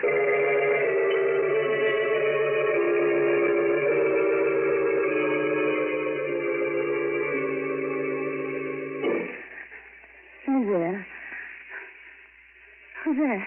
Perhaps if I turn on the lights, Miss Winters. You. Yes, Martin's father. What do you mean by breaking into my apartment? What do you want? What do I want? You remember what I said to you the other night? Oh, what you said? Oh, no, And I'll refresh your memory. I said I'd kill you if you didn't give Martin up. You wouldn't dare. Oh, but I would. Oh, my friend said you threatened me. You get the chair. I don't think I will, Miss Winters. Why are you looking at me like that? You're just trying to frighten me, aren't you? I tried to reason with you, but you wouldn't listen. You should have. No, you can't kill me. Stay away from me. Stay away from me, you hear that? It's no use trying the door. I locked it when I came in, and I have the key. Please. Please listen to me. I'll do anything you want. I'll give Martin up. I'll go away. You had your chance. You wouldn't take it. No. I'll keep away. Don't touch me. I'm free!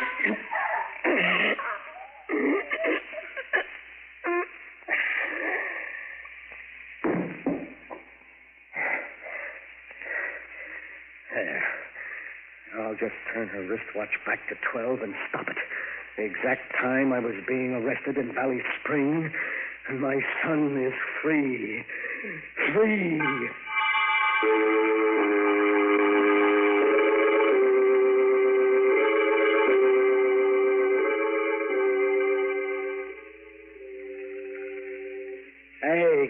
Constable. Constable, wake up, wake up. I want another drink. Wake up, will you? Wake up. What's all this noise about? Oh, my back. Hey, what's the idea waking me up, boy? It ain't even dawn yet. I want another drink, and I'll take it straight. Oh, go to sleep, you hear? It's 4 o'clock, and you ain't getting out of here until late in the morning. You got 4 hours yet. I don't want to hear any more out of you. Oh. Just say, Constable, anything to oblige your gentleman. 4 hours more.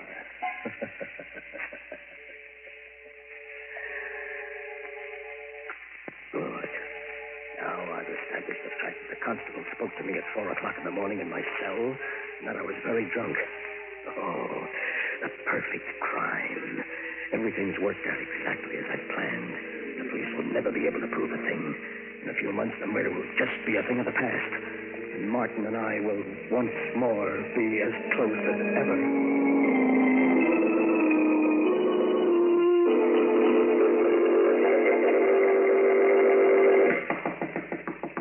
Come in. Oh, hello, Kelly. Well, how's the DA's office this morning? Well, so I finally caught up with you. My partner told me a few minutes ago that you've been looking for me. Looking What's on for your you? That's putting it mildly. There's been a 5-state alarm out for you for the past 24 hours. What? Where have you been the last few days? I've been vacationing at a small resort 100 miles upstate. Kind of sudden vacation, wasn't it? What? Even your partner didn't know where you were. Well, I went there on the spur of the moment. Oh, you did, huh? Yes. And where were you on the night of the 22nd? The night Diana Winters was murdered. Say, I read about that, Kelly. That's rather unusual. Stop stalling. Where were you? Frankly, Kelly, I don't recall where I was that night. I'm afraid I was a little drunk. You're going to have to do better than that for the DA. Oh? Well, I'm afraid I won't be able to. I really can't remember where I was that night. Cabot, I think you're going to wind up in a place you're not going to like. In the chair. Get your hat. We're going down to headquarters. That sounds serious. Well, look, do you mind if I speak to my partner and explain matters to him? That won't be necessary. You'll be able to read all about it in the papers. And believe me, it isn't going to make pleasant reading.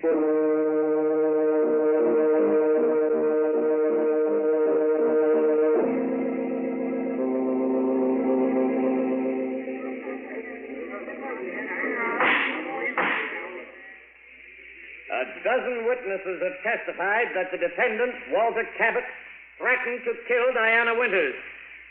And how has the defense replied to the charges of the state? It hasn't. Can we accept the flimsy story of the defendant? That he was drunk the night of the murder and hasn't any recollection of his actions? Perhaps Walter Cabot doesn't know where he was that night, but I do. He was in the apartment of Diana Winters, where he cold-bloodedly strangled her, as he vowed to do, before a dozen witnesses. There is only one verdict you can render. Guilty of murder in the first degree. The state rests, Your Honor. Since you've insisted on defending yourself, are you ready for the defense's summation, Mr. Cabot? Your Honor, I've often observed the strange twists of fate by which a man is saved or condemned. My inability to recall any of my actions on the night of the 22nd left me without a defense. Yesterday, frankly, I regarded my case as being hopeless. Today, however, through a twist of fate, I have received a new lease on life. I'm now prepared to prove my whereabouts on the night in question. I should like to call upon a witness for the defense. You have the court's permission. Thank you, Your Honor. I wish to call Peter Wilk to the stand. Peter Wilk to the stand. Here I am. Raise your right hand, please. You solemnly swear to tell the whole truth and nothing but the truth to help you God? I do. State your name and occupation, please. Peter Wilk. I'm constable for the village of Valley Springs. Mr. Wilk, will you tell the jury exactly what you told me this morning? Well, yesterday, George Hutchins, he's our justice of the peace, and myself were looking at a city newspaper.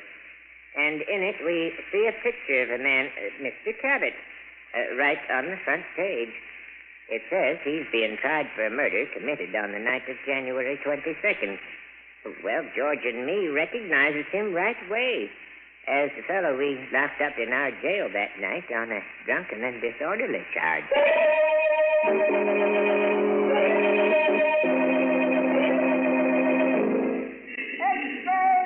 Extra, get your evening papers. Bowler Cabot acquitted. Read all about it. Read all about it.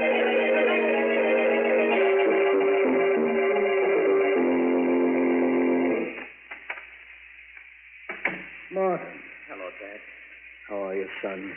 Oh, it's good to see you again after all these months. Oh, Dad, can you ever forgive me for having run away when you needed me? Forgive you? There's nothing to forgive, son. Dad, I know now how right you were about Diana. Oh, you don't know how happy it makes me to hear you say that, son.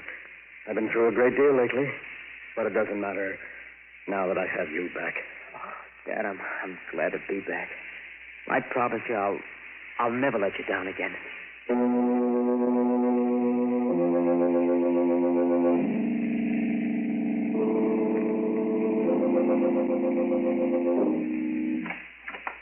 Oh, hello, Kelly. Come in, have a seat. Been quite some time since I've seen you. Yes. Last time you were here, you put the cuffs on me for the Winters murder. Well, mistakes will happen. Anything on your mind, Kelly? No, nothing special. Just friendly call. Oh. Well, thanks for dropping in, Kelly. Oh, by the way, have you seen the latest edition? I know. Anything of interest happen? Yeah, you might find it interesting. It could mean a client for you. Oh, really? What's happened? Well, here's the late paper. Read it for yourself. Oh, thanks. New suspect held for Winters' murder. Oh, no. Oh, it can't be. Why not? If you didn't kill Diana Winters, someone did. And we've got that someone down at headquarters. But you must be mistaken. What evidence have you got? Evidence? Yes. Oh, well, we can prove the guy we've got was at Diana Winters' apartment that night. What's that? But he was seen leaving just after midnight, after a whale of a quarrel with her. Quarrel? What about? Oh, usual thing. We both know what Diana was. Two-timing gold digger. Yes, of course. She had plenty other boyfriends than your son. Only none of them knew about the others. But yes, that night, the guy who killed her found out a few things about her and bumped her off. No. I don't believe it. I told you he left right after midnight, didn't I? That's right. Well, her watch was found on the floor where she dropped it during that fatal struggle. Stopped just at 12. And that watch is going to hang the guy. We may have been wrong in your case, but this time we have the right man, and we'll make it stick, even though the evidence is circumstantial. Well, I'd better be running along. Good night. Good night. Keep the paper. You might want to read the whole story. New suspect held for Winters' murder. District Attorney uncovers apparently conclusive evidence of guilt. That can't be. I had it planned perfectly so that no one could be held for it. There's no such thing as a perfect crime, Walter. The murderer always overlooks something. No such thing as the perfect crime. Murderer always overlooks something. Norman said that. But I knew better. And now an innocent man has been arrested for my crime. Whoever he is, he's innocent. I must save him. Yes. I can't let him die.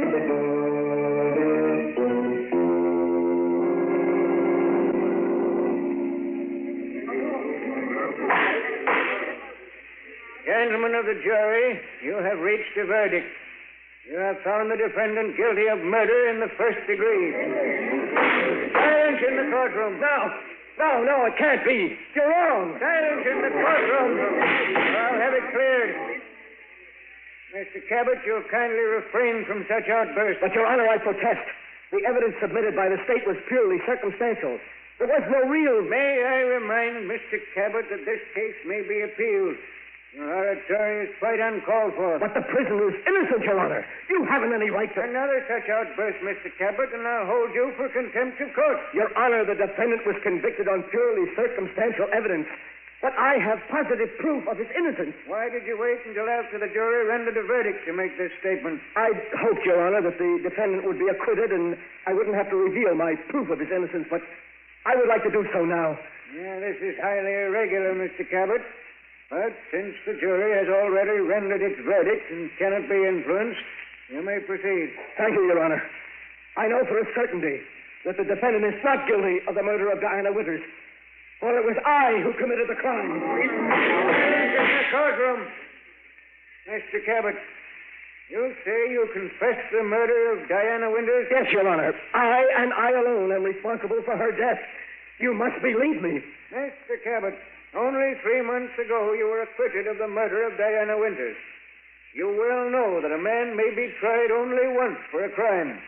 This confession now can do you no harm. The court sees your confession as being motivated only by your desire to see the defendant go free. No, Your Honor, that isn't true. I did murder Diana Winters. Then I broke her watch, and I set it back to 12 o'clock. You must believe me, you must. Bailiff, have Mr. Cabot escorted from this courtroom. Prisoner will remain in his cell. No, wait, Your Honor. Listen to me. He isn't guilty. I am. I'm the one.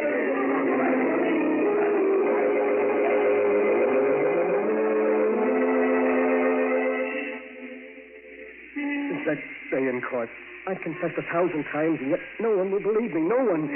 But you, sir, you will help me, won't you? We can't let an innocent man die for a murder I committed. No, of course not, but well, I hardly see how Every minute that passes brings him closer to the end. We must save him. We must. If you only help Hello, me. Cabot. Oh, Kelly, I was just telling this gentleman here my story. We can't let an innocent man go to the electric chair. Kelly, you're a smart man. You believe I murdered Diana Winters, don't you? Yes, I do. You do? Then you'll help me save him? People wouldn't believe me any more than they do you. But they would, Kelly, they would. Why should they believe your story? You can't be tried again for the murder of Diana Winters.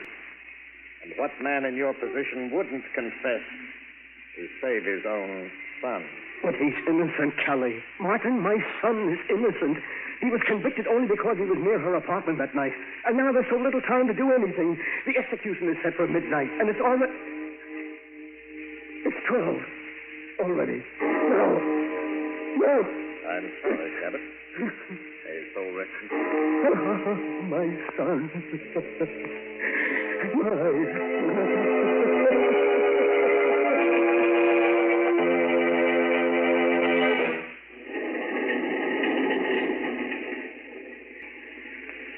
This is the mysterious traveler again.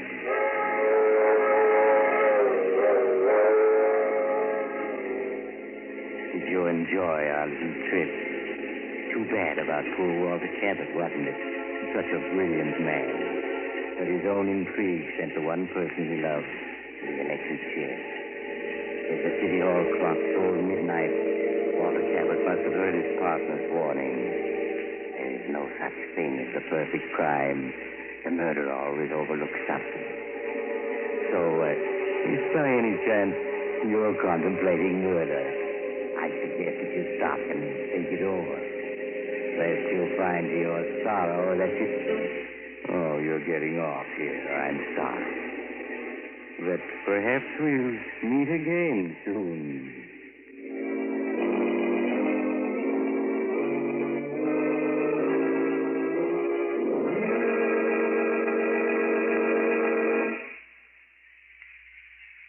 You have just heard Chapter 67, the final chapter of this series of The Mysterious Traveler, Tales of the Strange and Terrifying. In tonight's story, Murder Goes Free, Ed Latimer played Walter Cabot, Tony Barrett played Martin, and Irene Winston played Diana. The Mysterious Traveler is written by Bob Arthur and David Cogan, and original music is played by Henry Silverne. The entire production is under the direction of Jock McGregor.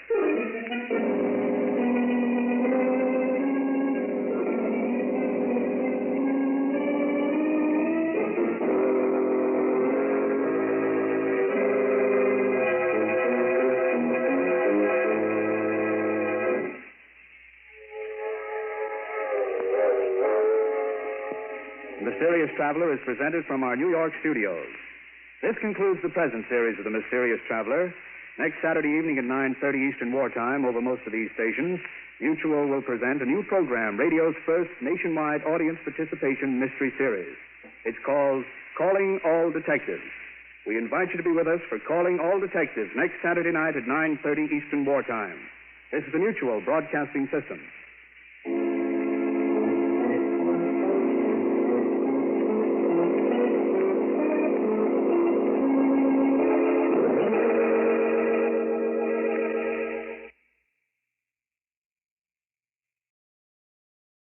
the Johnson Wax Program.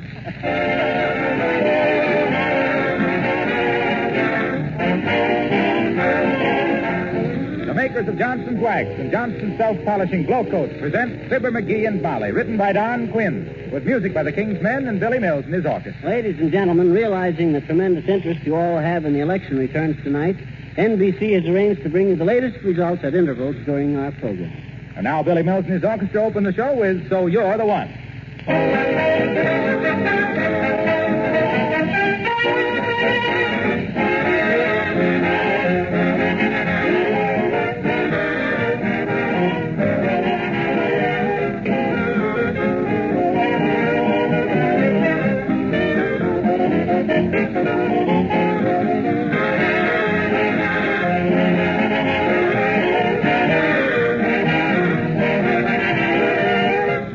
When you walk on wax, you save your floors. You've heard me say this before, but I like to repeat it because it illustrates so clearly the protection offered by genuine Johnson's Wax. The reason why this famous floor wax saves work and saves money throughout the year. When you apply a coat of Johnson's Wax to your floors, you're protecting them with a tough, invisible wax shield. A shield that guards the finish against scratches, scars, and dirt. Of course, that's only half the Johnson Wax story, because floors that are regularly Johnson Wax become more beautiful with every application. They have that rich, mellow glow so much desired by better housekeepers. Add to this the 100 extra uses for genuine Johnson's Wax, for furniture, woodwork, leather goods, and you understand why it is in so many homes everywhere. You can buy genuine Johnson's Wax in the familiar paste or liquid form, and in the new cream wax, especially formulated for furniture and woodwork. Try some tomorrow.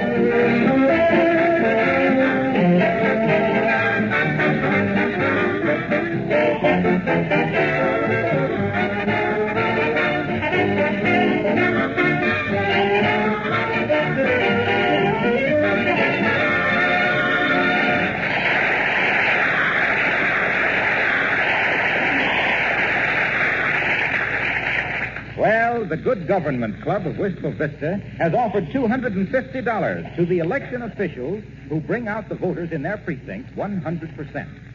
And here, presiding at the polling place, which also happens to be their home at 79 Wistful Vista, we find those two eager officials, Fibber McGee and Molly.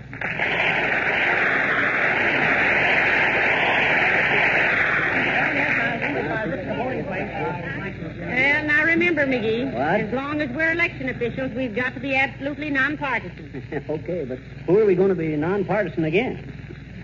Excuse me, please, President Cupie. I'd like to vote. Why, hello, Mr. DePopulis. Your name, please, Nick. Nicholas Agatakis Prometheus G. DePopulis. Oh. What's the G stand for? Junior. Then you got the same name as your old man. Oh, no. Papa's name is being Nicholas Agatakis Prometheus C. DePopulis. Oh. What's the C for? Senior. Okay, let it go. Here's your ballot, Nick. Mark it in the other room, then fold it and put it in this little box right here. Ugly duckly, kidder. But if I'd only known it was this much trouble to elect the President of the United States, it's certainly worth it, isn't it?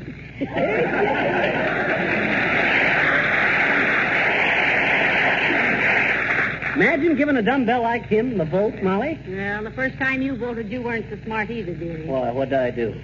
You took a ruler and a pair of scissors with you. What? You said as long as you were going to split your ticket, you wanted it to look neat. That was before I knew how... I'll get it. Okay. Hello? Yes. 13th Precinct, polling place. Judge McGee speaking. No, we ain't allowed to give out any information. No, we don't know how the voting is going for any candidate. No. Oh, well, you'll just have to wait for the morning press, I guess. Yeah. Okay, Mr. Gallup.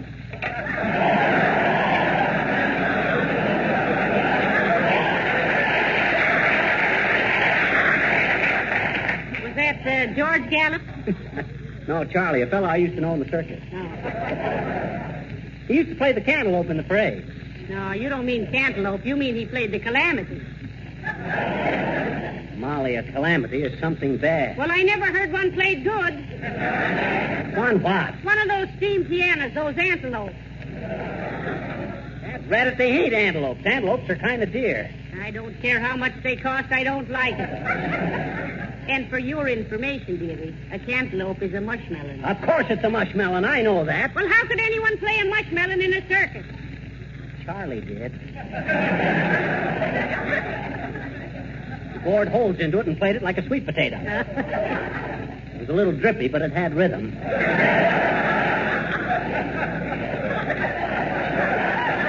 Never forget one time we played Mishawaka, Indiana, and Charlie couldn't find a cantaloupe for love nor money. Had to use a persimmon. Yeah, he played the parade all right, but his face was so puckered up he couldn't get near nobody for 3 weeks. Everybody thought he was going to kiss them.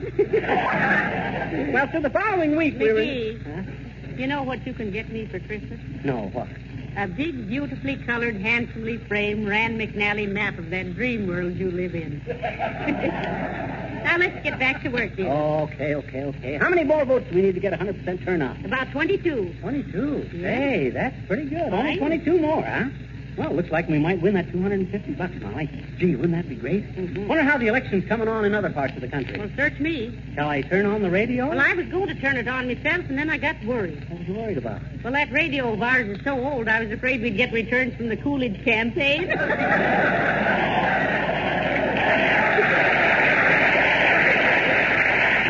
Well, let's try it. I'll get the NBC newsroom in New York. Quiet in the polling place, please. We're going to get some election returns. Here are the last-minute election returns. Roosevelt has taken an early lead in the presidential election on the basis of incomplete returns which have now come in from the South, the East, and a part of the Midwest. The NBC Election Totalizer Board here in New York now shows these figures. Roosevelt, 2,605,000. Wilkie, 2,037,000. This represents approximately 9% of the total votes cast today. Roosevelt is holding a narrow lead in the important states of Ohio, Indiana, Pennsylvania, and Illinois, and also in Connecticut. Returns from New York, which represents 47 electoral votes, are just beginning to come in. And here are bulletins from various states as they're coming into the NBC newsroom. New York, the first election district reporting tonight of 804 in Bronx County, home of Democratic National Chairman Edward Flynn.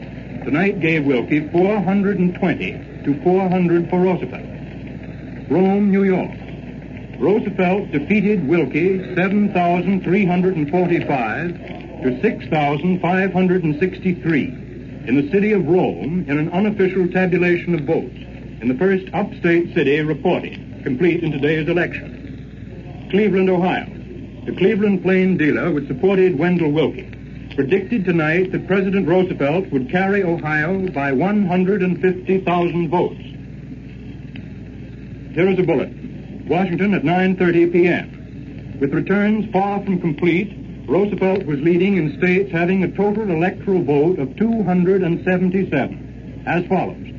Alabama, Arkansas, Connecticut, Florida, Georgia, Illinois, Indiana, Kentucky, Louisiana, Maryland, Massachusetts, Mississippi, North Dakota, New Hampshire, New Mexico, North Carolina, Oklahoma, Pennsylvania, South Carolina, Tennessee, Texas, Virginia, and West Virginia.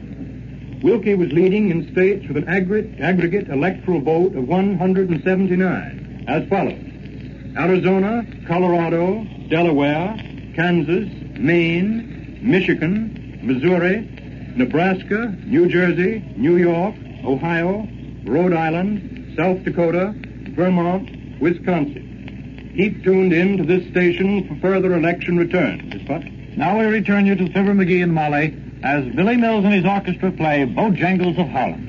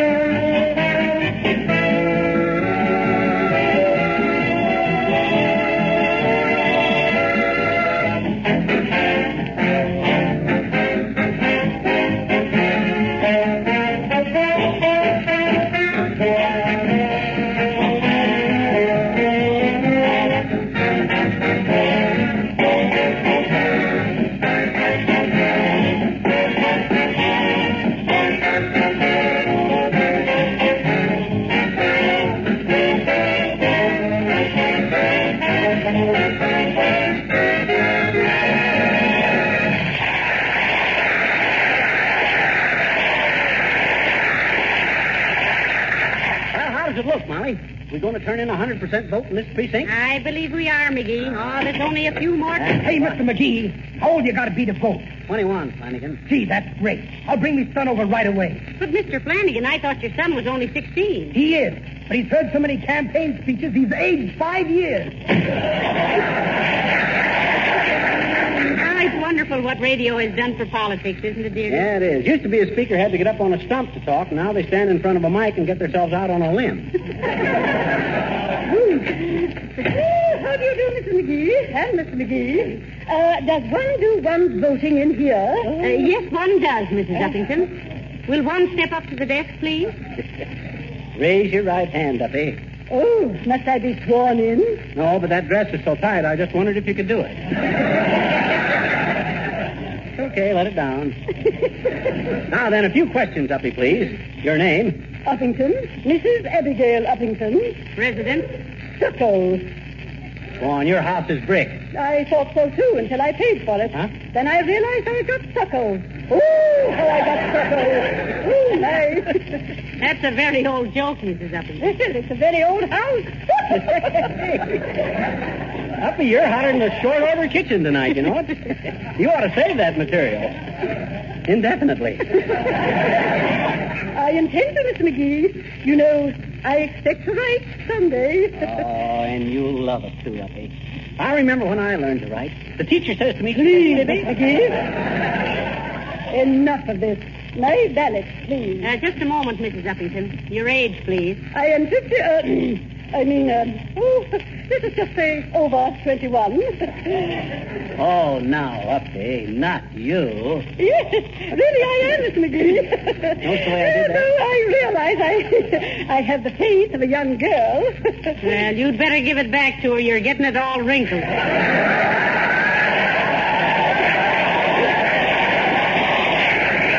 Well, really, now, my ballot, please, and where do I vote? Oh, here you are, Uppy, and just go through that door there, Uppy. You'll find the place... No, not that door.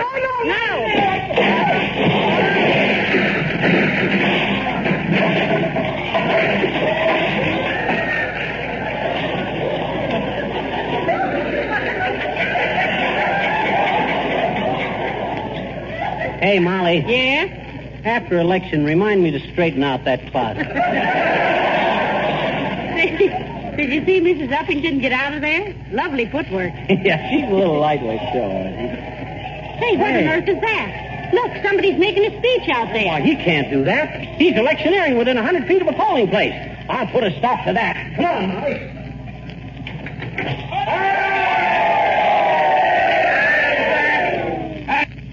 Hey, my friends, the Johnson self-polishing glow coat, the people's choice, should be elected to office. And not only to the office, but to the home.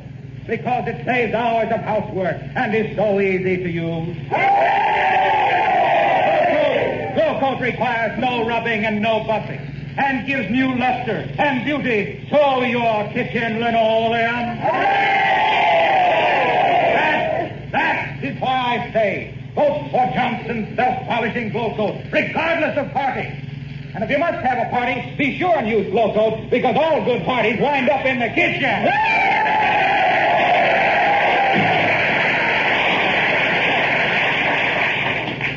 I think I'm going to start carrying smelling salts with me, Molly. What for? Someday Wilcox is going to forget that tricky stuff and simply say, folks, now I'm going to talk about Johnson's glow coat. And when he does that, I'll think. Never mind that, McGee. If we want to win that prize, we better get some of these voters in here. Yeah. Why don't you call some of them up? Hey, that's a great idea, Molly. Give me the phone, thanks. Thanks. Hello, operator. Give me the Oh, is that you, Mert?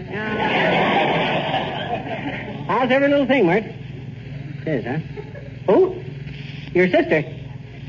Chopped off her what? Oh, heavenly days, McGee. What happened? Mert's sister was singing the old Oaken Bucket at the radio station, and they chopped off 8 bars off her chorus.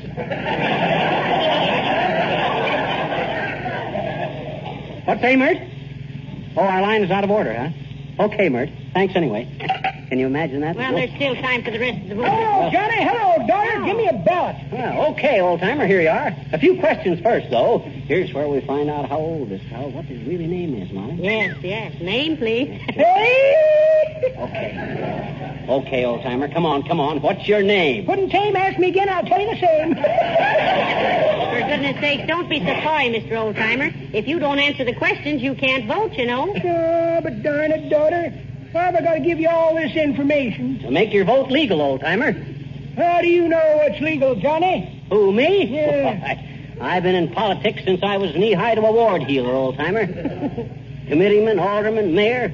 Why, when I was prosecuting attorney, lawyers from all over the country used to say my pleas to the jury were the prettiest they ever heard. Pretty Please McGee, I was no doubt. Pretty Please McGee, proclaimed by press and public the peerless prosecutor of pilfering pickpockets, political parasites, and perfidious persons performing petty peccadillos, putting prison pajamas on poker players preying on poor punks with peculiar pasteboards and purloining property with prestidigitation, pleading with passion and pathos for poor people in pretty pickles, a peppy personality with a capital P, but here's more returns from NBC. Incomplete election returns are now available from 40 of the 48 states. And on a basis of these incomplete returns, President Roosevelt is leading Wendell Willkie in both the popular and the indicated electoral vote. States having 277 electoral votes are leaning toward Roosevelt. Willkie is holding a lead in states with an aggregate electoral vote of 179. The NBC election chart now shows 2,820,909 for Roosevelt, 2,229,322 for Willkie, with 10% of the total returns in. These are accurate figures based on news services. Manchester, New Hampshire. A neck-and-neck battle for New Hampshire's 4 electoral votes developed tonight as early returns trickled in from scattered communities in the Granite State, which 4 years ago staged the tightest finish in the nation in that presidential race. Returns from 53 of the state's 294 precincts gave President Roosevelt 9,564 votes to 9,312 for Wendell Willkie. Pittsburgh. President Roosevelt held an unofficial lead of 35,968 votes in Pennsylvania tonight, with 332 of the state's 8,100 precincts reported. The vote: Roosevelt 149,460, Willkie 113,492. New York. The first 5 election districts to report from New York County tonight gave Roosevelt 2,080, Willkie 441. Albany, New York. 9 districts out of 212 in Albany County give Roosevelt 3,141, Willkie 975. Minneapolis. Wendell L. Willkie led President Roosevelt in the first returns from Minnesota. The Republican nominee getting 250 votes to Mr. Roosevelt's 170 in one precinct out of 3,696. Des Moines, Iowa. The first 3 precincts to report in Iowa in the presidential race gave Wendell Willkie 1,102 votes to 762 for President Roosevelt. The returns were from Grundy County, which had a Democratic majority in 1936. Keep tuned to this station. Now we return you to Fibber McGee and Molly as the King's Men sing You Can't Tell a Man by His Hat.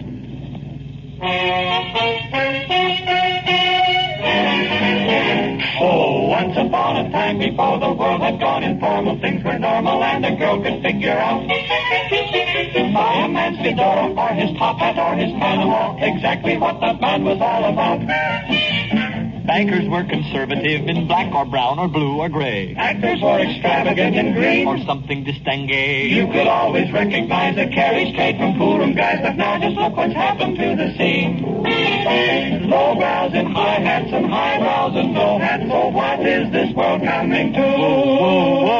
Zulus in earlaps and crooks in police caps. The day of discretion is through. There was a time when you could tell a cowboy by his 10-gallon lid. But every dude has got a headpiece now, boy, just like Billy the Kid. Now meanies wear beanies and Bing wears an old thing like something dragged in by the cat. That distinguished beaver may be Jolson's mammy, or next year's version of Uncle Sammy. You can't tell a man by his hat. Escorts and sailors and people in trailers are all wearing toppers and spats. That man in the pink beret may be none other than Wallace Beery or Whistler's mother. You can't tell a man by his hat. Can't tell a man, can't tell a man, can't tell a man by the style of his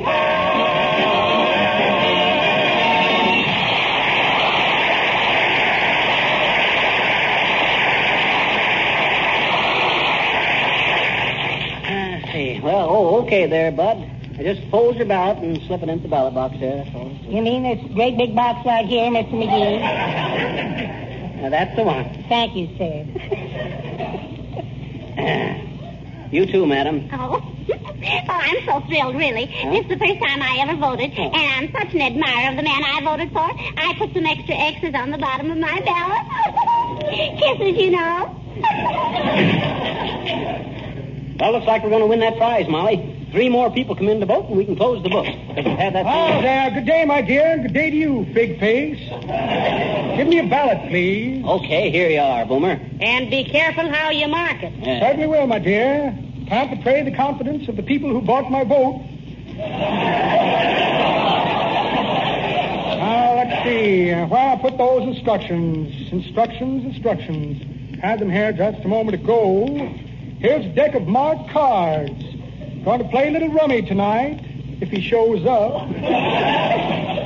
Letter from my dear old father from Vinegar, South Dakota. Says he takes his morning constitutional by walking 50 times around the jail. Yes. Round and round the vinegar jug pop goes. The weasel. Oh, yes, a couple of badly made counterfeit silver dollars. Caused me a great deal of embarrassment. Got a letter from the government telling me I'd have to get the lead out. And a check for short beer. Well, imagine that. No instructions. Well, you'll just have to mark your ballot without them, Mr. Boomer. Right in the other room there. Thank you, my dear. Thank you. Hope there's no objection to my voting twice in each square. Never could resist a chance for a double cross.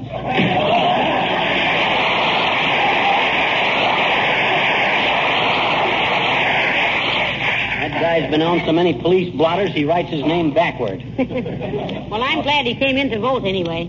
Only 2 more and we've won $250. Only 2 more, Molly. I'll bet we're the only precinct in the United States that voted 100%. I lived in one once that voted 425%. It was a wet neighborhood, and we had a bunch of floaters.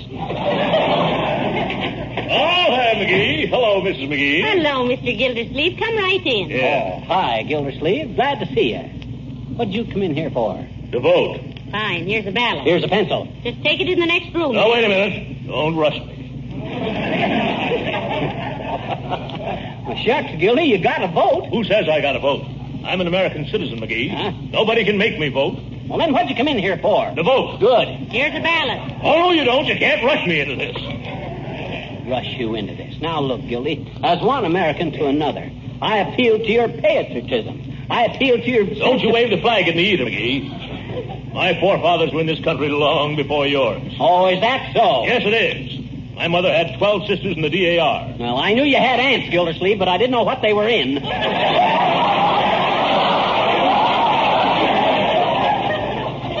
You're a hard man, McGee.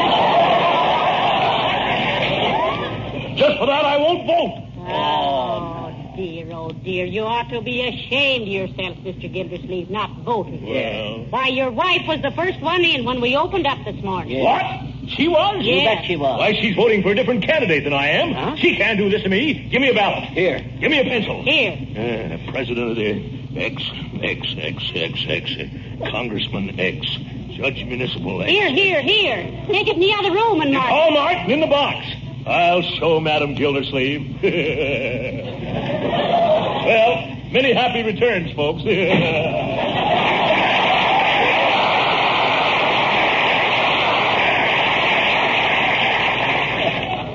Many happy returns. Of all the corny... Oh, heavenly days, McGee. Look. Huh? Look what time it is. We have to close the polls in exactly 2 minutes. Oh, but we can't. There's still one voter that ain't come in. Nevertheless, we'll have to close. We've got to keep it legal, you know. Oh, but he can't do that to us. He's cheating us out of $250. Oh, come on, Bud. Whoever you are. That ratted luck. If he don't show up within 2 minutes, we're... Say. Good evening to the both of you. And a very good evening to you, sir. Hurry, McGee. Here you are, Bud. We'll just skip the questions. You only got a minute to make out your ballot. With what? Your ballot. Don't stand there and argue. Hurry up. The voting booth is in the other room. We'll check your registration afterwards. I'm not here to vote, McCusker. Huh? I'm from the City Hall. Come to take your ballot box. Oh, dear. The polls are closed. Good night to you.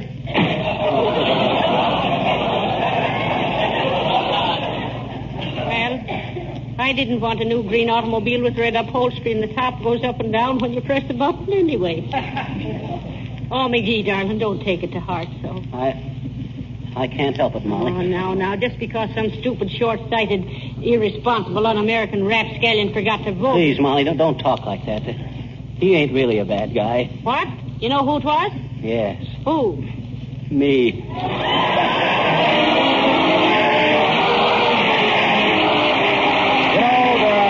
Who have a small talent for one thing or another, painting or music or even amateur theatricals. We might occasionally do something that seems brilliant, but the next effort might be very ordinary. And that marks the main difference between talent and genius. For with the artist who has genius, every effort is brilliant and surefire. It's that way in business, too. Some products are here today, gone tomorrow, whereas others are so consistent in quality and service that they become accepted as household standards. The many products of S.C. Johnson & Son Incorporated, makers of Johnson's Wax, are surely in this category. For more than 50 years, they have been giving unfailing satisfaction. When you think of polishes, think of genuine Johnson's Wax in the familiar paste or liquid form for floors, and the new cream wax for furniture, or Johnson's self-polishing Glow Coat for linoleum, Johnson's Shine Up Silver Polish, and Johnson's Car New for your car. Let's go to the Bijou Theater, McGee. Huh? They're giving election returns during the show. Oh, just like us, huh? Exactly. That's why I wanted to go. What you mean? What's there? Election returns and no time for comedy. Oh. Good night. Good night, all.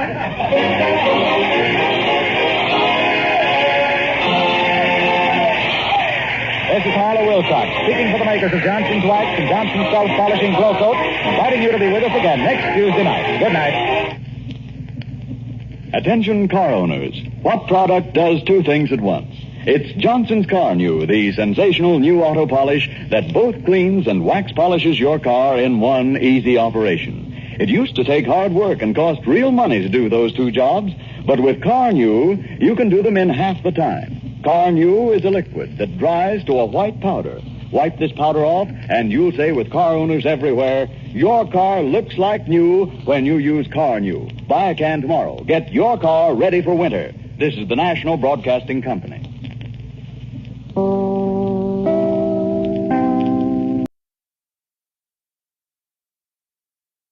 Is the BPR, Windsor, Vermont. And now, the Hall of Fantasy. Welcome to the Hall of Fantasy. Welcome to the series of radio dramas dedicated to the supernatural, the unusual, and the unknown. Come with me, my friends. We shall descend to the world of the unknown and forbidden, down to the depths where the veil of time is lifted, and the supernatural reigns as king. Come with me and listen to the tale of the return from death. You mean that you can bring him back to life? I know I can. There, everything's ready. Will you step back, David? Of course. Now to turn on the machine. You will see for yourself what I mean. Now to induce the charge.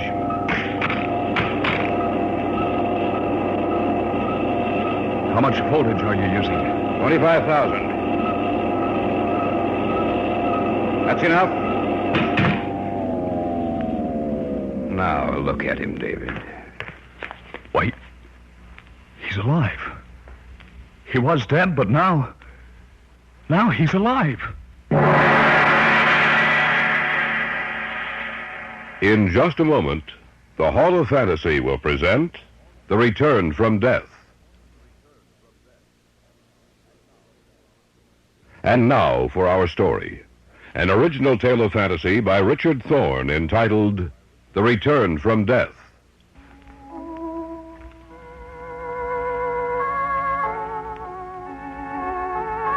Dr. Jason Sinclair was a brilliant man. He was one of my instructors at medical school. He gave of his knowledge freely, creating in the students a desire to learn, imparting some of his own enthusiasm for his subject into the minds of his students. I always looked forward to his classes. After I received my degree, I lost track of him for several years. But one evening when I was ready to leave the research center... Hello? May I speak to David Cummings? Speaking. David, this is Jason Sinclair. Dr. Sinclair, it's good to hear from you. I was wondering if you'd remember me. Of course I would. All of us who studied under you owe you more than we can ever repay. What are you doing this evening?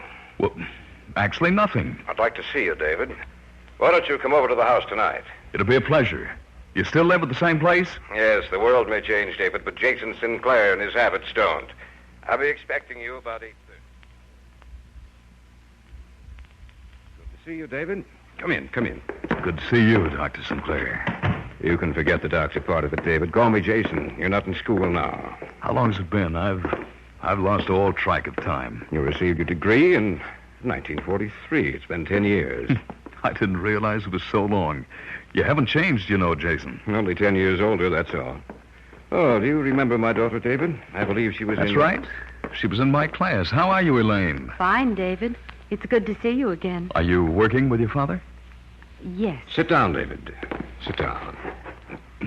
Can I pour you a drink? Not right now, thanks. Are you still with the college, Jason? No, I left there some time ago. Oh, really? How come? I wanted to devote more time to research. I see. David, are you happy with your present position?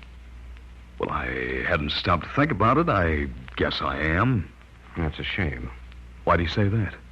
I was wondering if you'd like to work with me. I don't know. I hope you'll forgive me for hesitating, Jason, but I've been with Associated Chemical for several years. I understand, David. It's only natural that you'd hesitate. Why, of course. Dad doesn't want to push you into this, David. You're perfectly free not to accept. Of course, I would like to have you with me. I can guarantee you more than you're getting now. Well, that's a pretty good inducement. I'd like to work with you, David. I'm sure you'll find it interesting. What are you working on, Jason? Come, I'll take you downstairs, and you can see for yourself.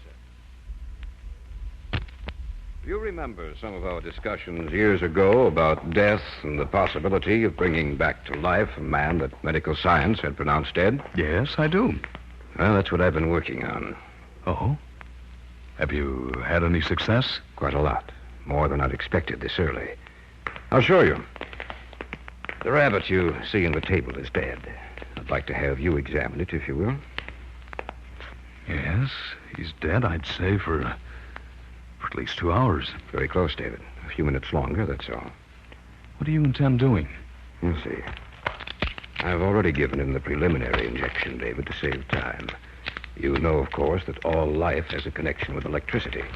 We think we send out small charges of electricity along the nerve network, which in turn activates our muscles. You mean that you can bring him back to life? I know I can. There, everything's ready. Will you step back, David? Of course. Now to turn on the machine.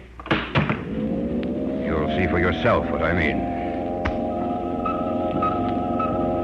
Now to induce the charge. How much voltage are you using? 25,000. That's enough. Now look at him, David. What? He's alive. This animal's alive. Yes, David. But there's something strange about him. How do you mean? I don't know. I can't explain it. You're imagining it, David. You saw him dead, now you see him alive. The sight is foreign to your mind. Perhaps. I've learned the secret, David. Now we can restore to the living those who have passed into the realm of death.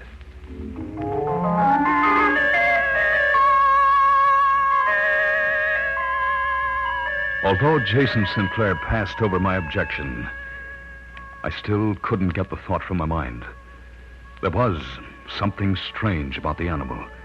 Something seemed to be missing. We went back upstairs. Jason left the room to get the papers he'd written explaining the various steps he'd taken in his experiments. I was left alone with Elaine. Did you see it? Yes. It's amazing. Are you going to work with him? I think so. David, I wish you wouldn't. Why not? Did you notice the rabbit after he returned it back to life? Yes. David, didn't it look foreign to you, as if something were missing? I noticed something, but I couldn't put my finger on it. That's what I mean. David, I don't think you should do it. I don't see why. Elaine, think what a boon this will be to the world. Will it, David? Well, of course. I'm not too sure about that. Elaine, you, of all people, should have faith in your father. I don't, though, David. Why not? Because I don't believe that once an animal is dead, it should be returned to life. It should remain dead. Because when it dies, its spirit dies with it. And when Dad brings these creatures back, the animal lives, true enough. But, David, it's like an automaton. The body may live, but the thing which gave it personality is dead. I'm still going to work with him, Elaine. Do you know what you're getting into? Dad is a precisionist. He'll experiment and experiment until finally he'll want to try it on a man. And where is that man going to come from, David? Where is he going to come from?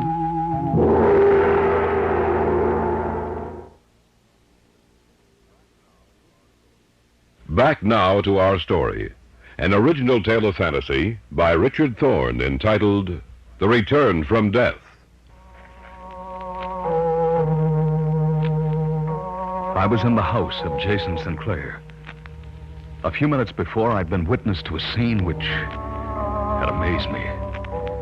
As I saw it, I made up my mind to work with Jason. We went back upstairs, and when Jason left the room, his daughter tried to dissuade me from my decision. I'm serious, David. Where is he going to come from? I don't know. Then you're going to go through with it. Yes. I warned you, David. Remember that. Here are the papers, David. Oh, thank you. Look them over. They contain all the notes I've made on the experiment. I will, Jason. Are you going to work with me? Yes. Good. You'll have to give the organization for which you're working now at least 2 weeks' notice. Of course. If you like, you can live here with us. Do you have any relatives, David? No. Glad to hear that. I'll see you in 2 weeks.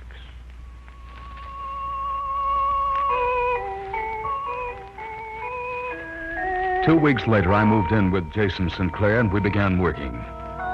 We conducted experiments, making a few changes, altering the content of the preparatory injection, resetting the amount of voltage required, progressing from the lower stages of animal life ever higher. And then one night, he told me what he intended doing next. David, have you heard of Terry Whalen? Whalen? Oh, yes. He's going to die next week for the murder of that old man. That's right. We're going down to the prison tomorrow to see him. Why, Dad? Whalen has no relatives, no one to bury him after his death except for the state. What do you mean? I believe we can have access to his body after he's executed. You mean you intend using him as a subject? That's correct. But if we're successful, Jason, won't it be dangerous to return a killer back to life? Not if we watch him. Not if we can destroy his urge to kill. Dad, I don't think you should do it. He's a dangerous man. Nonsense, Elaine. We'll increase the amount of voltage, David. Enough to destroy that part of his brain which motivates his desire to kill. Perhaps he'll completely change. Use someone else, Dad, not Terry Whalen. Where would I get someone else, Elaine?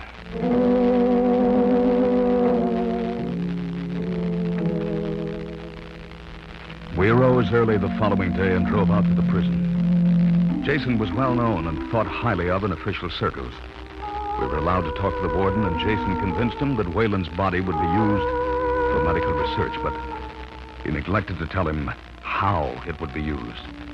Then we were allowed to talk to Whalen. Just a few minutes, Dr. Sinclair. I understand. Who are you? My name is Jason Sinclair, Mr. Whalen. What do you want? Talk to you. So talk? You're to be executed next week, Mr. Whalen. Look, if you come here just to tell me that, I got a surprise for you. I already know it. I'm a doctor, Terry. We'd like to use you as the subject of an experiment. Sure, go right ahead. Not now, Terry, after you've been executed. Ah, what do you mean? Where are you from? You from one of those medical colleges? Listen, I don't go for that stuff. No, sir, if that's what you're here Terry. for, I propose to bring you back to life. You mean after I'm dead? That's right. You're crazy. You sound like you've been in stir too long. I'm serious. We can do it.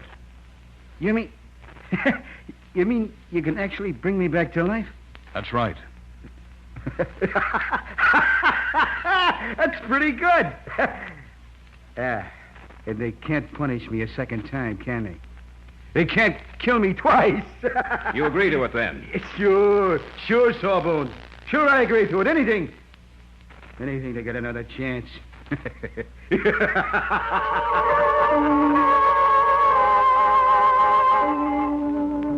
Jason made arrangements for an ambulance to pick up Whalen's body a short time after the execution. That night, the night Whalen settled his debt with the state, a storm broke. We stayed at the house and waited. The ambulance was already at the prison, waiting for its passenger. What time is it? Almost 12. I wish you hadn't arranged all this, Dennis. Nonsense, Elaine. Well, that is 12 o'clock. The time is to die. It should only take them 3 hours, even in this storm, to get back here, Jason. That's right. When they do, David, they'll have Whalen with them.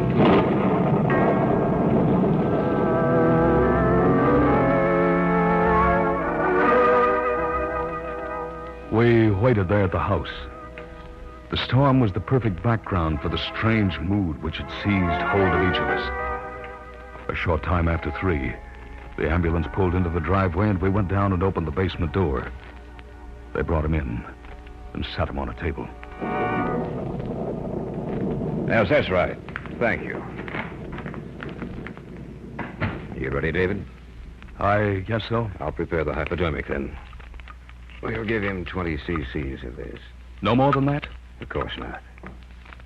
There. That does it. Now, help me attach the wires. Dealing with death has always frightened me. It's foolish, my boy. As a scientist, you should never allow yourself to be subjective about things. You must be completely objective. There. I believe that'll do it. Dr. Sinclair. Anything wrong, David? Maybe we ought not go through with this. You can't turn back now? No, I suppose not. Shall we begin? Switch it on. It has a pleasant sound, hasn't it, David?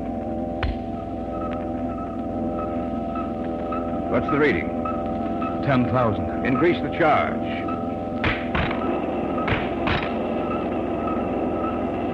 The reading? 15,000. 20,000. 23,000. 24,000. 25,000. Shall we stop? No. You must destroy his desire to kill. 26,000.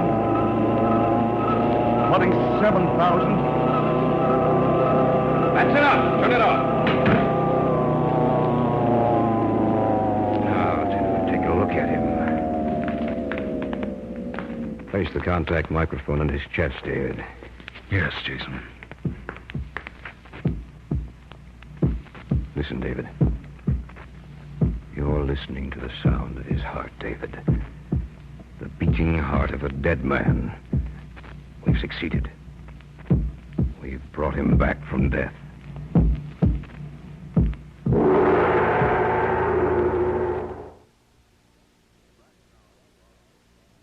Back now to our story. An original tale of fantasy by Richard Thorne entitled The Return from Death.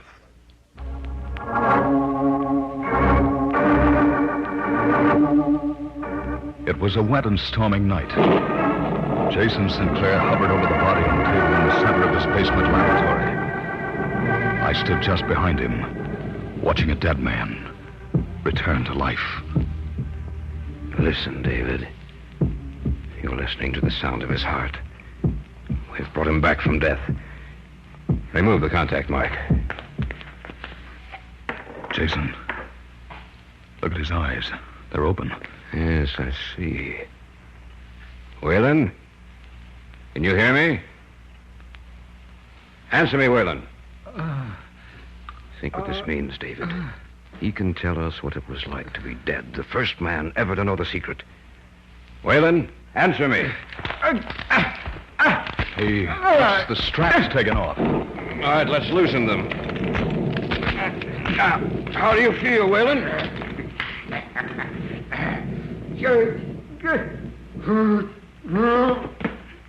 Look out, Jason. He's getting off the table. Nothing to be afraid of, David. He didn't limp before, did he? No. Some of the motor section of the brain must have been damaged.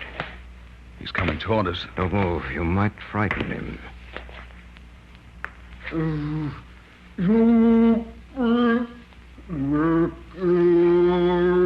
Look at his eyes, Jason. They're not human. Go ahead, David. He's trying to say something. I can't understand you, Whalen. What are you trying to say? He's patting you on the back. Trying to thank me, no doubt. All right, that's enough, Whalen. I understand you appreciate... Take his hand away from my throat, David. That's enough, Whalen. Look out, David. I see him. You knocked him out. Yes. You shouldn't have done that. Are you serious, Jason? I was protecting myself and you, for that matter. He wouldn't have hurt me. You didn't seem to think that when he had his fingers around your throat. Well, I admit that I was frightened. All right. What have we got? Of coherent speech. Look at him, Jason. Why? Is there anything wrong? I don't know. But looking at his face now, I have the strangest feeling that he's not really a human being anymore. That something's missing. That he's a mad, vicious creation of the devil. You're talking like a fool, David. Perhaps you're tired. I know I am. He can't get out of here. We'll lock the doors and the windows are barred. Let's go upstairs. All right, Jason. But remember what I said.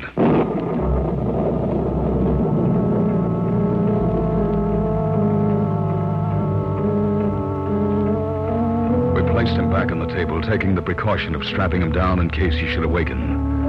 Then Jason locked the doors and took the keys with him. We went upstairs.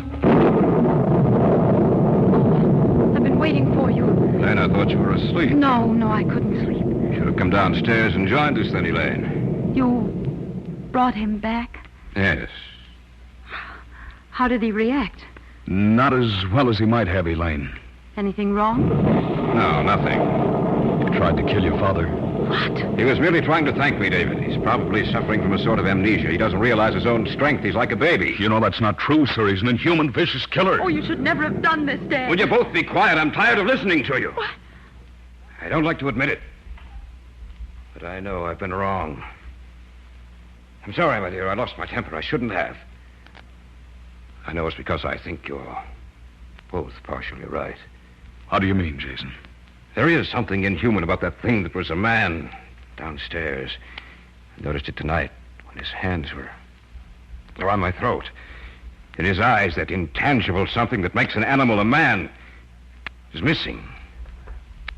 In its place, I see the eyes of a madman with no soul. Oh, what are we going to do? I don't know. Maybe we haven't failed, sir.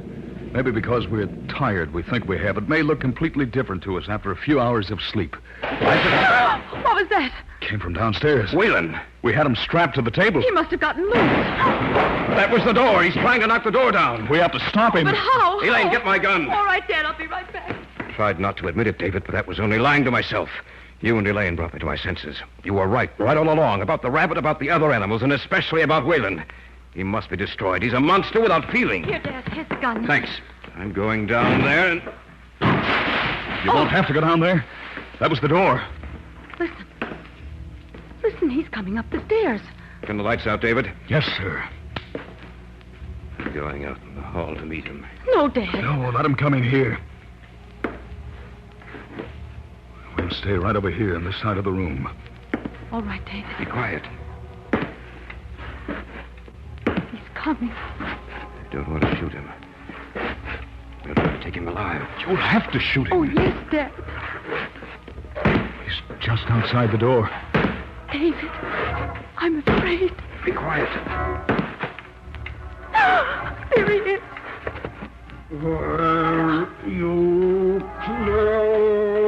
He's searching for me. Shh, be quiet. He's looking this way.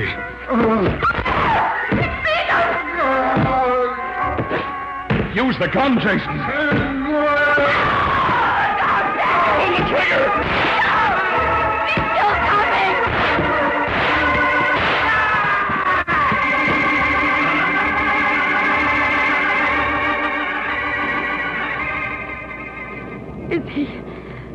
Is he dead?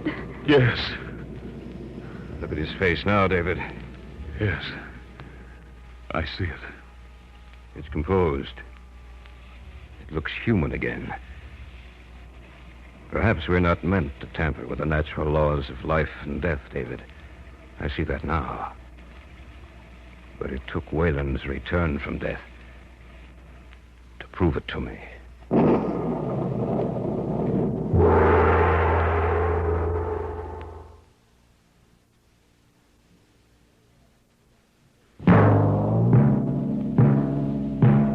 So runs tonight's tale of the unusual, the terrifying, the unknown. Join us again when next we journey down the corridors of the Hall of Fantasy to hear another strange tale of the supernatural. All characters and events portrayed in these programs are fictional, and any similarity to actual events or persons, living or dead, is purely coincidental.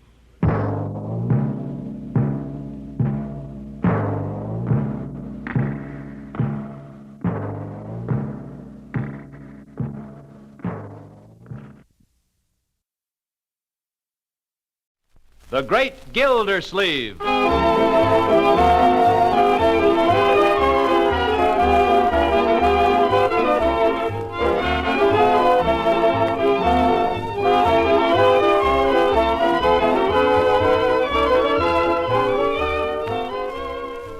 A special rebroadcast for all you soldiers, sailors, and Marines of the United Nations. Listen to another amazing episode in the life of the Great Gildersleeve.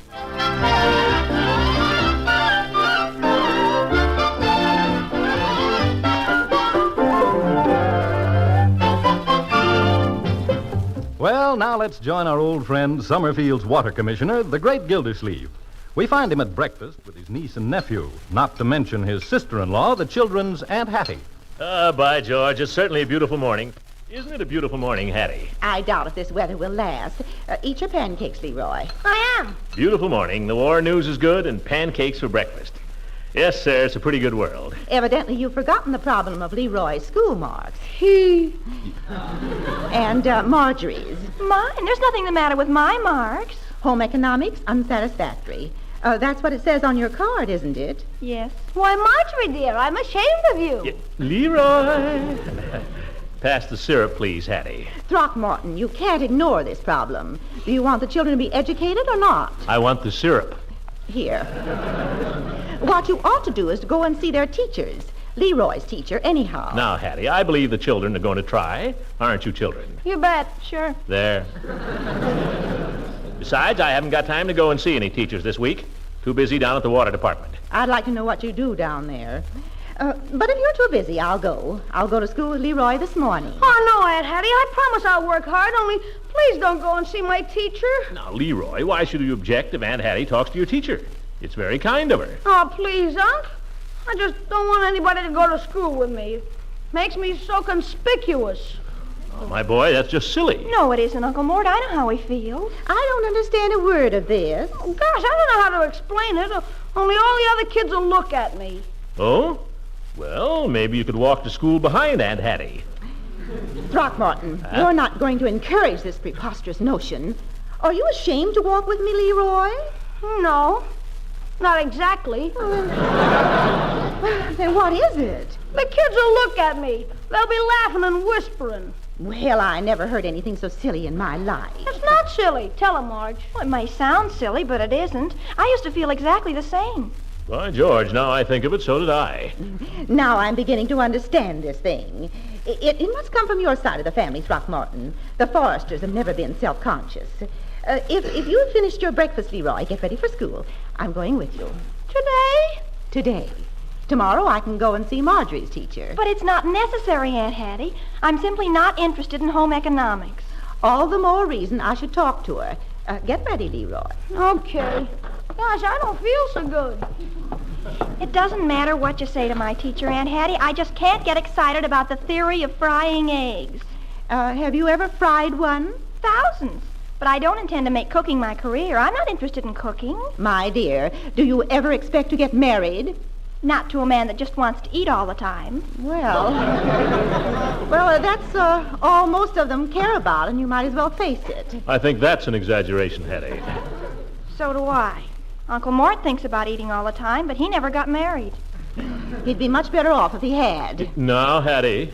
Bertie, any more pancakes out there? Coming up, Mr. Gilsleeve. How does it happen Bertie isn't married when she's such a wonderful cook? Bertie has had plenty of chances. Don't go putting ideas in her head. Any more customers for pancakes? How about you, Miss Forster? Oh, no, thank you, Bertie. Delicious, but no, thank you. None for me either, thank you, Bertie.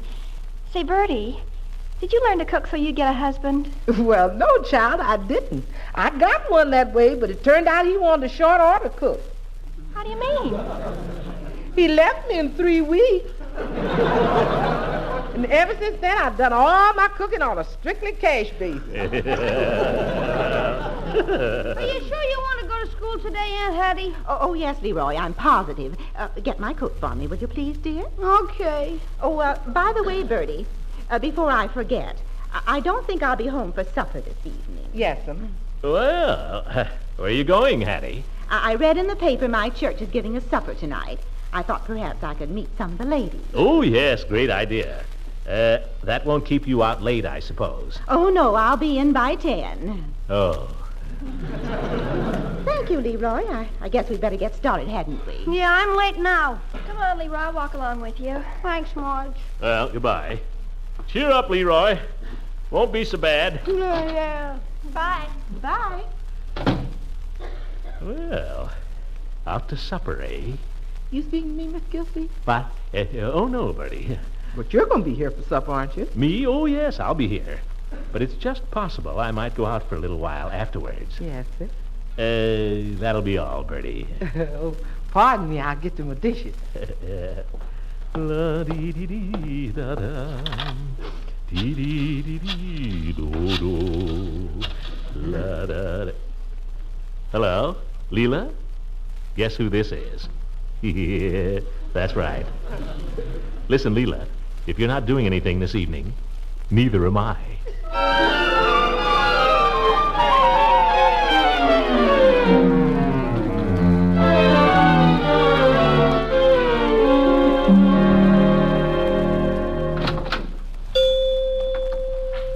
Well, hello, Mr. Gildersleeve. What can I do for you this morning? Just give me enough cigars to get me through the day, Peavy. Yeah, that could be quite a lot of cigars. If I can let you have 3. All right, give me 3. Here's the half. There's Yeah, I know. There's the tax. Thank you, Mr. Gildersleeve. Well, here's Judge Hooker. Good morning, Judge. Morning, Phoebe. How are you, Gildersleeve? You look a little peaked. Never felt better in my life, Horace. I could swear that you've lost a little weight. On the contrary, I've gained half an inch around the waist in the last 10 days. How did you find that out, Mr. Gildersleeve? Or do you keep track? Well, not ordinarily. My sister-in-law's been making me a sweater. Oh, so she started that. She'll be picking out your ties next. I don't know what you're talking about, Horace. Gildersleeve's quite a family man now, Peavy. Family life beginning to get you down, Throckmorton. My situation is ideal, Judge. All the advantages of domesticity, and yet I'm as free as the air. It hardly seems possible. No, it isn't. Poor Gildy's got a she-tiger living with him, from what I hear. She makes him get up at the crack of dawn, go to bed at sundown, beats his children, acts mean to his cook. She does nothing of the sort, Horace. She's a nice, kind-hearted woman. She's doing the kids a lot of good. You're full of sour grapes. That's what's the matter with you. Have it your own way, Gildy. Well, I'll leave it to our friend Peavy here. You met my sister-in-law, Peavy, when she was in to get that liver extract for the children. What did you think of her? What did I think of her? Yeah. What did I think of her? Yes. A very pleasant woman. Did you see her only the once, Peavy? No, she's been in several times. The first time was for the liver extract. Then she came in by herself another time for some stationery. She took the medium grade. Another time she bought some peppermint drops, and then she came in once... I'm not interested in her sales chart, Peavy. No, what about her personality? Very pleasant woman. You're a great witness, Peavy. Let me have some cigars, will you? I can't spend all day here. How many, Judge? 6 will be enough. 6 it is. Here, help yourself. Hey, you only let me have 3 and he gets 6, Peavy. Are you running a black market here? Oh, no, Mr. Gildersleeve. I buy 'em by the box and let Peavy keep 'em, Throckmorton. They stay fresher that way. Well, it sounds like hoarding to me. Entirely different. By the way, Peavy, let me have a box of those peppermint drops in case I should go out calling this evening. Peppermint drops. Here you are, Judge. Put it on the bill. If you please. Well, Gildy, going downtown? Yes, Judge. But if you're thinking of calling on Leela Ransom this evening, you better think again, because I've signed her up. You have? Why, she told me Hattie wouldn't let you out of the house. Well, this is my night off. Better leave those peppermints here, Judge. They'll stay fresher that way. You mind your own business. If I have to, I'll eat 'em myself. Cheer up, Horace. When I die, I'll leave you all my old girls. Oh.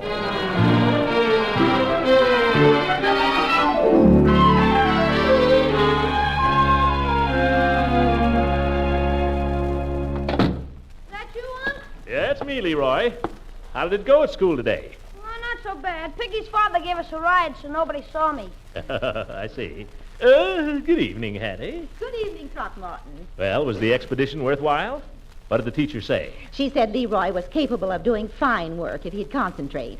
So I'm going to see that he concentrates. Well, that's good. Then I talked to his principal, too. Oh? She's a wonderful woman, Throckmorton. A wonderful woman. Oh, yes, Eve's all right. I understand you're very good friends. Well, in a way, I almost married her once. What? That's right, Aunt Hattie. They were on the verge, and then they... Oh, what a terrible mistake. Well, I got out of it, so there's nothing to worry about. You don't understand me, Throckmorton. If you ask me, the mistake was the other way. Huh? What was it that broke off your engagement, Throckmorton? Now, Hattie, let's not break up the past. Well, whatever it was, I'm sure it's not too late. I've invited Miss Goodwin to dinner tonight. To dinner? I thought you were going to a church supper. I decided not to go tonight. Oh, this'll be awful. Now, Throckmorton, it won't be difficult. These old wounds heal. Confound it, I haven't got any old wounds. It just so happens I was going out this evening. I'm sorry, Throckmorton, but that'll be impossible. I told her especially you'd want to talk to her about Leroy. But I'm going out with Leela Ransom, and we're not going to talk about Leroy. Perhaps when you see Miss Goodwin, you won't want to talk about Leroy either. Gosh, doesn't anybody want to talk about me? Leave the room, Leroy. Okay. What am I going to do, Hattie? Ask Leela over here? I just can't drop it. Well, if you have to. That'll be terrible. She and Eve Goodwin don't get along. Now, don't worry about it. I'll fix everything. You can talk to Miss Goodwin, and I'll entertain Mrs. Ransom. It'll be a lovely evening. Yeah, it'll be a lovely mess.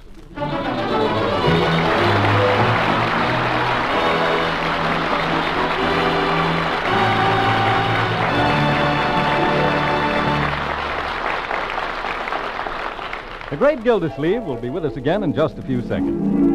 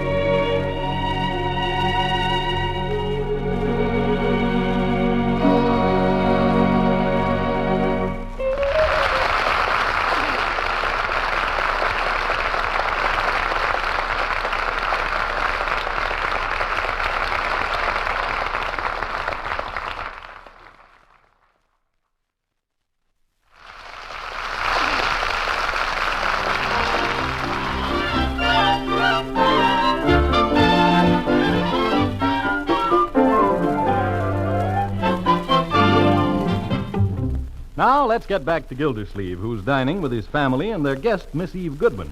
Despite the efforts of Aunt Hattie, the conversation at the table has lagged a little somehow. Leroy has made a few attempts to keep the ball rolling, but after being silenced repeatedly by his uncle, he has subsided and now devotes his attention to laying out the pits of his canned cherries in a pattern round his plate. Leroy. Yes? No, Huh? we don't do that. Do what? We don't play with our pits at the table. What will Miss Goodwin think? Just fold your hands, Leroy. Miss Goodwin. Yes? Throckmorton tells me that you and he have been quite good friends for some time. Yes, Hattie, we have, haven't we, Throckmorton? Oh, yes. Oh, I think it's so nice when people are good friends. Yes, you see, Throckmorton is a member of the school board. We count on him a great deal. Throckmorton tells me it was more than just that. He says that... Wouldn't somebody like some more canned cherries? Eve? No, thank you. Marjorie? No, thanks, Uncle Mort. Can't let them go to waste here. They're 10 points a can or something. Throckmorton tells me, Miss Goodwin, that you and he used to see quite a lot of each other. Well, yes. We used to see a lot of each other, but then we didn't see so much of each other. Huh, Eve? Yes. You know, Throckmorton's been busy. I've been busy. That's right. Busy. I always think it's such a pity when two people who've been really close allow anything to come between them. Now, I was saying to Throckmorton only this morning... Leroy, stop tying knots in your napkin. Who's tying knots? Pardon me, Hattie. Boy was tying knots in his napkin.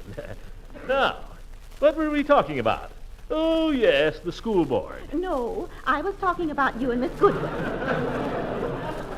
But me, yeah. I was telling Throckmorton, Miss Goodwin, I think that for the sake of the children, as well as for his own sake, it's time he settled down. Don't you agree? Well, really... Say, let's go in the living room, shall we? Yes, we can have Bertie serve our coffee to us in there. I think that would be more fun, don't you? Oh, yes, I think that would be nice. Great. Say good night to your Uncle Leroy and to Miss Goodwin. Now? Oh, Hattie, I think it's a little early. I know what I'm doing, Throckmorton. Yes. Guess you better do as your aunt says, my boy. Oh, for corn's sake. Good night, Miss Goodwin. Good night, Leroy. I'll see you in school. Yeah. Good night, everybody. Good night, my boy.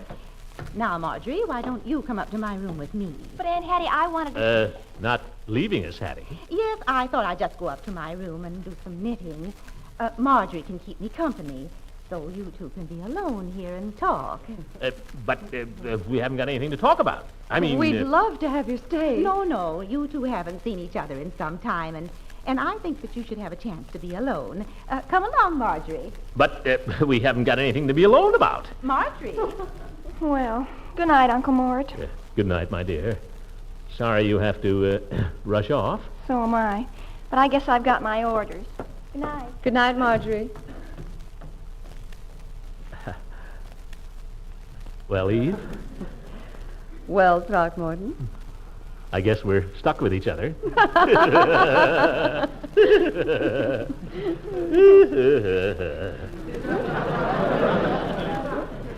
You really mustn't mind Hattie. I don't. Well, I do. I wish she'd mind her own business. Doorbell! I'm coming. By the way, Eve, I didn't get a chance to tell you this before, but there's someone else coming here this evening. Oh, really? How nice. Yeah, I'm afraid it's someone you don't like very much either. If I'd known you were coming, I wouldn't have invited her. Sort of a mix-up all around. I hope you won't... Oh, hello, Leela. Well, hello, Eve, darling. Leela, it's you. Huh? Well, for goodness sakes, I've just been dying to see you. Well, so have I. I was going to call you Oh, out. I've got a million things I want to tell you. How did it come out this afternoon? Well, you'll never guess. You know that terrible old Mr. Fosh, the one with the yellow mustache? Well, he isn't so terrible after all. Wait. When did you two girls get together? Why, Leela and I have been on a committee together, didn't you know? Oh, yes, for weeks. It's for the American Red Cross. Now, let me tell you about old I Mr. was so Fosh. anxious to hear because I knew there was... Thank heaven for the American Red Cross.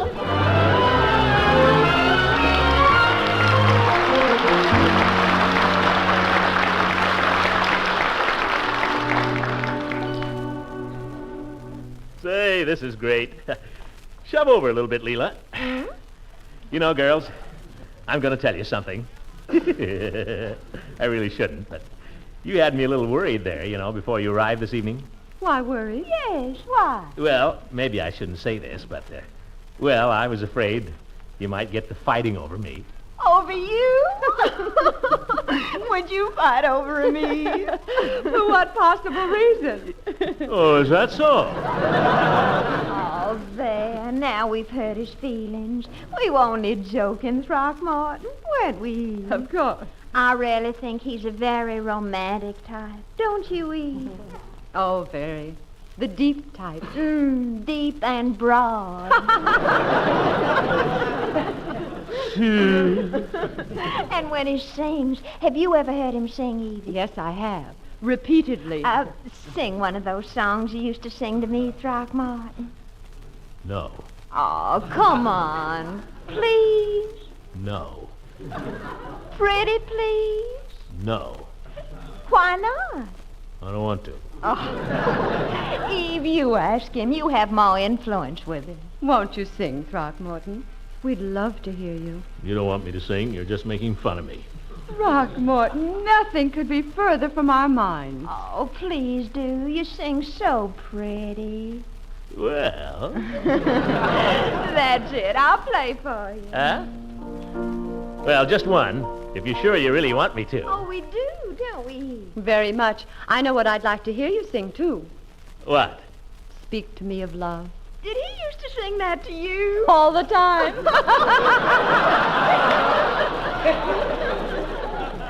Me too. All right, now I won't sing. Oh, now we weren't laughing at you, Throckmorton. We were laughing at each other, weren't we? What else is there to laugh at? There, you see?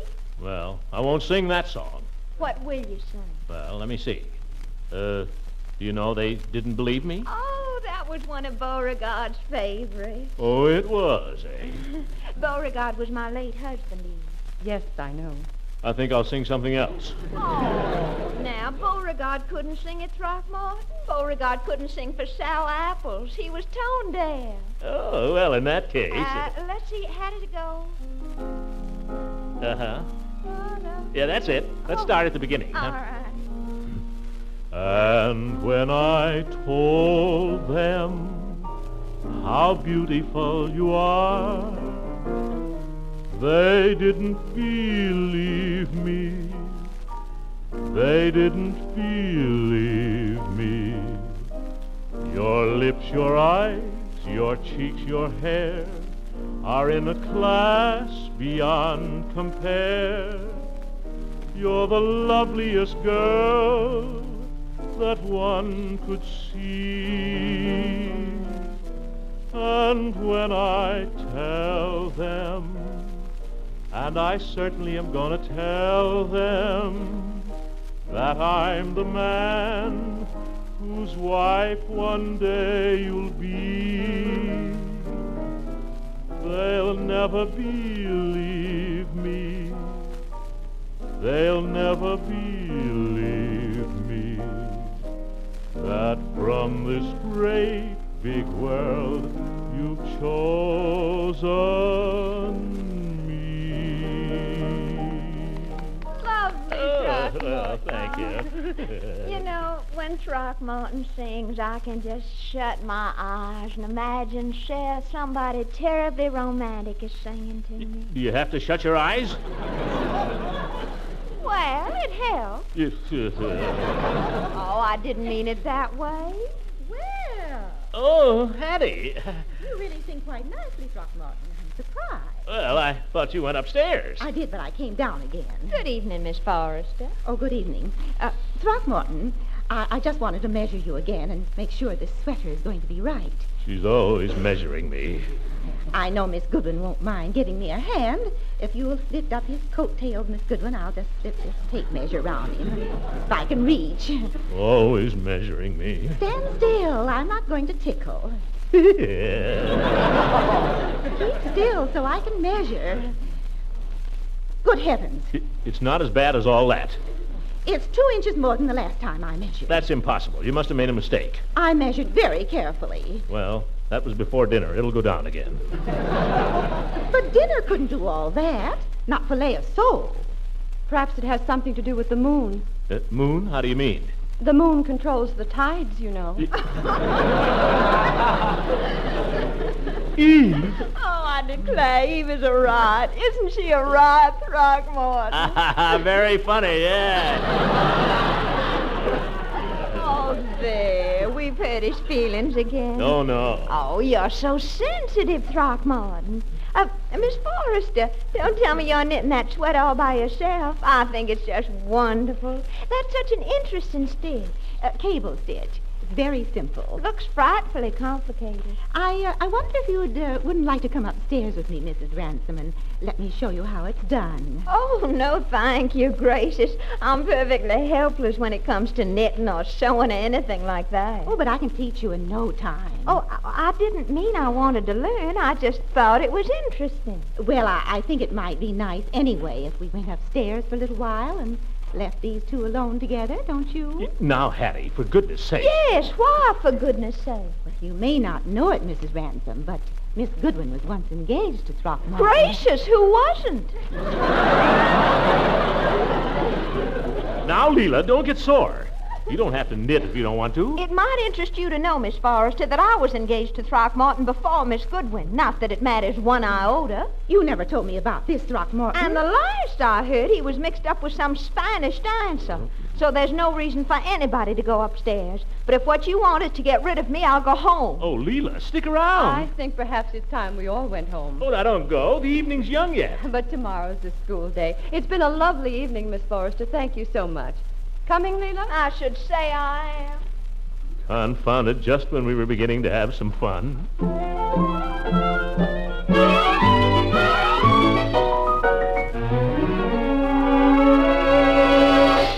No, I won't play a game of cribbage. Very well. In that case, we'll just go up to bed.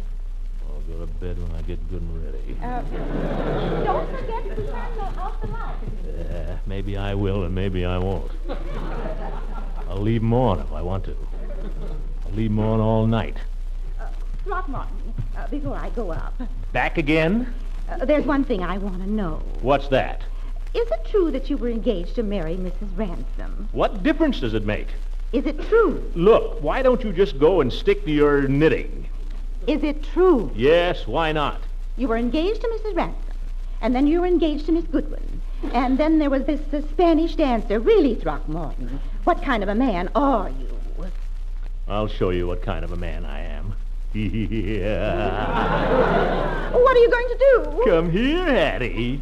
I'm going to give you a great big kiss. No! Yeah.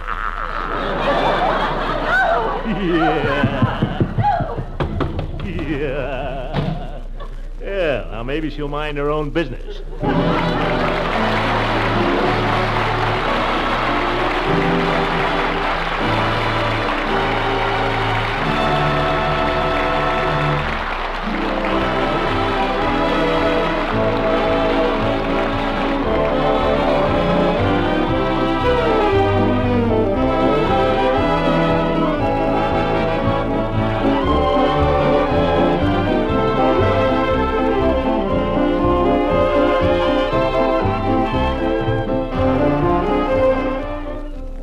Good night, folks.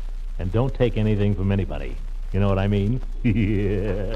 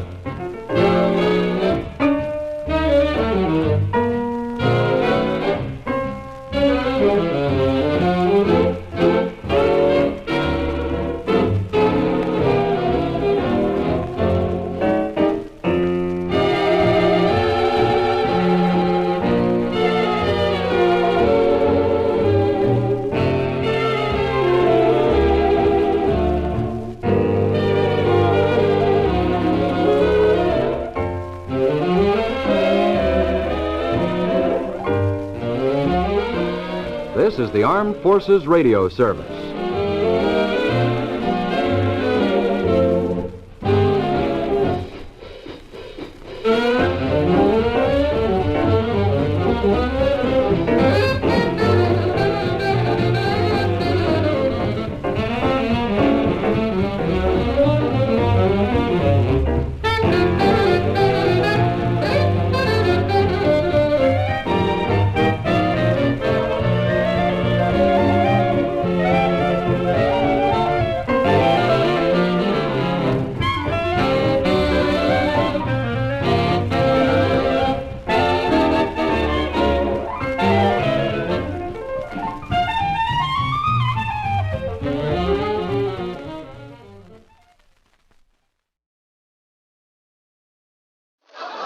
The Johnson Wax Program with Fibber McGee and Molly.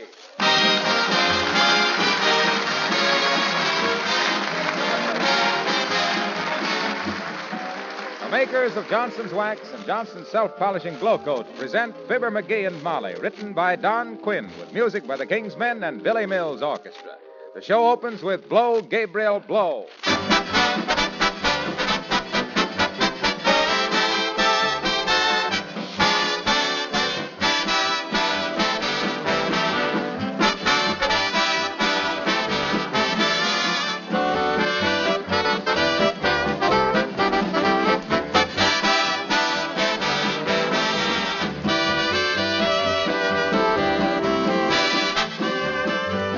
Some people are just naturally more thrifty than others. But most of us, no matter how much we try to save, are wasteful in little things. And don't these little things pile up into big ones?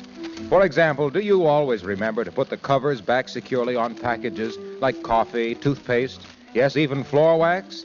Next time you use your can or bottle of Johnson's Wax, remember to put the lid or cover back on tightly. That prevents evaporation and helps keep the wax in best condition. And here's another conservation tip on Johnson's Wax. For best results, use it sparingly in a thin coat and spread it as far as it will go. You don't need a heavy coat to get protection for your floors, furniture, or woodwork, your leather goods, enameled or painted surfaces. A thin coat polished to a hard surface gives not only protection, but rich, mellow beauty.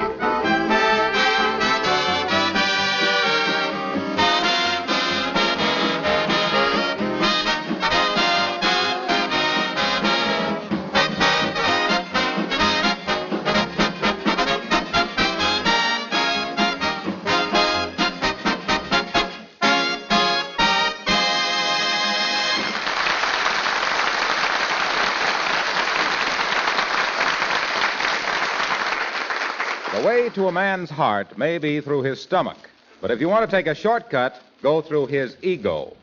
As witness, Mrs. Uppington talking to Fibber McGee and Molly. So what did you tell your nephew, Uppy? I told him to come and see you, Mr. McGee. Oh, fine. That you were just the man to give him some advice on how to get on in the world and to make something of himself. You don't mind? Oh. Mind. Look at him, Abigail. He's as proud and happy as a man who doesn't own a car, can't eat sugar, and hates coffee. You send that boy to me, Uppy. I'll put him straight. Oh, splendid, Mr. McGee, splendid. He's not a bad boy, just at loose ends. What do you mean, loose ends, Abigail? Well, the last I knew, he was a cook in a spaghetti place. Oh, I see. Loose ends. I see what you mean. Well, how's he for the Army and Navy, Uppy? Oh, he's tried many times to enlist, Mr. McGee, but they've always turned him down. Why? Oh, for mere boyish pranks. Forgery, for one thing. Forgery? You call forgery a boyish prank? What's murder to you? Disorderly conduct? Oh, but it was a boyish prank in this case, Mr. McGee. Yeah? He wanted the Army to think he would be a good soldier, so he signed his application, Ulysses S. Grant. Well, I can understand that, Abigail, but why did the Navy refuse him? His reflexes were too good. Too good? Yes. When they tapped him on the knee with that little rubber hammer, he kicked the doctor right in the jaw.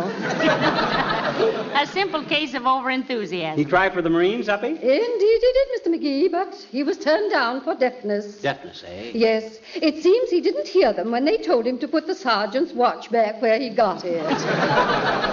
I think the boy is just full of high spirits, Abigail, and maybe just a touch of larceny. Well, I can handle him, Uppy. I'll make him brace up and act like a man. I'll tell him how I started out as a ragged little newsboy. Saved my money, went to night school. McGee. Huh? Remember, this is Tuesday. So what? Meatless day. Huh? Save the bologna. Well, I'll send him over here this evening, Mr. McGee, and you give him a good talking to. He thinks very highly of you. Just leave it to me, Uppy. It's obvious the boy just got in with a tough crowd, that's all. Associated with the wrong people. How does he spend his spare time?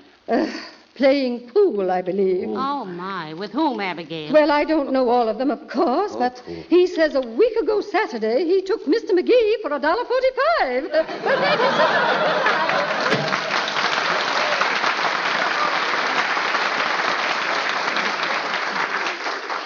is... We could go Saturday. I don't remember that. Look, my ragged little newsboy. Aren't you getting a little out of your depth? What you mean, out of my depth? Setting yourself up to giving young men advice. Who do you think you are, Horace Gridley? That was Horace Greeley. Well, you know me. I don't know one horse from another. Anyway, now, when her nephew comes over here tonight, I hope you... Say, what's his name? His name? Oh, you know his name. His name is... Now, wait a minute now. You should know it. You played pool with him, she said. Doggone it, I don't know everybody I play pool with. That's the trouble. You're associating with the wrong crowd. Bad company. Say, incidentally, when did you ever go to night school? Well, it was just the same as night school. They kept me in so often I never got home till after dark. What is that guy's name? Shucks, I know his name as well as I do my own. And what is your name? My name is, now, wait a minute. I got it right here on my driver's license. Fibber McGee. Oh. How do you do? Very glad to make... Oh, cut it out. I'm trying to think. I got to think of that kid's name. Oh, I know. What? I'm going to go down to that spaghetti place where he works and get some dope on him. I'll be right back. Wait a minute, I'll go with you. Huh? You'll forget his name before you get home. Is there any gasoline in the car? Yeah, but it's got 2 flat tires. I'll call a cab. Oh, now, McGee, spending all that money just... Molly, this is worth it. A boy's future is at stake. It's a great responsibility. Why, when I think how I struggled up the ladder of success, scrimping and saving and burning the midnight oil to a... Hey, where are you going? To get my hat. Mrs. Uppington's nephew may have to listen to that malarkey, but I don't. You call a cab, I'll be right down, dearie. Ah, boy, what a chance to be a good influence in a kid's life. Now, look here, son, I'll say. Every clean, living, red-blooded American boy has got... Hi, mister. Beat it, sis. I haven't got time to talk to you today. I got a mold of character. Oh. You see, my boy, us men who have reached the top of the ladder... Hey, mister. Quit shaking the ladder. I mean... Look, sis, will you please... Hey, do you know Bob Hope, mister? Why, sure I know Bob Hope. Why? Is he nice? Why, he's great, sis. There ain't a guy in show business that gives more of his time and his work to a good cause than Bob Hope. Oh. He's not only a sincere American, but he's a great comedian. And he's got one of the best radio shows on... Hey, what am I saying? Why do you want to know about Bob Hope, sis? Well, maybe I better tell you first, mister, that the Junior Red Cross is calling for new members between November 1st and 15th. Well, that's fine, but I don't quite And it's up to us kids to show we're interested in it so we can get our teachers to introduce it in our classroom activities, I betcha.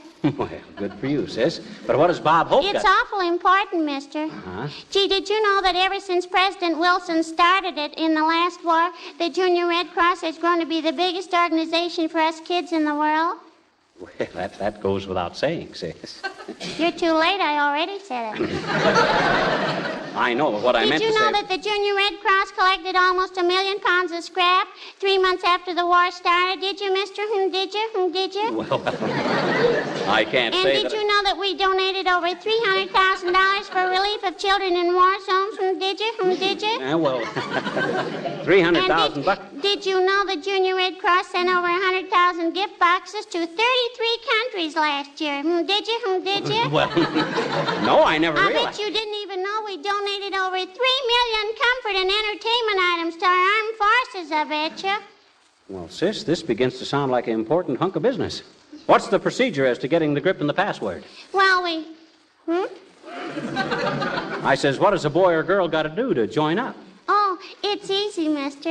All they gotta do is ask their teacher to get in touch with the local Red Cross for complete information. Well, that's very interesting. And I'm glad you told me about it, sis, because... Hey, wait a minute. But why were you asking about Bob Hope? Well, we gotta get this message across to a whole lot of people, mister, and I thought if you knew Mr. Hope, maybe you could get him to put it on the radio. Come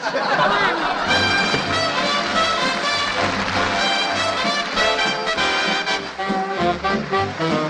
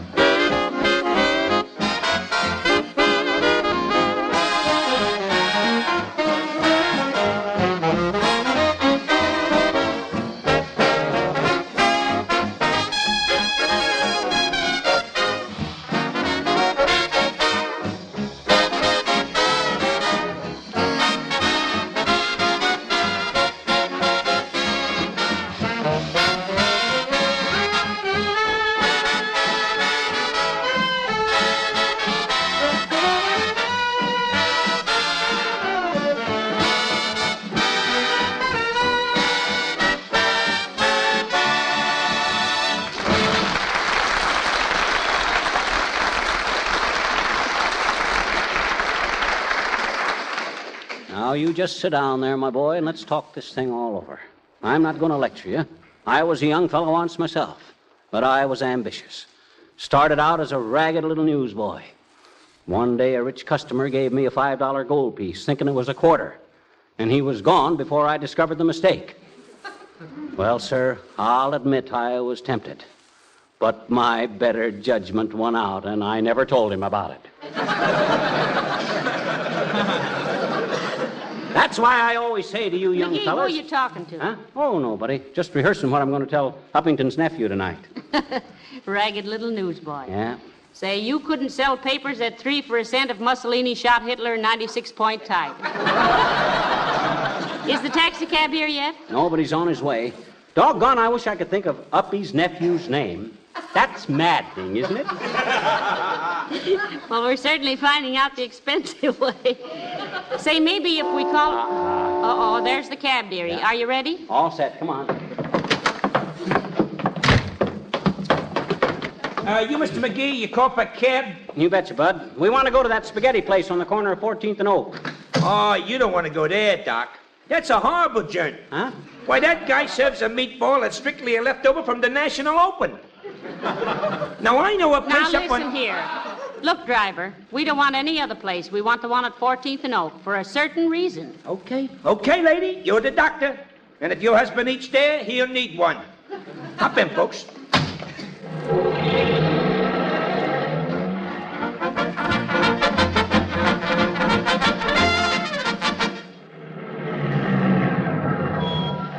Well, here you are, folks. So you better wait for us, driver. We'll only be in here a minute.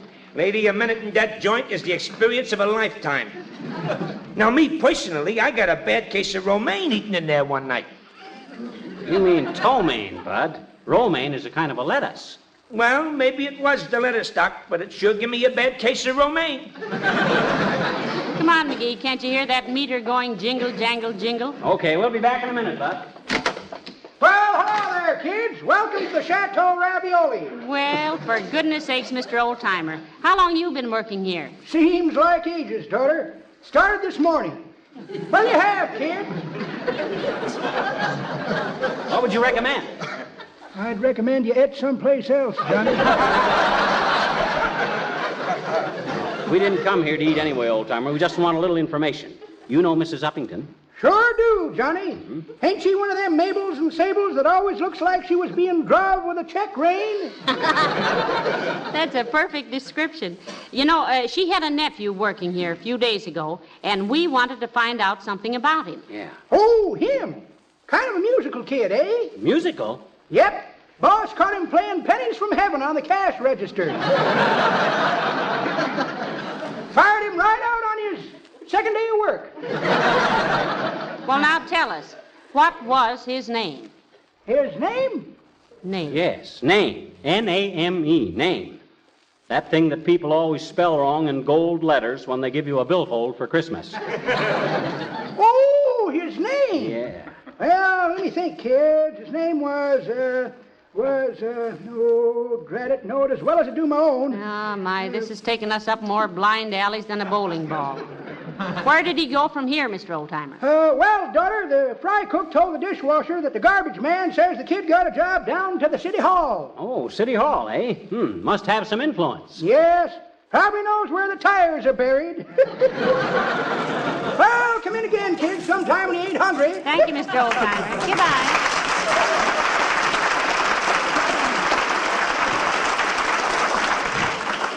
All right, Bud, take us to the City Hall. Okay, Doc. Anywhere you say. Mind not to reason why, mind but to do and die. Into the value with death rode the 600. Cannon to the right of them. Cannon to the left of them. Cannon to the behind of them. Cannon. Gee, don't you get a bang out of poetry, Doc? Look, Swinburne, it isn't your rhyme that frightens us, it's your meter. Let's get going. Lady, yours is the master. I am your slave. Consider my taxicab your magic carpet to whisk yous away to far off. Ah, now he thinks he's Fitzpatrick. Come on, get going. Doc, yours is mundane.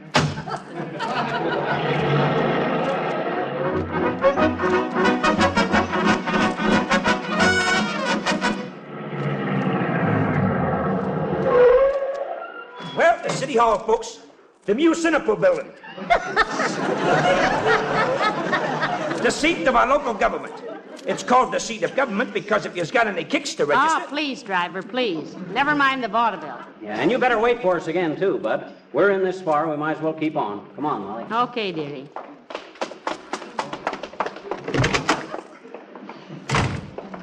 Now, where do we go, McGee? To the mayor's office. I'm a great believer in going right to the top. I noticed that when you took me to the show the other night. Huh? We sat so high they had oxygen tanks under the seats. Well, hello there, folks. What goes on? Hello, Mr. Wilcox. We got to see the mayor on a little business, Harlow. Hey, do you know Mrs. Uppington's nephew? No, I can't say I know him exactly. I've met him. Kind of a roughneck. Why? Oh, well, what's his name? Well, his name is, well, I know his name as well as I do my own, but I can't remember it. Nah, nobody can remember that guy's name. He's as anonymous as the Iron Man in the mask. You mean the man in the iron mask, Fibber? It was not. It was the Iron Man in the mask. I think Mr. Wilcox is right, dearie. Well, I know better, Molly, begging your pardon for the argument. I remember everything I read, word for word. Do you really? Yes, I do. All right. What does the label on a can of Johnson's Glow Coat say? Oh, he's got you there, McGee. Oh, no, he hasn't. Now, let me think a minute. It says Johnson's Glow Coat Floor Polish. Yeah, that's right so far. Then it says Glow Coat is a marvelous floor polish that needs no rubbing or polishing. Yeah. Easy to apply, shines as it dries to a bright, transparent luster. That's right. Made for use on linoleum, rubber, asphalt base, terrazzo, whatever that is, and varnished or painted wood floors. Well, how's he doing, Mr. Wilcox? Why, it's marvelous, word for word. Go on, Fibber. Then it says especially suited for kitchen linoleum and all floors which are frequently mopped because of ease with which Glow Coat finish can be renewed. Covers 3,000 square feet to the gallon. Keep from freezing, made in the USA. Then on the other side of the container... Heavenly days. Fibber, I never heard anything like it. That's terrific. How did you ever learn to do that? Oh, it's just a trick. Anybody could do it if I told them how. Well, if your memory is so marvelous, why can't you remember the name of Mrs. Uppington's nephew? Simply on account of I never read it anyplace. Well, I'll have to admit, pal, that you're slightly colossal. Wait till I write the Johnson people about this. It's amazing. I think I'll go and call them up right now. I'll see you later, folks. And from now on, it's the Iron Man in the mask.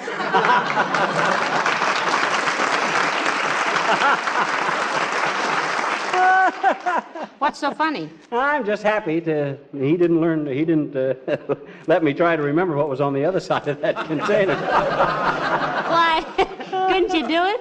No. He had one in his pocket, and I could only read the side he had sticking out. Why, you little fraud, McGee. How could you be so... Hey, here's the mayor's office. Come on. Hi, Latrivia. Got a minute to spare? Just about, McGee. Good day, Mrs. McGee. Hello, Mr. Mayor. We'll get right to the point. Do you know Mrs. Uppington? Oh, yes, indeed. Very charming woman. To you, Latrivia, any woman is charming if she's a woman and can vote. Exactly. And if she votes for me, she's not only charming, but beautiful. That's the illogicalest statement I've heard since the Japs said our invasion of Africa was illegal.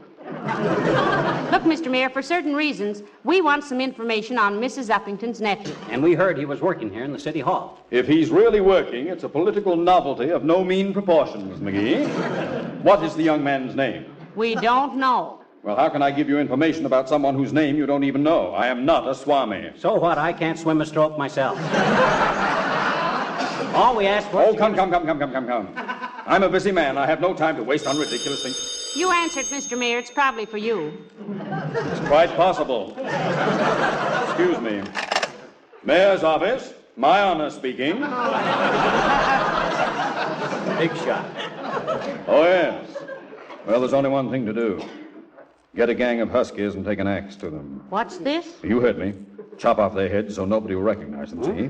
Then hack off their legs and chop up the bodies and haul them away. Oh. No. I'll meet you there at exactly midnight. Oh, stop worrying. I'll handle the police angle. I'll get going. As I was saying, McGee... We heard every word of it, Latrivia. You can't get away with it. You fiend in human form. You axe murderer. You, Dr. Jello and Mr. Hyde.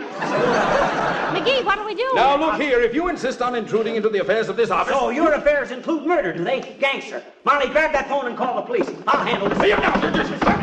Oh, stop it, McGee. Don't be a fool. They'll be explained. Now, let go of me. Get me the police, quick. Ow! Fight fair, Latrivia. Quit hitting me on the nose. Hello, police department. This is the mayor's Give me that phone. Sergeant, this is the mayor. Forget this call. Now behave yourself, McGee, and go away. Okay. We'll go right to the newspapers. How do you like those potatoes? No. Not that, McGee. They'll make an issue of it. They'll ruin me. And how about all those people you're going to murder? Yeah. Those aren't people, they're statues. Huh? We're chopping up some old iron statues in the park and turning them in for scrap metal. Now get out, both of you!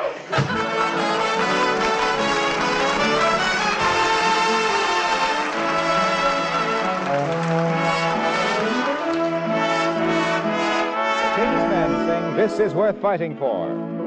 Last night through my open window I saw the starlight gleam, and then the starlight faded,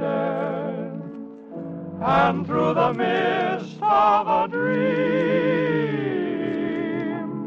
I saw a peaceful old valley with a carpet of corn for a floor, and I heard a voice within me whisper, "This is worth fighting for." I saw a little old cabin and a river that flowed by the door, and I heard a voice within me saying, "This is worth fighting for." Didn't I build that cabin? Didn't I plant that corn? Didn't my folks before me fight for this country before I was born? I gathered my loved ones around me, and I gazed at each face I adore, and I heard a voice within me singing, "This is worth fighting for." Didn't I plow that valley? Didn't I reap that corn? Didn't my father's father battle for freedom when freedom was born? I gathered my loved ones around me, face I adore. And I heard a voice within me thunder. This is worth fighting for.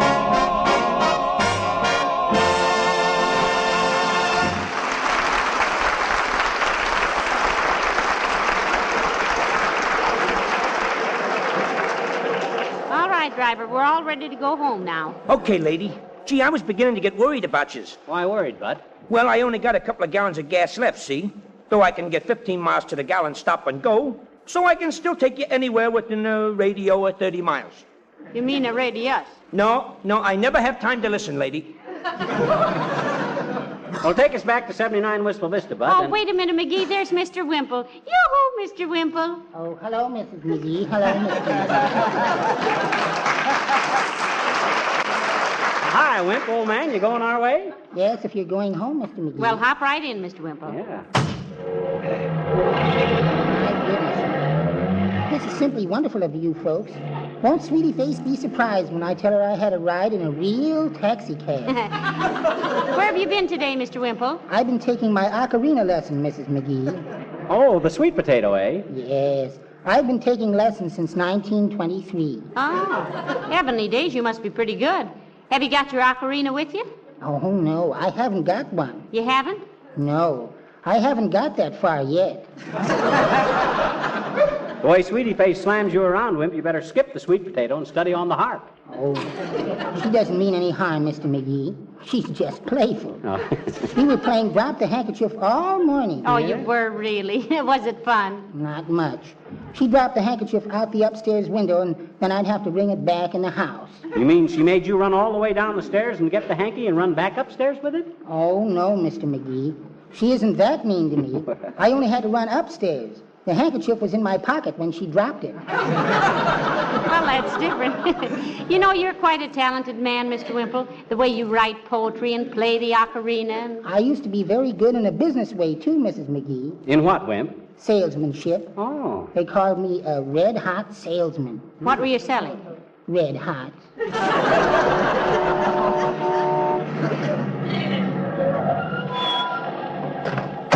Well, here we are, folks. Safe and sound. That'll be $6.35. Heavenly day. Well, it was in a good cause, Molly. Here's $7, Bud. Keep the change. All but 50 cents. Well, thank you ever so much for the ride, Mr. McGee and Mrs. McGee. Goodbye now. Goodbye, Mr. Wimple. Now, so long, Wimp. Ta-ta, Wally. Goodbye, Georgie. It was a nice ride. Gee, thanks, Wally. Say, do you two know each other? My goodness, yes. We're old friends. George, this is Mr. and Mrs. McGee. Oh, yeah, I know. We're old friends, too. Huh? We are? Yeah, sure. You remember me. Huh? I'm Mrs. Uppington's nephew, George Uppington.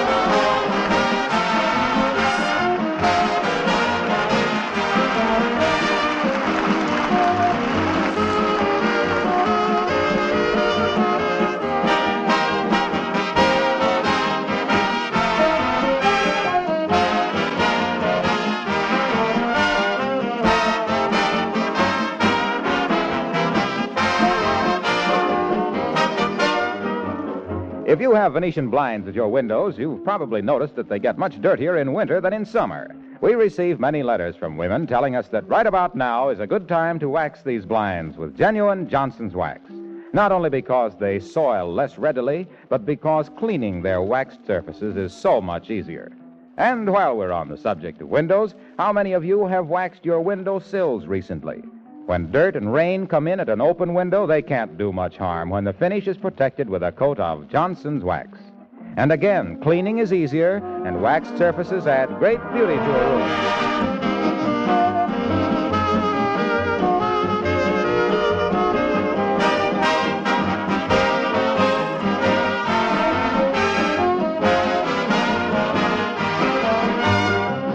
Oh, McGee, here's a telegram just came for you. Oh, thanks. Who's it from? It's from Peoria, Illinois. It's signed Happy Worley. Oh, We know anybody named Happy Worley? not that I know of. What does it say? It says, just played your new RKO picture, Here We Go Again, in my theater, and must confess you have made everybody in Peoria ill. What? Let me see that wire. Huh? Oh, they've got the happy in the wrong place. It says you have made everybody in Peoria ill. Happy, signed Worry. Worry. You know, he's the theater manager there, remember? Oh, sure. Oh, Len Worley. Imagine me forgetting a name. Sure. Huh? Oh, good night. Good night, all.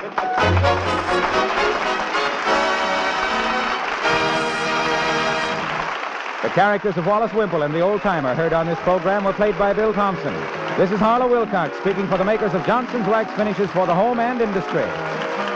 We invite you to be with us again next Tuesday night. Good night. This program has reached you from Hollywood. This is the National Broadcasting Company.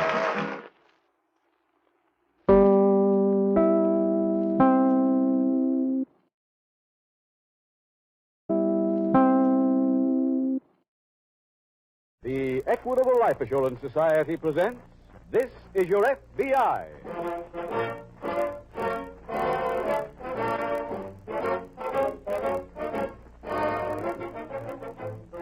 This is Your FBI, the official broadcast from the files of the Federal Bureau of Investigation.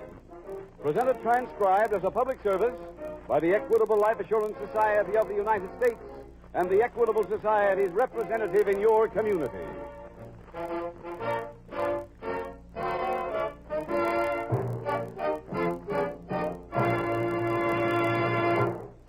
Many people in tonight's audience are listening in by special request.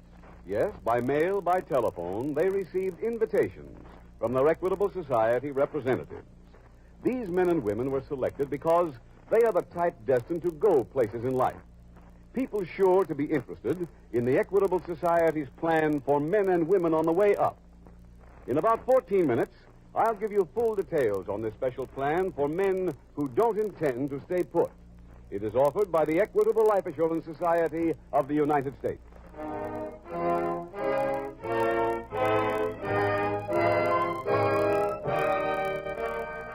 Tonight's FBI file, Ladies of Larceny.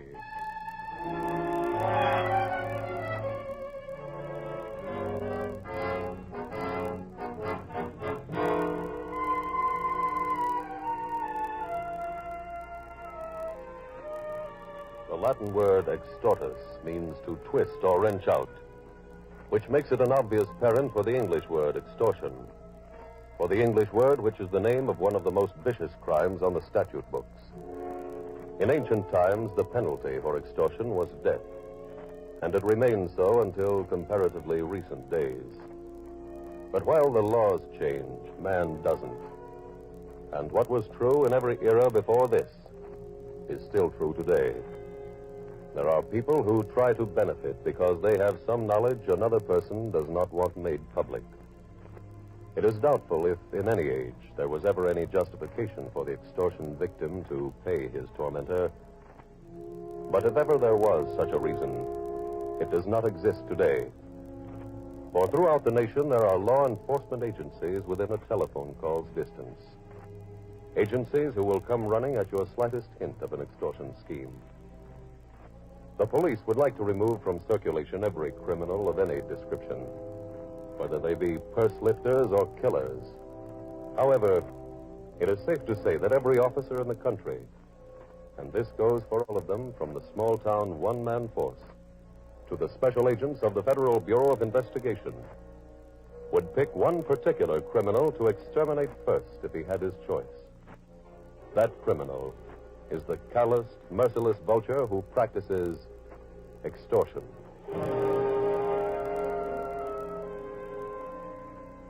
Tonight's file opens in front of an office building in a large Midwestern city. It is late afternoon. FBI agent in charge, Fulton, has just emerged from the structure as... Mr. Fulton? Huh? Oh, hello, Jim. Can I give you a lift, sir? Fine, I'd appreciate it. You on your way home, sir? Yes, I am. I'll go right by there. Get in. Well, thanks.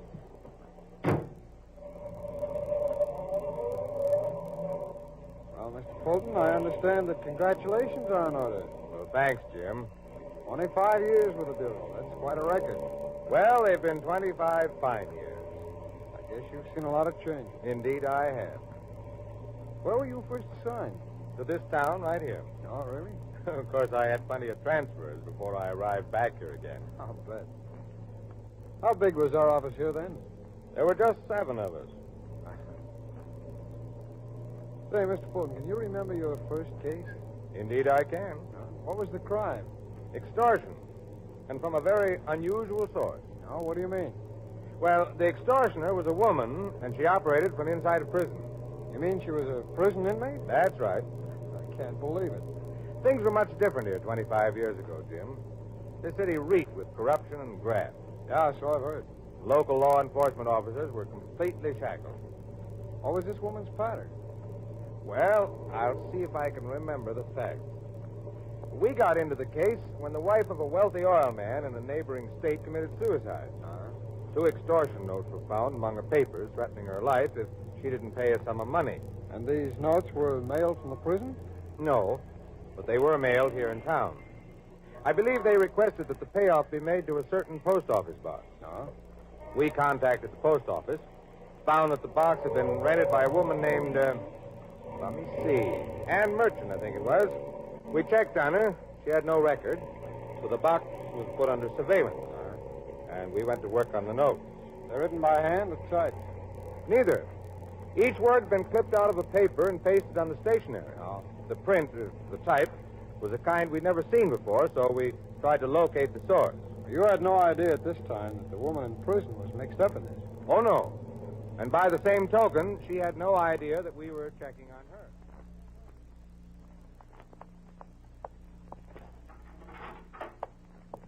Gladys.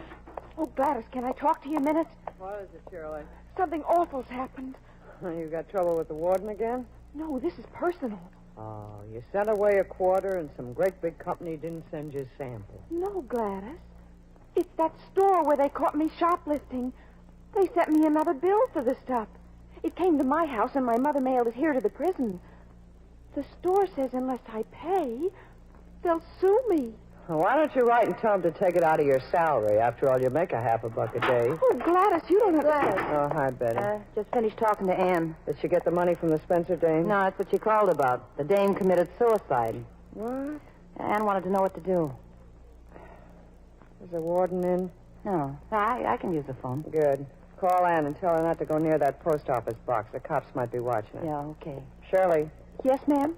If anybody asks you why any file is missing, you don't know what happened to it. Yes, ma'am. And when you finish work this afternoon, bring some more files to my cell. We gotta find ourselves a new sucker.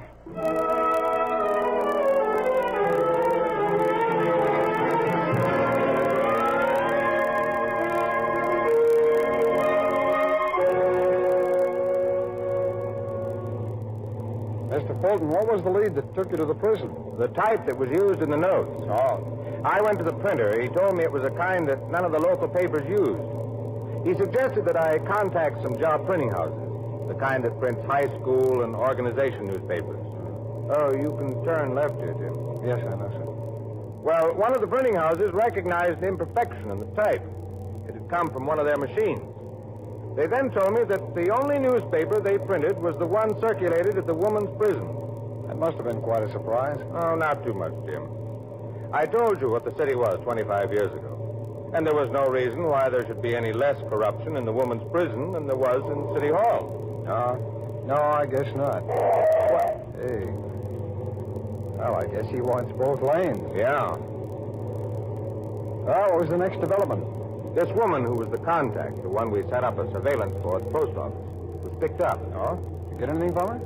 No. All we knew was that the extortioner was someone in the prison. But that still left us 1,100 suspects. And it left our extortioner, Gladys, free to continue her operation.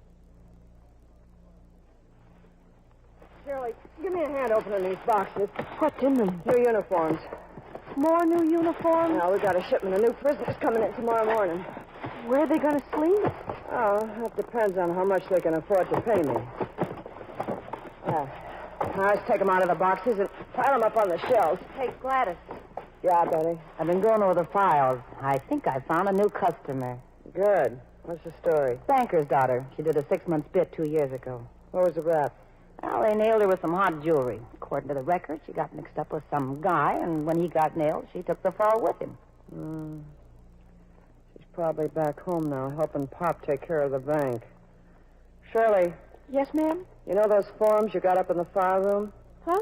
The ones where the warden asked the parole board for a report on somebody who used to be here. Uh-huh. Get one. Find out where this dame is now and what she's doing. How? Just bring it up to the warden's office. Betty will fill it in and sign it. Okay. And then you take it down to Alice in the mailroom. And don't forget to tell Alice to keep an eye out for the parole board's answer. Oh, I won't. If we can get lucky with a few more dames, we can leave this joint real rich.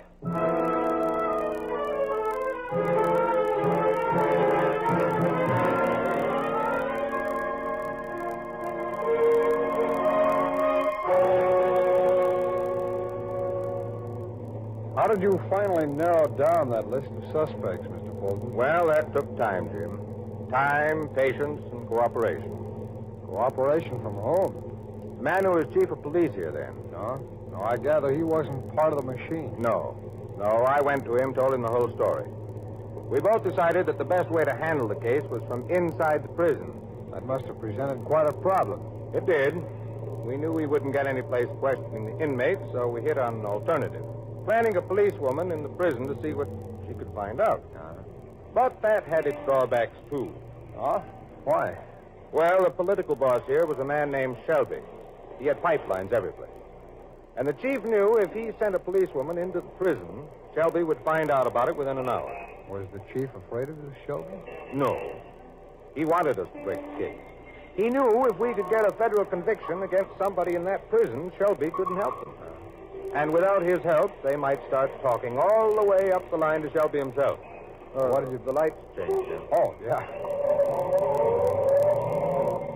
What did you finally decide? We gambled on finding the policewoman. The following morning, when a new batch of prisoners arrived at the jail, the policewoman was among them. All right. Come on, keep this line moving. Hello, girlie. Blouse? Huh? What size blouse do you wear? 38. No 38s left. Take a 40. But I'd like a 38. You can buy one from me later. What size skirt? 32 waist. Oh, here. Size shoes? 8C. Wait a minute. There's some 9s. Now go over there, put on these clothes, and bring back the ones you got on now. Betty, where's them blouses? Right here.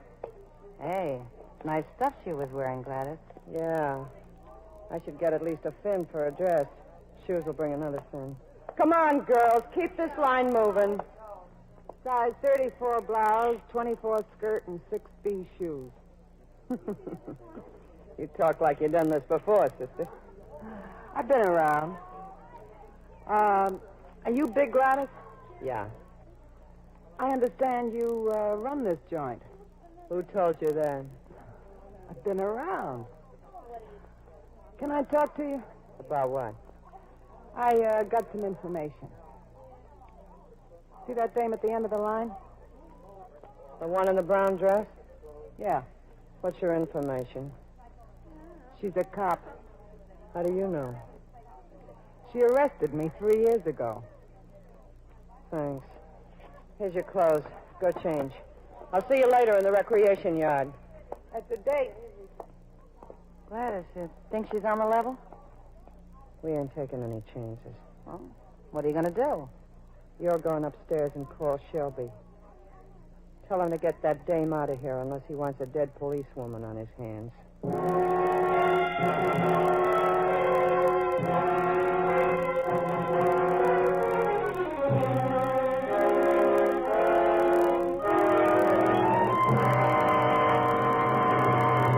We will return in just a moment to this exciting file which shows how your FBI helps protect the security of America. Now let's take time out to glance at the future of America. What is the economic forecast for the 1950s? According to the experts, there is good reason to be optimistic. Most past decades of American prosperity have been associated with one single industry, with railroad building or automobiles or radio. During the next few years, we will have not one, but scores of new fields to develop. Atomic energy, prefabricated homes, television, air conditioning, small private airplanes. These are a few of the industries that may well make the America of the 1950s, more than ever, the land of opportunity. For people who expect to be leaders in this dynamic age we are now entering, the Equitable Life Assurance Society has created a special insurance program. It is known as the Equitable Plan for Men and Women on the Way Up. If that describes you, if you believe that your income is due to increase substantially in the next few years, then this plan offers you 3 important advantages. First, as your salary goes up, your insurance can keep pace with it. When you get that better job or that big promotion comes your way, you can adjust your insurance to measure up to your increased income. Second, while you're waiting, your wife and children have the life insurance protection they need. This means that you have the peace of mind, the freedom from worry about your family that's essential to a man who wants to concentrate on getting ahead. Third advantage, the Equitable Plan is flexible at all times. It can expand or contract as you see fit and offers you many desirable options, which your Equitable Society representative will be glad to explain to you. So why not get in touch with him right away? Phone him and ask for full details on the Equitable Plan for people on the way up. Or send a postcard care of this station to the Equitable Society. That's EQUITABLE. The Equitable Life Assurance Society of the United States.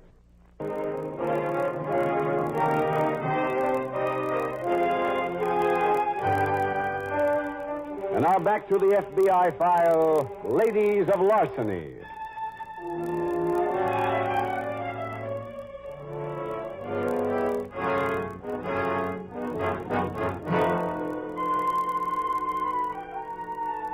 A politically corrupt machine which controls an entire city administration, with its many fingers of corruption constantly around the throat of every decent citizen, such as is described in tonight's case, is not something which has disappeared entirely from the American scene.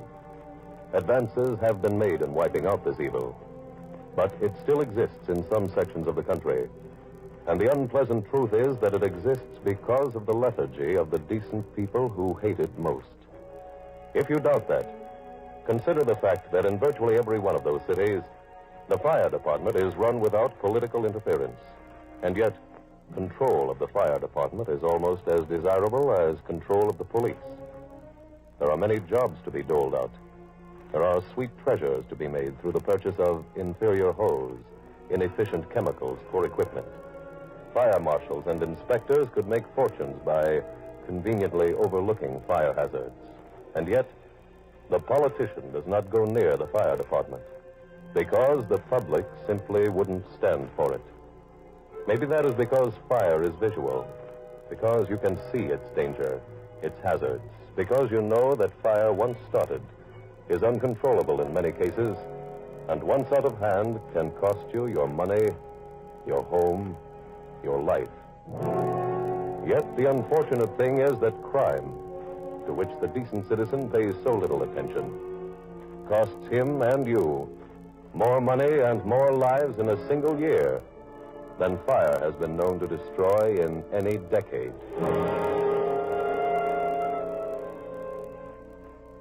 Tonight's file continues in the recreation yard at Women's Prison. It is shortly after lunch.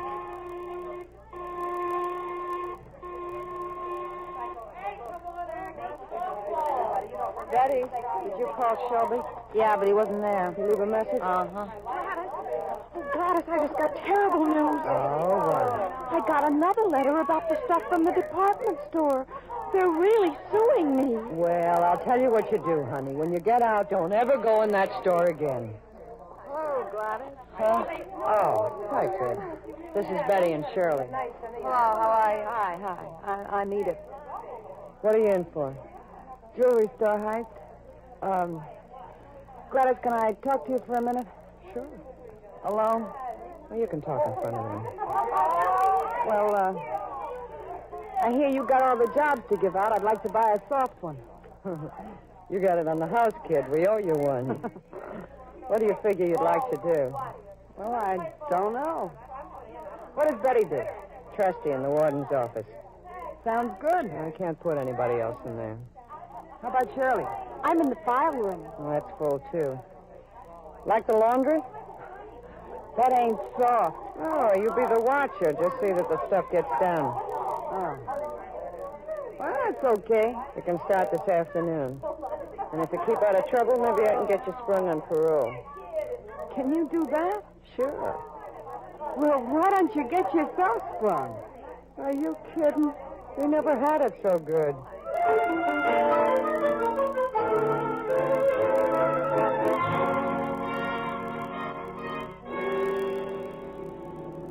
Well, Jim, we were successful in getting our policewoman planted. Without this Shelby's knowing it? Yes. How did you manage that? The chief sent 2 policewomen in with a batch of prisoners. One of them was a new girl, somebody who wouldn't be recognized. Once they were inside, the new girl exposed the second one. To this big Gladys? Yeah. And it worked. Oh, if you go up this hill, Jim, you'll save a few blocks, huh? All right. What happened to the second policewoman? Shelby pulled strings and had her out within an hour. Well, that proved that he was tied in with the corruption? Yeah. So we just sat tight and waited to hear from the woman who stayed in the prison. Gladys, I just got a call from Shelby. We got trouble. Why? There's another cop planted in the joint. How does he know? He said that tip-off we got yesterday was a fix. What kind of a fix? Well, it was supposed to make us think we nailed a fink. But really, the fink is still here. And she came in with that mob yesterday? Yeah. Did Shelby tell you what her name is? I was trying to find out. Over 100 dames came in yesterday. Could be any one of them. Where's Shirley? Over there. Oh. Shirley! Come here. Has anyone been putting a vacuum on you? No, just Edith. The dame I put in the laundry? Yeah. What did she want to know? Oh, about my job and stuff. She said she was in here for 3 years, and with me getting out in September, she thought maybe she could take my place. What did you tell her? Oh, what I did. Including the stuff about our using the files? Uh-huh. Oh, great. Well, she's the one, Betty. You think so? Figure it out for yourself. She tips us about the other fink, gets in good with us, and then tries to nail us. Gladys? Huh? Shouldn't I have told her? Oh, we're glad you did. Now get out of here. Huh? Get out. We got to figure a way to take care of this dame.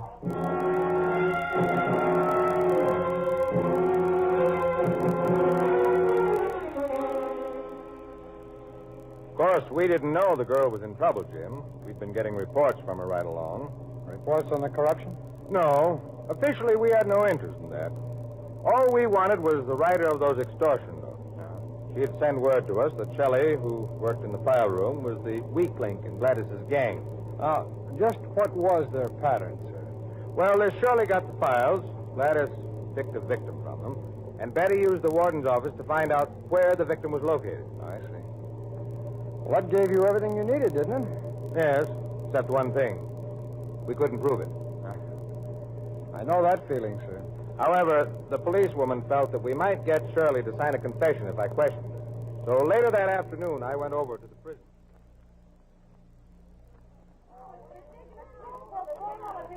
Hi, Shirley. Oh, hi, Edith. Been looking all over the yard for you. What for? I just wanted to talk to you. Well, don't. Huh? Don't talk to me, Edith. Why not? I got my reasons. Wait a minute. Are they your own reasons? Edith, I don't want to talk Hey, to you two. You mean us? Yeah, you're both wanted in the warden's office. What for, Betty? I don't know. Come on. Is this a regular thing? What? Getting called up to the warden? No, not unless you've been out of line. We didn't do anything. Hey, let's cut through here. But, Betty, this is the boiler room. It's a shortcut, Shirley. You know that. Now, come on. All right, go ahead. Okay. Thanks. Hello, Edith. Oh. Hi, Gladys. Thanks for bringing me here, Betty. It's okay. Gladys, she wanted to ask me questions again. Yeah? What did you do? I didn't say a word. Good girl. What is this? Your badge is showing. I don't get it. Thought you were pretty cute giving us the tip on that other copper, didn't you? What are you talking about? We got word there was still a fink in the joint. We were pretty sure it was you, and now we know. You know what? There's an FBI guy up at the warden. He wants to question Shirley here on the stuff she told you. But you're never going to get to tell him anything. Open the valves, Betty. Okay. What's that for? For you, copper. As soon as those valves are all open, you're going to find out what live steam feels like. No, you don't. Let go of me. After you've had through my hand. Come on. Break it up. What? Break it up, I said. What is this? Don't stir it so fine next time, Mr. Fulton. Gladys, I thought no men were allowed in here. I had permission. I'm a special agent of the FBI.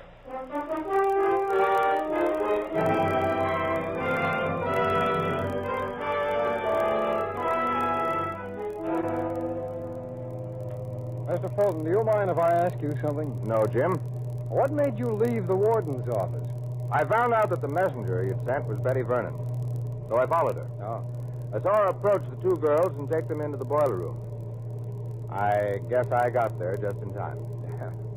This is my house, Jim. All right, sir.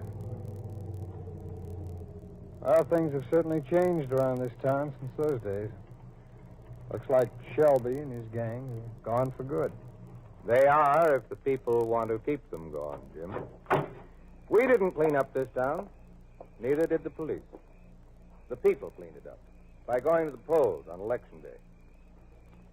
You know, in a country like this, the people get the kind of local administration they deserve.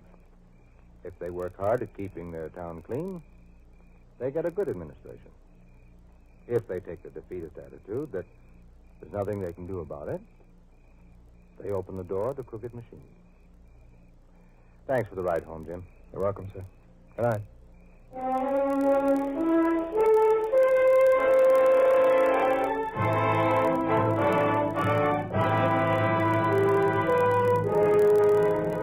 As agent in charge Fulton commented, prison conditions in that particular city had changed for the better over that period of 25 years. The Federal Bureau of Investigation is also able to tell you that prison conditions in many other cities have likewise been improved. In many prisons today, a job of rehabilitation is done on prisoners, so that when they regain their freedom, they can take their place in society. Sometimes that job entails educating the prisoner, teaching him a trade so that he can earn a decent living in the outside world. The improvement has not come overnight, nor has it been brought about by an accident. It has been wrought by a group of men who have made a career of prison management, who have dedicated themselves to helping fight the crime wave among those who committed the crimes. Your FBI would also like to call your attention to the fact that the policewoman in the file, which has been dramatized for you this evening, was only one of a very small number of her kind 25 years ago. Today, there are no big city police forces without female members. And of them, on this occasion, the Bureau takes the opportunity to say that their entrance into a field, which was once exclusively a man's profession, has forever disproven the bromide about their being the weaker sex, and that their contributions to law enforcement have been welcome, worthy, and genuine.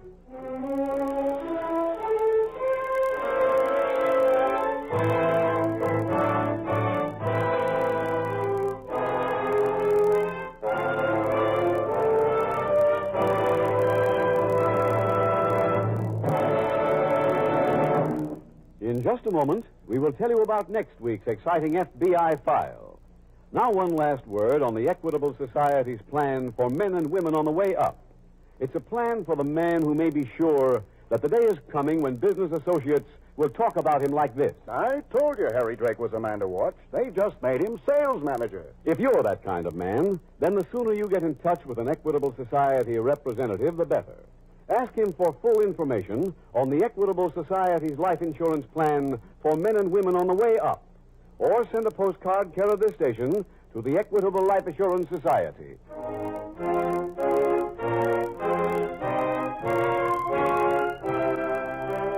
Next week, we will dramatize another case from the files of the Federal Bureau of Investigation, a factual recount of the FBI's efforts to clear an innocent man. Its subject, grand larceny. Its title, The Hollywood Frame-Up.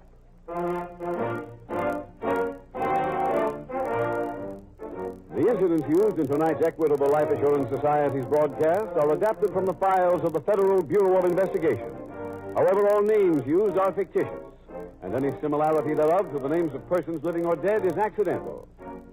Tonight, the music was composed and conducted by Frederick Steiner. The author was Jerry D. Lewis. Your narrator was William Woodson, and Special Agent Taylor was played by Stacey Harris. Others in the cast were B. Benaderet, Francis Cheney, Ted Osborne, Gigi Pearson, Yvonne Patey, and Mala Powers. This Is Your FBI is a Jerry Devine production.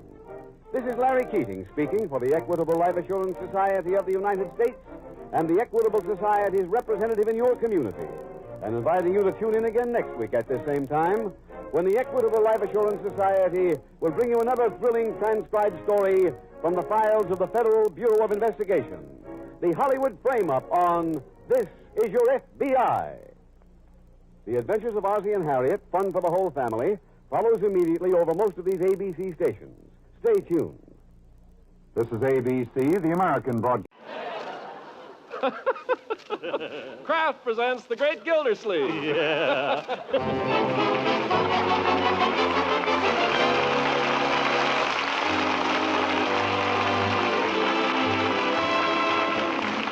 Kraft Cheese Company, makers of parquet margarine and a complete line of famous quality food products, presents Harold Perry as The Great Gildersleeve.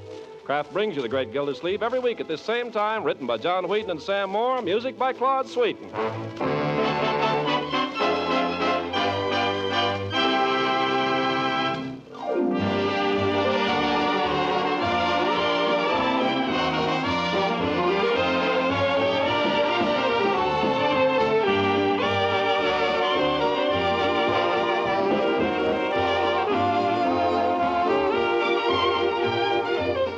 We'll hear from the Great Gildersleeve in just a moment. Meanwhile, I'd like to ask, are you cheese hungry? You sometimes kind of hanker for a dish of macaroni with real full cheese flavor all through it? Well, then get Kraft Dinner, the new Kraft Dinner, better than ever. In 7 minutes cooking time, this new Kraft Dinner gives you just about the best macaroni and cheese you ever laid fork to. You see, each package of Kraft Dinner gives you a special macaroni that cooks to fluffy tenderness just in boiling water. And there's also plenty of golden Kraft grated, a really magic product. With this Kraft grated, you sprinkle swell cheese flavor through and through that macaroni. With Kraft Dinner, you make top-notch macaroni and cheese as fast as you make the dinner coffee. Try it soon. Folks who are really fussy about macaroni and cheese rave about the new Kraft Dinner. Ask your food dealer tomorrow for several packages of Kraft Dinner.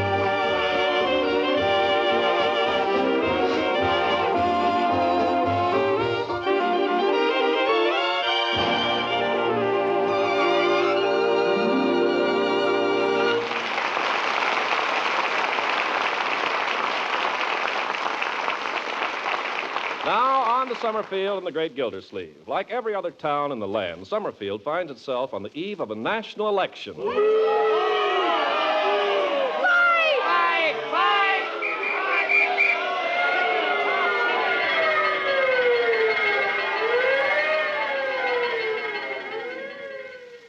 Well, so it goes.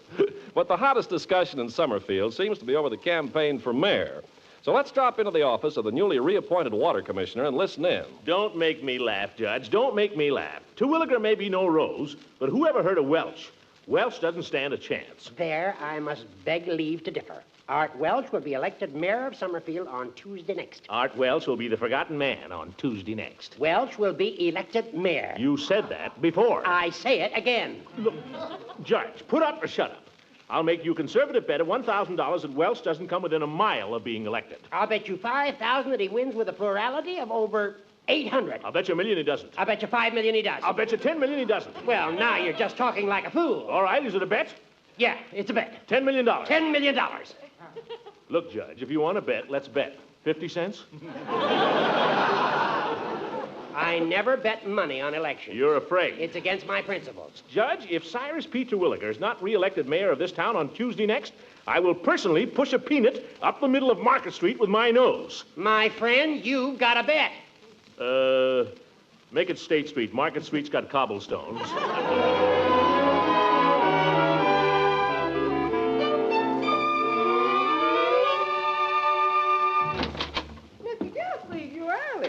Hello, Bertie. Miss Marjorie, your uncle's home. Ain't nothing wrong, is there, Miss Gilsey? Wrong? No, why?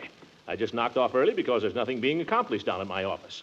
Nothing but a lot of political discussion, and I'm sick of it. Sure is a lot of that. I had it out with the milkman, the ice man, the garbage man, the man that just got lost. Uncle Maury, Well, my dear? You didn't get fired again. Certainly not. Why do you ask? Well, you're home so early. Leroy isn't even home yet. I came home because I thought I'd take the afternoon off, if nobody minds. Besides, with this darn election, I can't seem to keep my mind on my work anyway. What's for dinner, Bertie? Well, dinner ain't for several hours yet. I know. I merely asked. Well, sir, I thought we might have a little lamb this evening. We had a little lamb last night, Bertie. Yes, sir, but this is a return engagement. Yes, I hope you don't mind. No, lamb is good. I merely mentioned it. Hi. Hi, Leroy. Leroy, aren't you home? Unc, what happened? Did you get fired again? Fired! Let me make it clear to everybody once and for all, I did not get fired today or any other time. Is that clear? Yes, sir. The only time I got fired, I resigned. Mr. Gillsleeve, who you gonna vote for? Bertie, I'm casting my ballot for Cyrus P. Terwilliger. After he fired you out of the water department? A good citizen, my dear, puts his choice for public office above personal considerations. Besides, Terwilliger is also the man who gave me my job back. Let's not be forgetting that. Yeah, Unc is right. You gotta figure all the angles. He's working for Terwilliger now, so he's gotta vote the way he's told. That has nothing whatever to do with it. Are you kidding? I am beholden to no man, Leroy. I arrived at this decision as the result of mature consideration and unbiased judgment. Well, I did. How is Judge Hooker voting? The judge is a big sorehead. He votes like a sorehead. Forgive and forget. That's my motto. Oh, Mr. Gillsleeve, you hadn't ought to vote for that man. Bertie's right. I'm surprised at you, Uncle Mort. Who are you to be surprised at me, young lady? I'll ask you to remember I'm your uncle.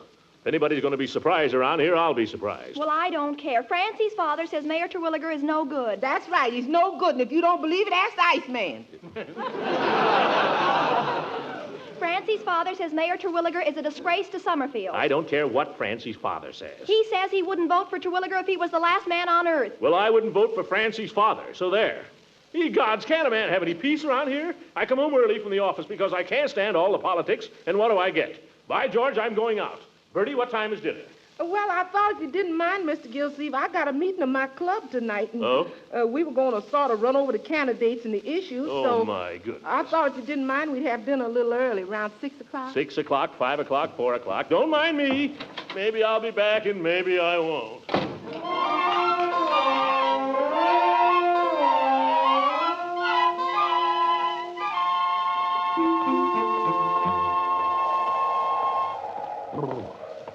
Cold. Hi, Commissioner. Huh? Oh, hello, Floyd. Where are you tearing off to? Nowhere, Floyd. Just trying to get a little peace and quiet. Oh, come on in here. I'll give you a hot towel. Well, hot towel sounds good. You'll promise not to sell me any politics along with it. Don't worry. Here, let me have your coat. Okay. There. Climb right up in the chair and lay down, Commissioner. Thank you.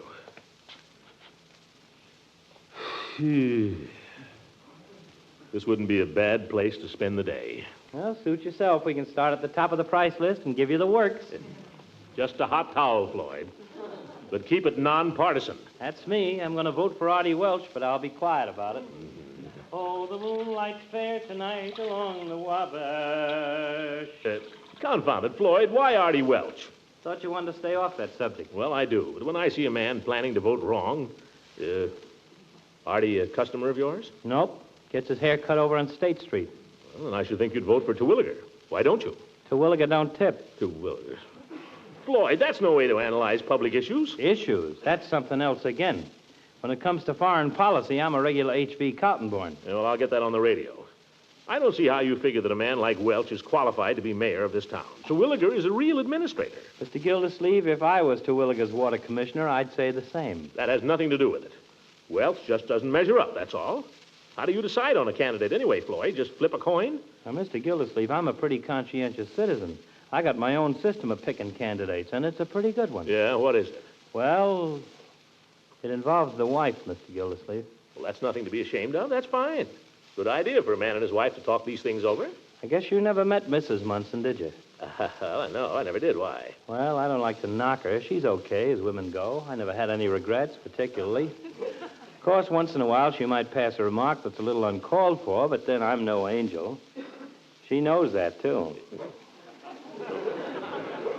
What's all this got to do with voting? Oh, I'm coming to that. Like I say, the babe is okay most ways, keeps the house clean, she don't throw money around, and she's a fair cook, if you like everything fried. But on politics, brother, they never should have give her the ballot. Then why do you consult with her about your vote? I don't. I just ask her how she's going to vote, and I vote the opposite. Floyd, you're a political ignoramus. I ain't dumb enough to vote for Terwilliger. Oh, let me out of here. I thought you wanted a hot Let me tub. out of here. Ye gods, can't I go any place without having politics shoved down my throat?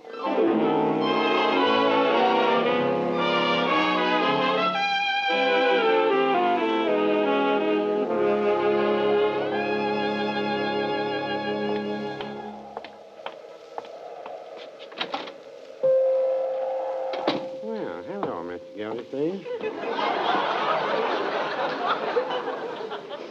Peavy, you're a reasonable man. I try to be. Let me sit here. Let me sit here and get a little peace and quiet, will you? Certainly. Trouble at home, Mr. Gildersleeve? Well, not exactly, Peavy. I was driven out of my house by a political argument, if you must know. I'm looking for a place where people don't argue with me about who's going to beat whose brains out tomorrow. Well, you're very welcome here. Thank goodness for one man that doesn't give a hoot about politics. Well, no, I wouldn't say that. I've got my opinions, Mr. Gildersleeve. Yeah, well, just keep your opinions to yourself. Oh, I do. I believe in the secret ballot. Well, it's a great institution, the secret ballot, Peavy. Keystone of democracy. You voting for Terwilliger, Peavy? Terwilliger's an excellent man. You wouldn't vote for Welch, though, would you? He's an excellent man. Terwilliger is a fine administrator, though, Peavy. I like the fellows back of him, too. But who's back of Welch? Well, I hear he has some very fine people supporting him. Confound it, Peavy. To hear you talk, I'm beginning to think you're for Welch. Well, no, I wouldn't say that. You're for Terwilliger. Well, I wouldn't say that either. There's only two people running for mayor, Peavy. Who are you for? I'm for the secret ballot. Yes, sir. How can we discuss this sensibly if you won't tell me who you're for? Well, no, I prefer to listen to arguments for both candidates, Mr. Gildersleeve. So does Mrs. Peavy. Well, there aren't any arguments for Welch, Peavy. People who vote for Welch are simply voting from blind prejudice. Terwilliger is a fine man. He has a fine record. He's been a public servant for 20 years. I'm very happy to endorse him, personally. Coming from a water commissioner, that's no argument either. I resent that. Terwilliger has at no time attempted to influence my vote. What honesty. Why, that's an argument in itself. You think so? Well, here's Judge Hooker. Political spy. What are you doing in here, you old goat? What are you doing? Trying to get Peavy to vote for your friend Terwilliger? We were discussing the situation, pro and con. Well, Peavy, I'll give you the lowdown. Mr. Gildersleeve made a bet with me. If Terwilliger loses, Gildy's got to push a peanut up State Street with his nose. Well, now, that's something I'd like to see. Maybe I'll vote for Mr. Welch. Oh! Hooker, you're an unscrupulous campaigner. Don't forget, Gildy, all's fair in love and politics.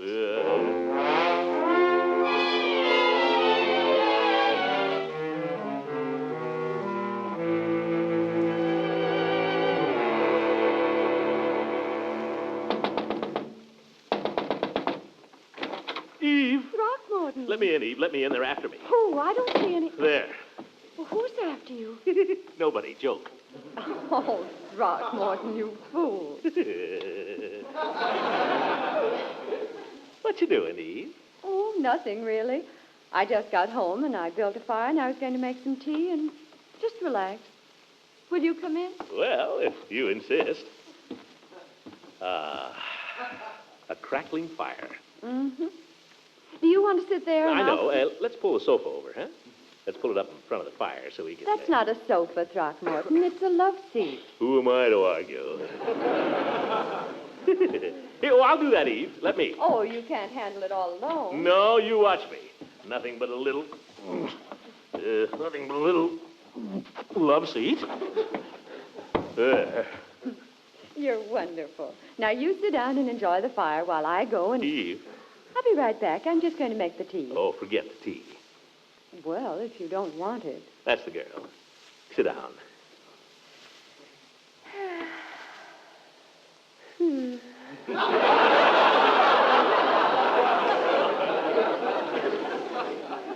nice here, isn't it? Nice. Now, Throckmorton.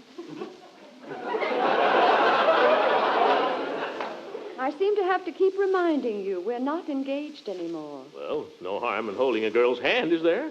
Just a friendly gesture. Doesn't mean anything. Doesn't it? Not a thing. Very well, then. We agreed, you remember, that all that was over and done with. Over and done with. Seriously, Eve, you don't know what it means to me to be able to come here this afternoon and spend a few quiet moments with you, far from the madding crowd, far from strife and strain. A man needs that. I know. A man needs a place he can come to, a refuge. So nice and quiet here, so warm, so friendly, and you're so understanding. Now, Throckmorton. All right, we'll just hold hands. Maybe later, though, huh? A little kiss, if I'm good. We'll see. You know what I like to do? I like to sit here in the afternoon with the radio on and listen to good music. Only there's so little good music on the radio these days. Nothing but politics. Yeah, that's all you hear any place. By the way, Throckmorton, I haven't asked you, how are you voting? Ha, ha, ha, ha, ha, ha. Now, Eve, I didn't come here to talk politics. But how are you voting? I'd like to know. Well, I'm voting for Terwilliger for mayor, Apted for Congress, Lynch... Terwilliger, you're voting for Terwilliger. Well, Let go of my hand, Throckmorton. Oh, but Eve... Let go. Gosh, if it means so much to you, Eve, I'll vote for Welsh, only don't spoil everything. I will not hold hands with a man whose political principles mean no more to him than that. Let go. Oh, nuts. There goes the whole darn afternoon. Ye gods, I wish this election were over.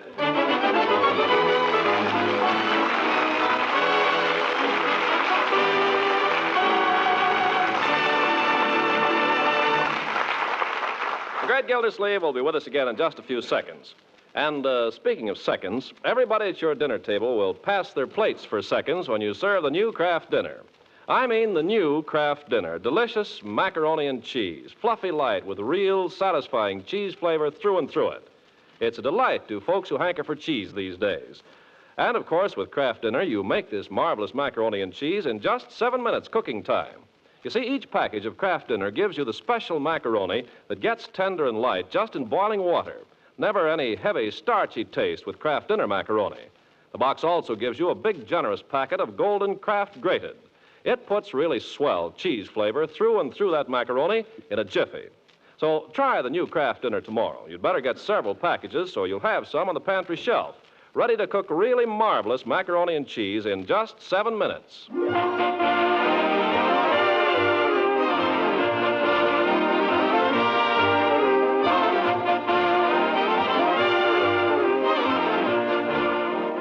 Now let's return to Summerfield and the great Gildersleeve. Comes the dawn of Tuesday, November 7th, and what a day for an election. Since early morning, the rain has come down in torrents.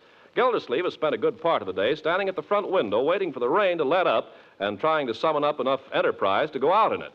Now, in desperation, he goes to the phone and calls up Judge Hooker. Hello, Judge. Yeah, fine day for ducks. Look, Judge, I've been thinking. As long as the weather is so bad and you and I are going to vote on opposite sides anyway, why don't we make a deal? If you don't go to the polls, I won't go to the polls. In that way, we'll just cancel each other out. Yeah, how about it? Great. No use getting wet for nothing. Okay, Judge. Consider your vote canceled. Yeah. Goodbye. If I don't watch out, I'm going to be a genius. Why didn't I think of that before? Now I can go take a nap with a clear conscience. You mean you're not going to vote? You're not going to vote at all? Well, I don't need to, my dear. Yeah, it may be better than voting for Terwilliger at that. The judge and I see just opposite on everything, so by staying away from the polls, we merely cancel out each other's vote. What if everybody in the country were as lazy as that? Laziness has nothing to do with it. Plain common sense. You see what the weather's like. Man could catch cold out there. It's our duty in these times to... guard our health. Besides, I'm down to my last A ticket. Excuse me if I go out the front way, Mr. Gilsleeve. There's a lake around the back stoop. Oh, where are you going, Bertie? Going out to vote. I told you, Bertie, if you wait a little while, it'll clear up. I've waited all I can wait. I'm going to get down there before it run out of ballots. You don't have to worry about that, Bertie. They got ballots enough for everybody. I don't care. If I was to wait, maybe I'd get took with appendicitis or something, so I couldn't vote. But if you go out, you'll get wet. Oh, a little water never hurt nobody. Got my umbrella and got my galoshes and I got my sample ballot. Well, gosh, Bertie, I'd be glad to drive you down there, but I'm down to my last gas ticket. What's in the tank has got to last me till the new ones come due. Oh, that'll be all right, Mr. Gilsleeve. I don't mind. Tell you what, Bertie. Why don't you and Lily Bee do what Judge Hooker and I are doing? Just cancel out each other's vote. No, Mr. Gilsleeve, you can't talk me out of it. My mind's made up. I got my candidates and got my issues straight for once, and I'm ready. I got to vote while the spirit's on me. Yes, sir, I'm exercising my franchise. Hallelujah! Yeah, she's a fine woman. Fine woman. Well, what are you children staring at? I'd have driven her down there, only I haven't got any gas. None to speak of. Don't you see, if the judge doesn't vote and I don't vote, it comes out even, just the same, doesn't it? Marjorie, go upstairs and write a letter or something, will you? You make me nervous. I'm going. Don't worry. Only wish I were 21, that's all.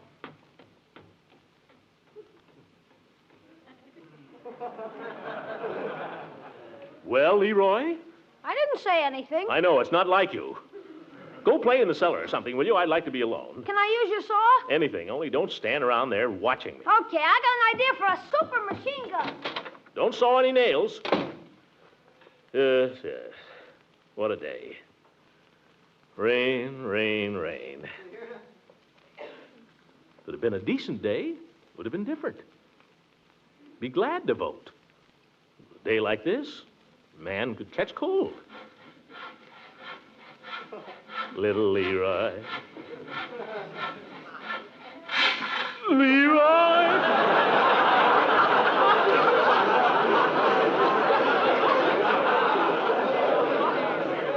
That's the last time he uses my saw. Front door. Well, wonder who that is. Excuse me, you are the boss? Oh, yes, come in, quickly. Yeah, I just wiped the feet. Hurry up, it's wet. Oh, those my pants? All cleaned and pressed. I covered with newspaper so it doesn't get wet. Oh, well, fine. Thank you. How much is that? It's 75 cents. See if I got it here. Quite a day, isn't it? Oh, it's a fine day. Huh? Well, a little rain, but who cares? You know something? Today I'm an American. Oh, you mean you're a citizen? Oh, I got my citizen papers 8 months ago. But today, for the first time, I vote. Oh. That's a great thing, you know, to vote. Yeah, guess it is. Sure. In the country I come from, nobody votes. There, a man doesn't even open his mouth. And why? He's afraid. Here, nobody is afraid. He votes, so I vote. Well, that's fine. Sure. 6 o'clock this morning, I vote. Maybe it rains a little. What do I care? They open the polls. I'm the first man in. The first man in Summerfield to vote. That's me, Morgan. What'd you say your name was? Well, my real name, it's a little difficult. Megunin. Who can say that, so I choose a nice American name, Morgan. What was wrong with Rockefeller? Rockefeller. That's a little hard for some people to say, too. What's the difference? My friends call me Leo, so that's how I vote. Leo Morgan. You know, I'm so excited. I walk in there and I say, "Good morning. I've come to vote." So they say, "Just a minute. What is your name?" Like I was a foreigner or something. So I say, "Leo Morgan, I'm a citizen."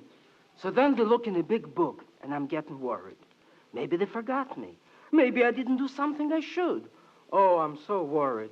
And then what do you think? I'm in the book. Great. Yeah, me, Morgan. Me, Morgan, I'm in the book. So I sign my name. Did I? And the gentleman, he gives me a big ballot all my own, and he takes me to a little, like a little room. A booth? That's right, a booth. All by myself. Nobody else. It's fine. The gentleman says to me, "Take your time." I say, "Thank you very much." And he pulls the curtain so I won't be bothered. Such privacy. I'm not used to it. At home, we used to sleep four in a room. So I'm all alone in there. Did I? I take my time and I look over my ballot and I vote. Maybe I didn't vote right, but I voted. And whoever gets elected, that's my president. Well, Morgan, by George, you're all right. Sure, I'm all right. And I'll tell you another thing. This country is all right. Hey, Unc. Oh, Leroy. Come here, my boy. You know Mr. Morgan here? Oh, hi. Your boy? He's my nephew. Fine boy. You'll be voting too one of these days, huh? Yes, I suppose so. Yeah, I got a son, Gregor, a little younger. He goes to school. Gregory? I know know him. He's in the 4A, a little punk. Yeah, a little punk. Yeah, I know him. That's Mike Gregory. Well, I should be leaving. I talk too much. Oh, not at all. As a matter of fact, I'm very glad you dropped in, Mr. I get so excited I forget the pants. Here. Oh, yes, thanks. Goodbye. Goodbye. What's the matter, Unc? Nothing, Leroy. I wonder if you'd be good enough to run upstairs to my room and get my car keys. Sure. You going someplace, Unc? Yes, Leroy. I'm going to vote. Yikes! Can I go with you? I don't see why not. Hey, wait. What about Judge Hooker? Hooker, what about him? Well, you made a deal, didn't you? Are you going to tell the judge you're voting? There's an old saying, Leroy, invented by Judge Hooker. Quote, all's fair in love and politics, unquote. Oh, what a character.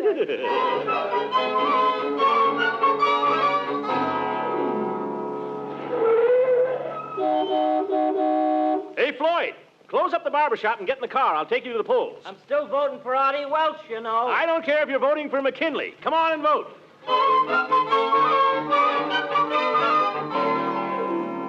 Come on, fold up your umbrella, Peavy, and get in. Thank you, Mr. Gildersleeve. By the way, I'm voting for... I don't care, Peavy. This is a nonpartisan, patriotic bus service. Here we go. Put on your old gray bonnet with the blue ribbon on it, and we'll hitch old Dobbin to the shay.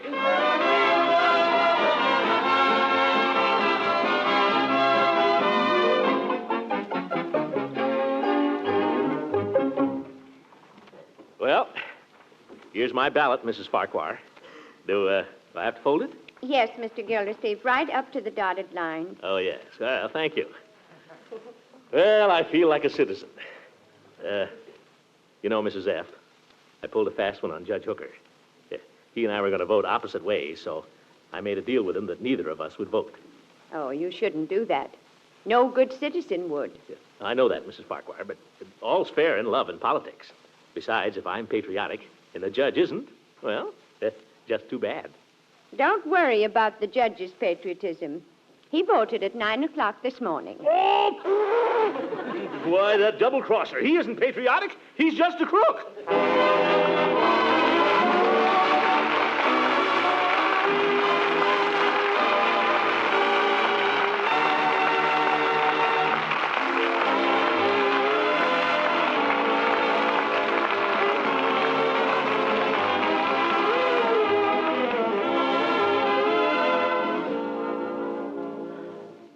Well, ladies and gentlemen, the returns aren't in yet. I may have to push a peanut up State Street with my nose. But at least I voted. You know, there are people in this world who haven't the chance to vote. They know that privilege, and they know what it's worth. Here in this country, we're inclined to take it for granted. But now that the Japs and the Germans are trying to take that right away from us, look at how this country is willing to fight for it. Well, if it's worth fighting for, it's worth going to the polls for. Get out and vote on Tuesday, and don't let anything stop you. Good night.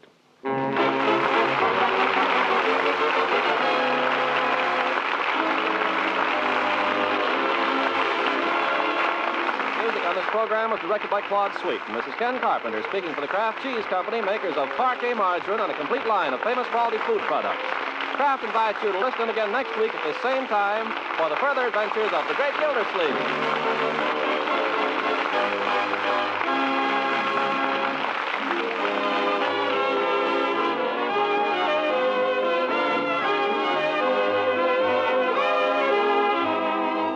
Now here's special news about a wonderfully nourishing cheese food the whole family loves.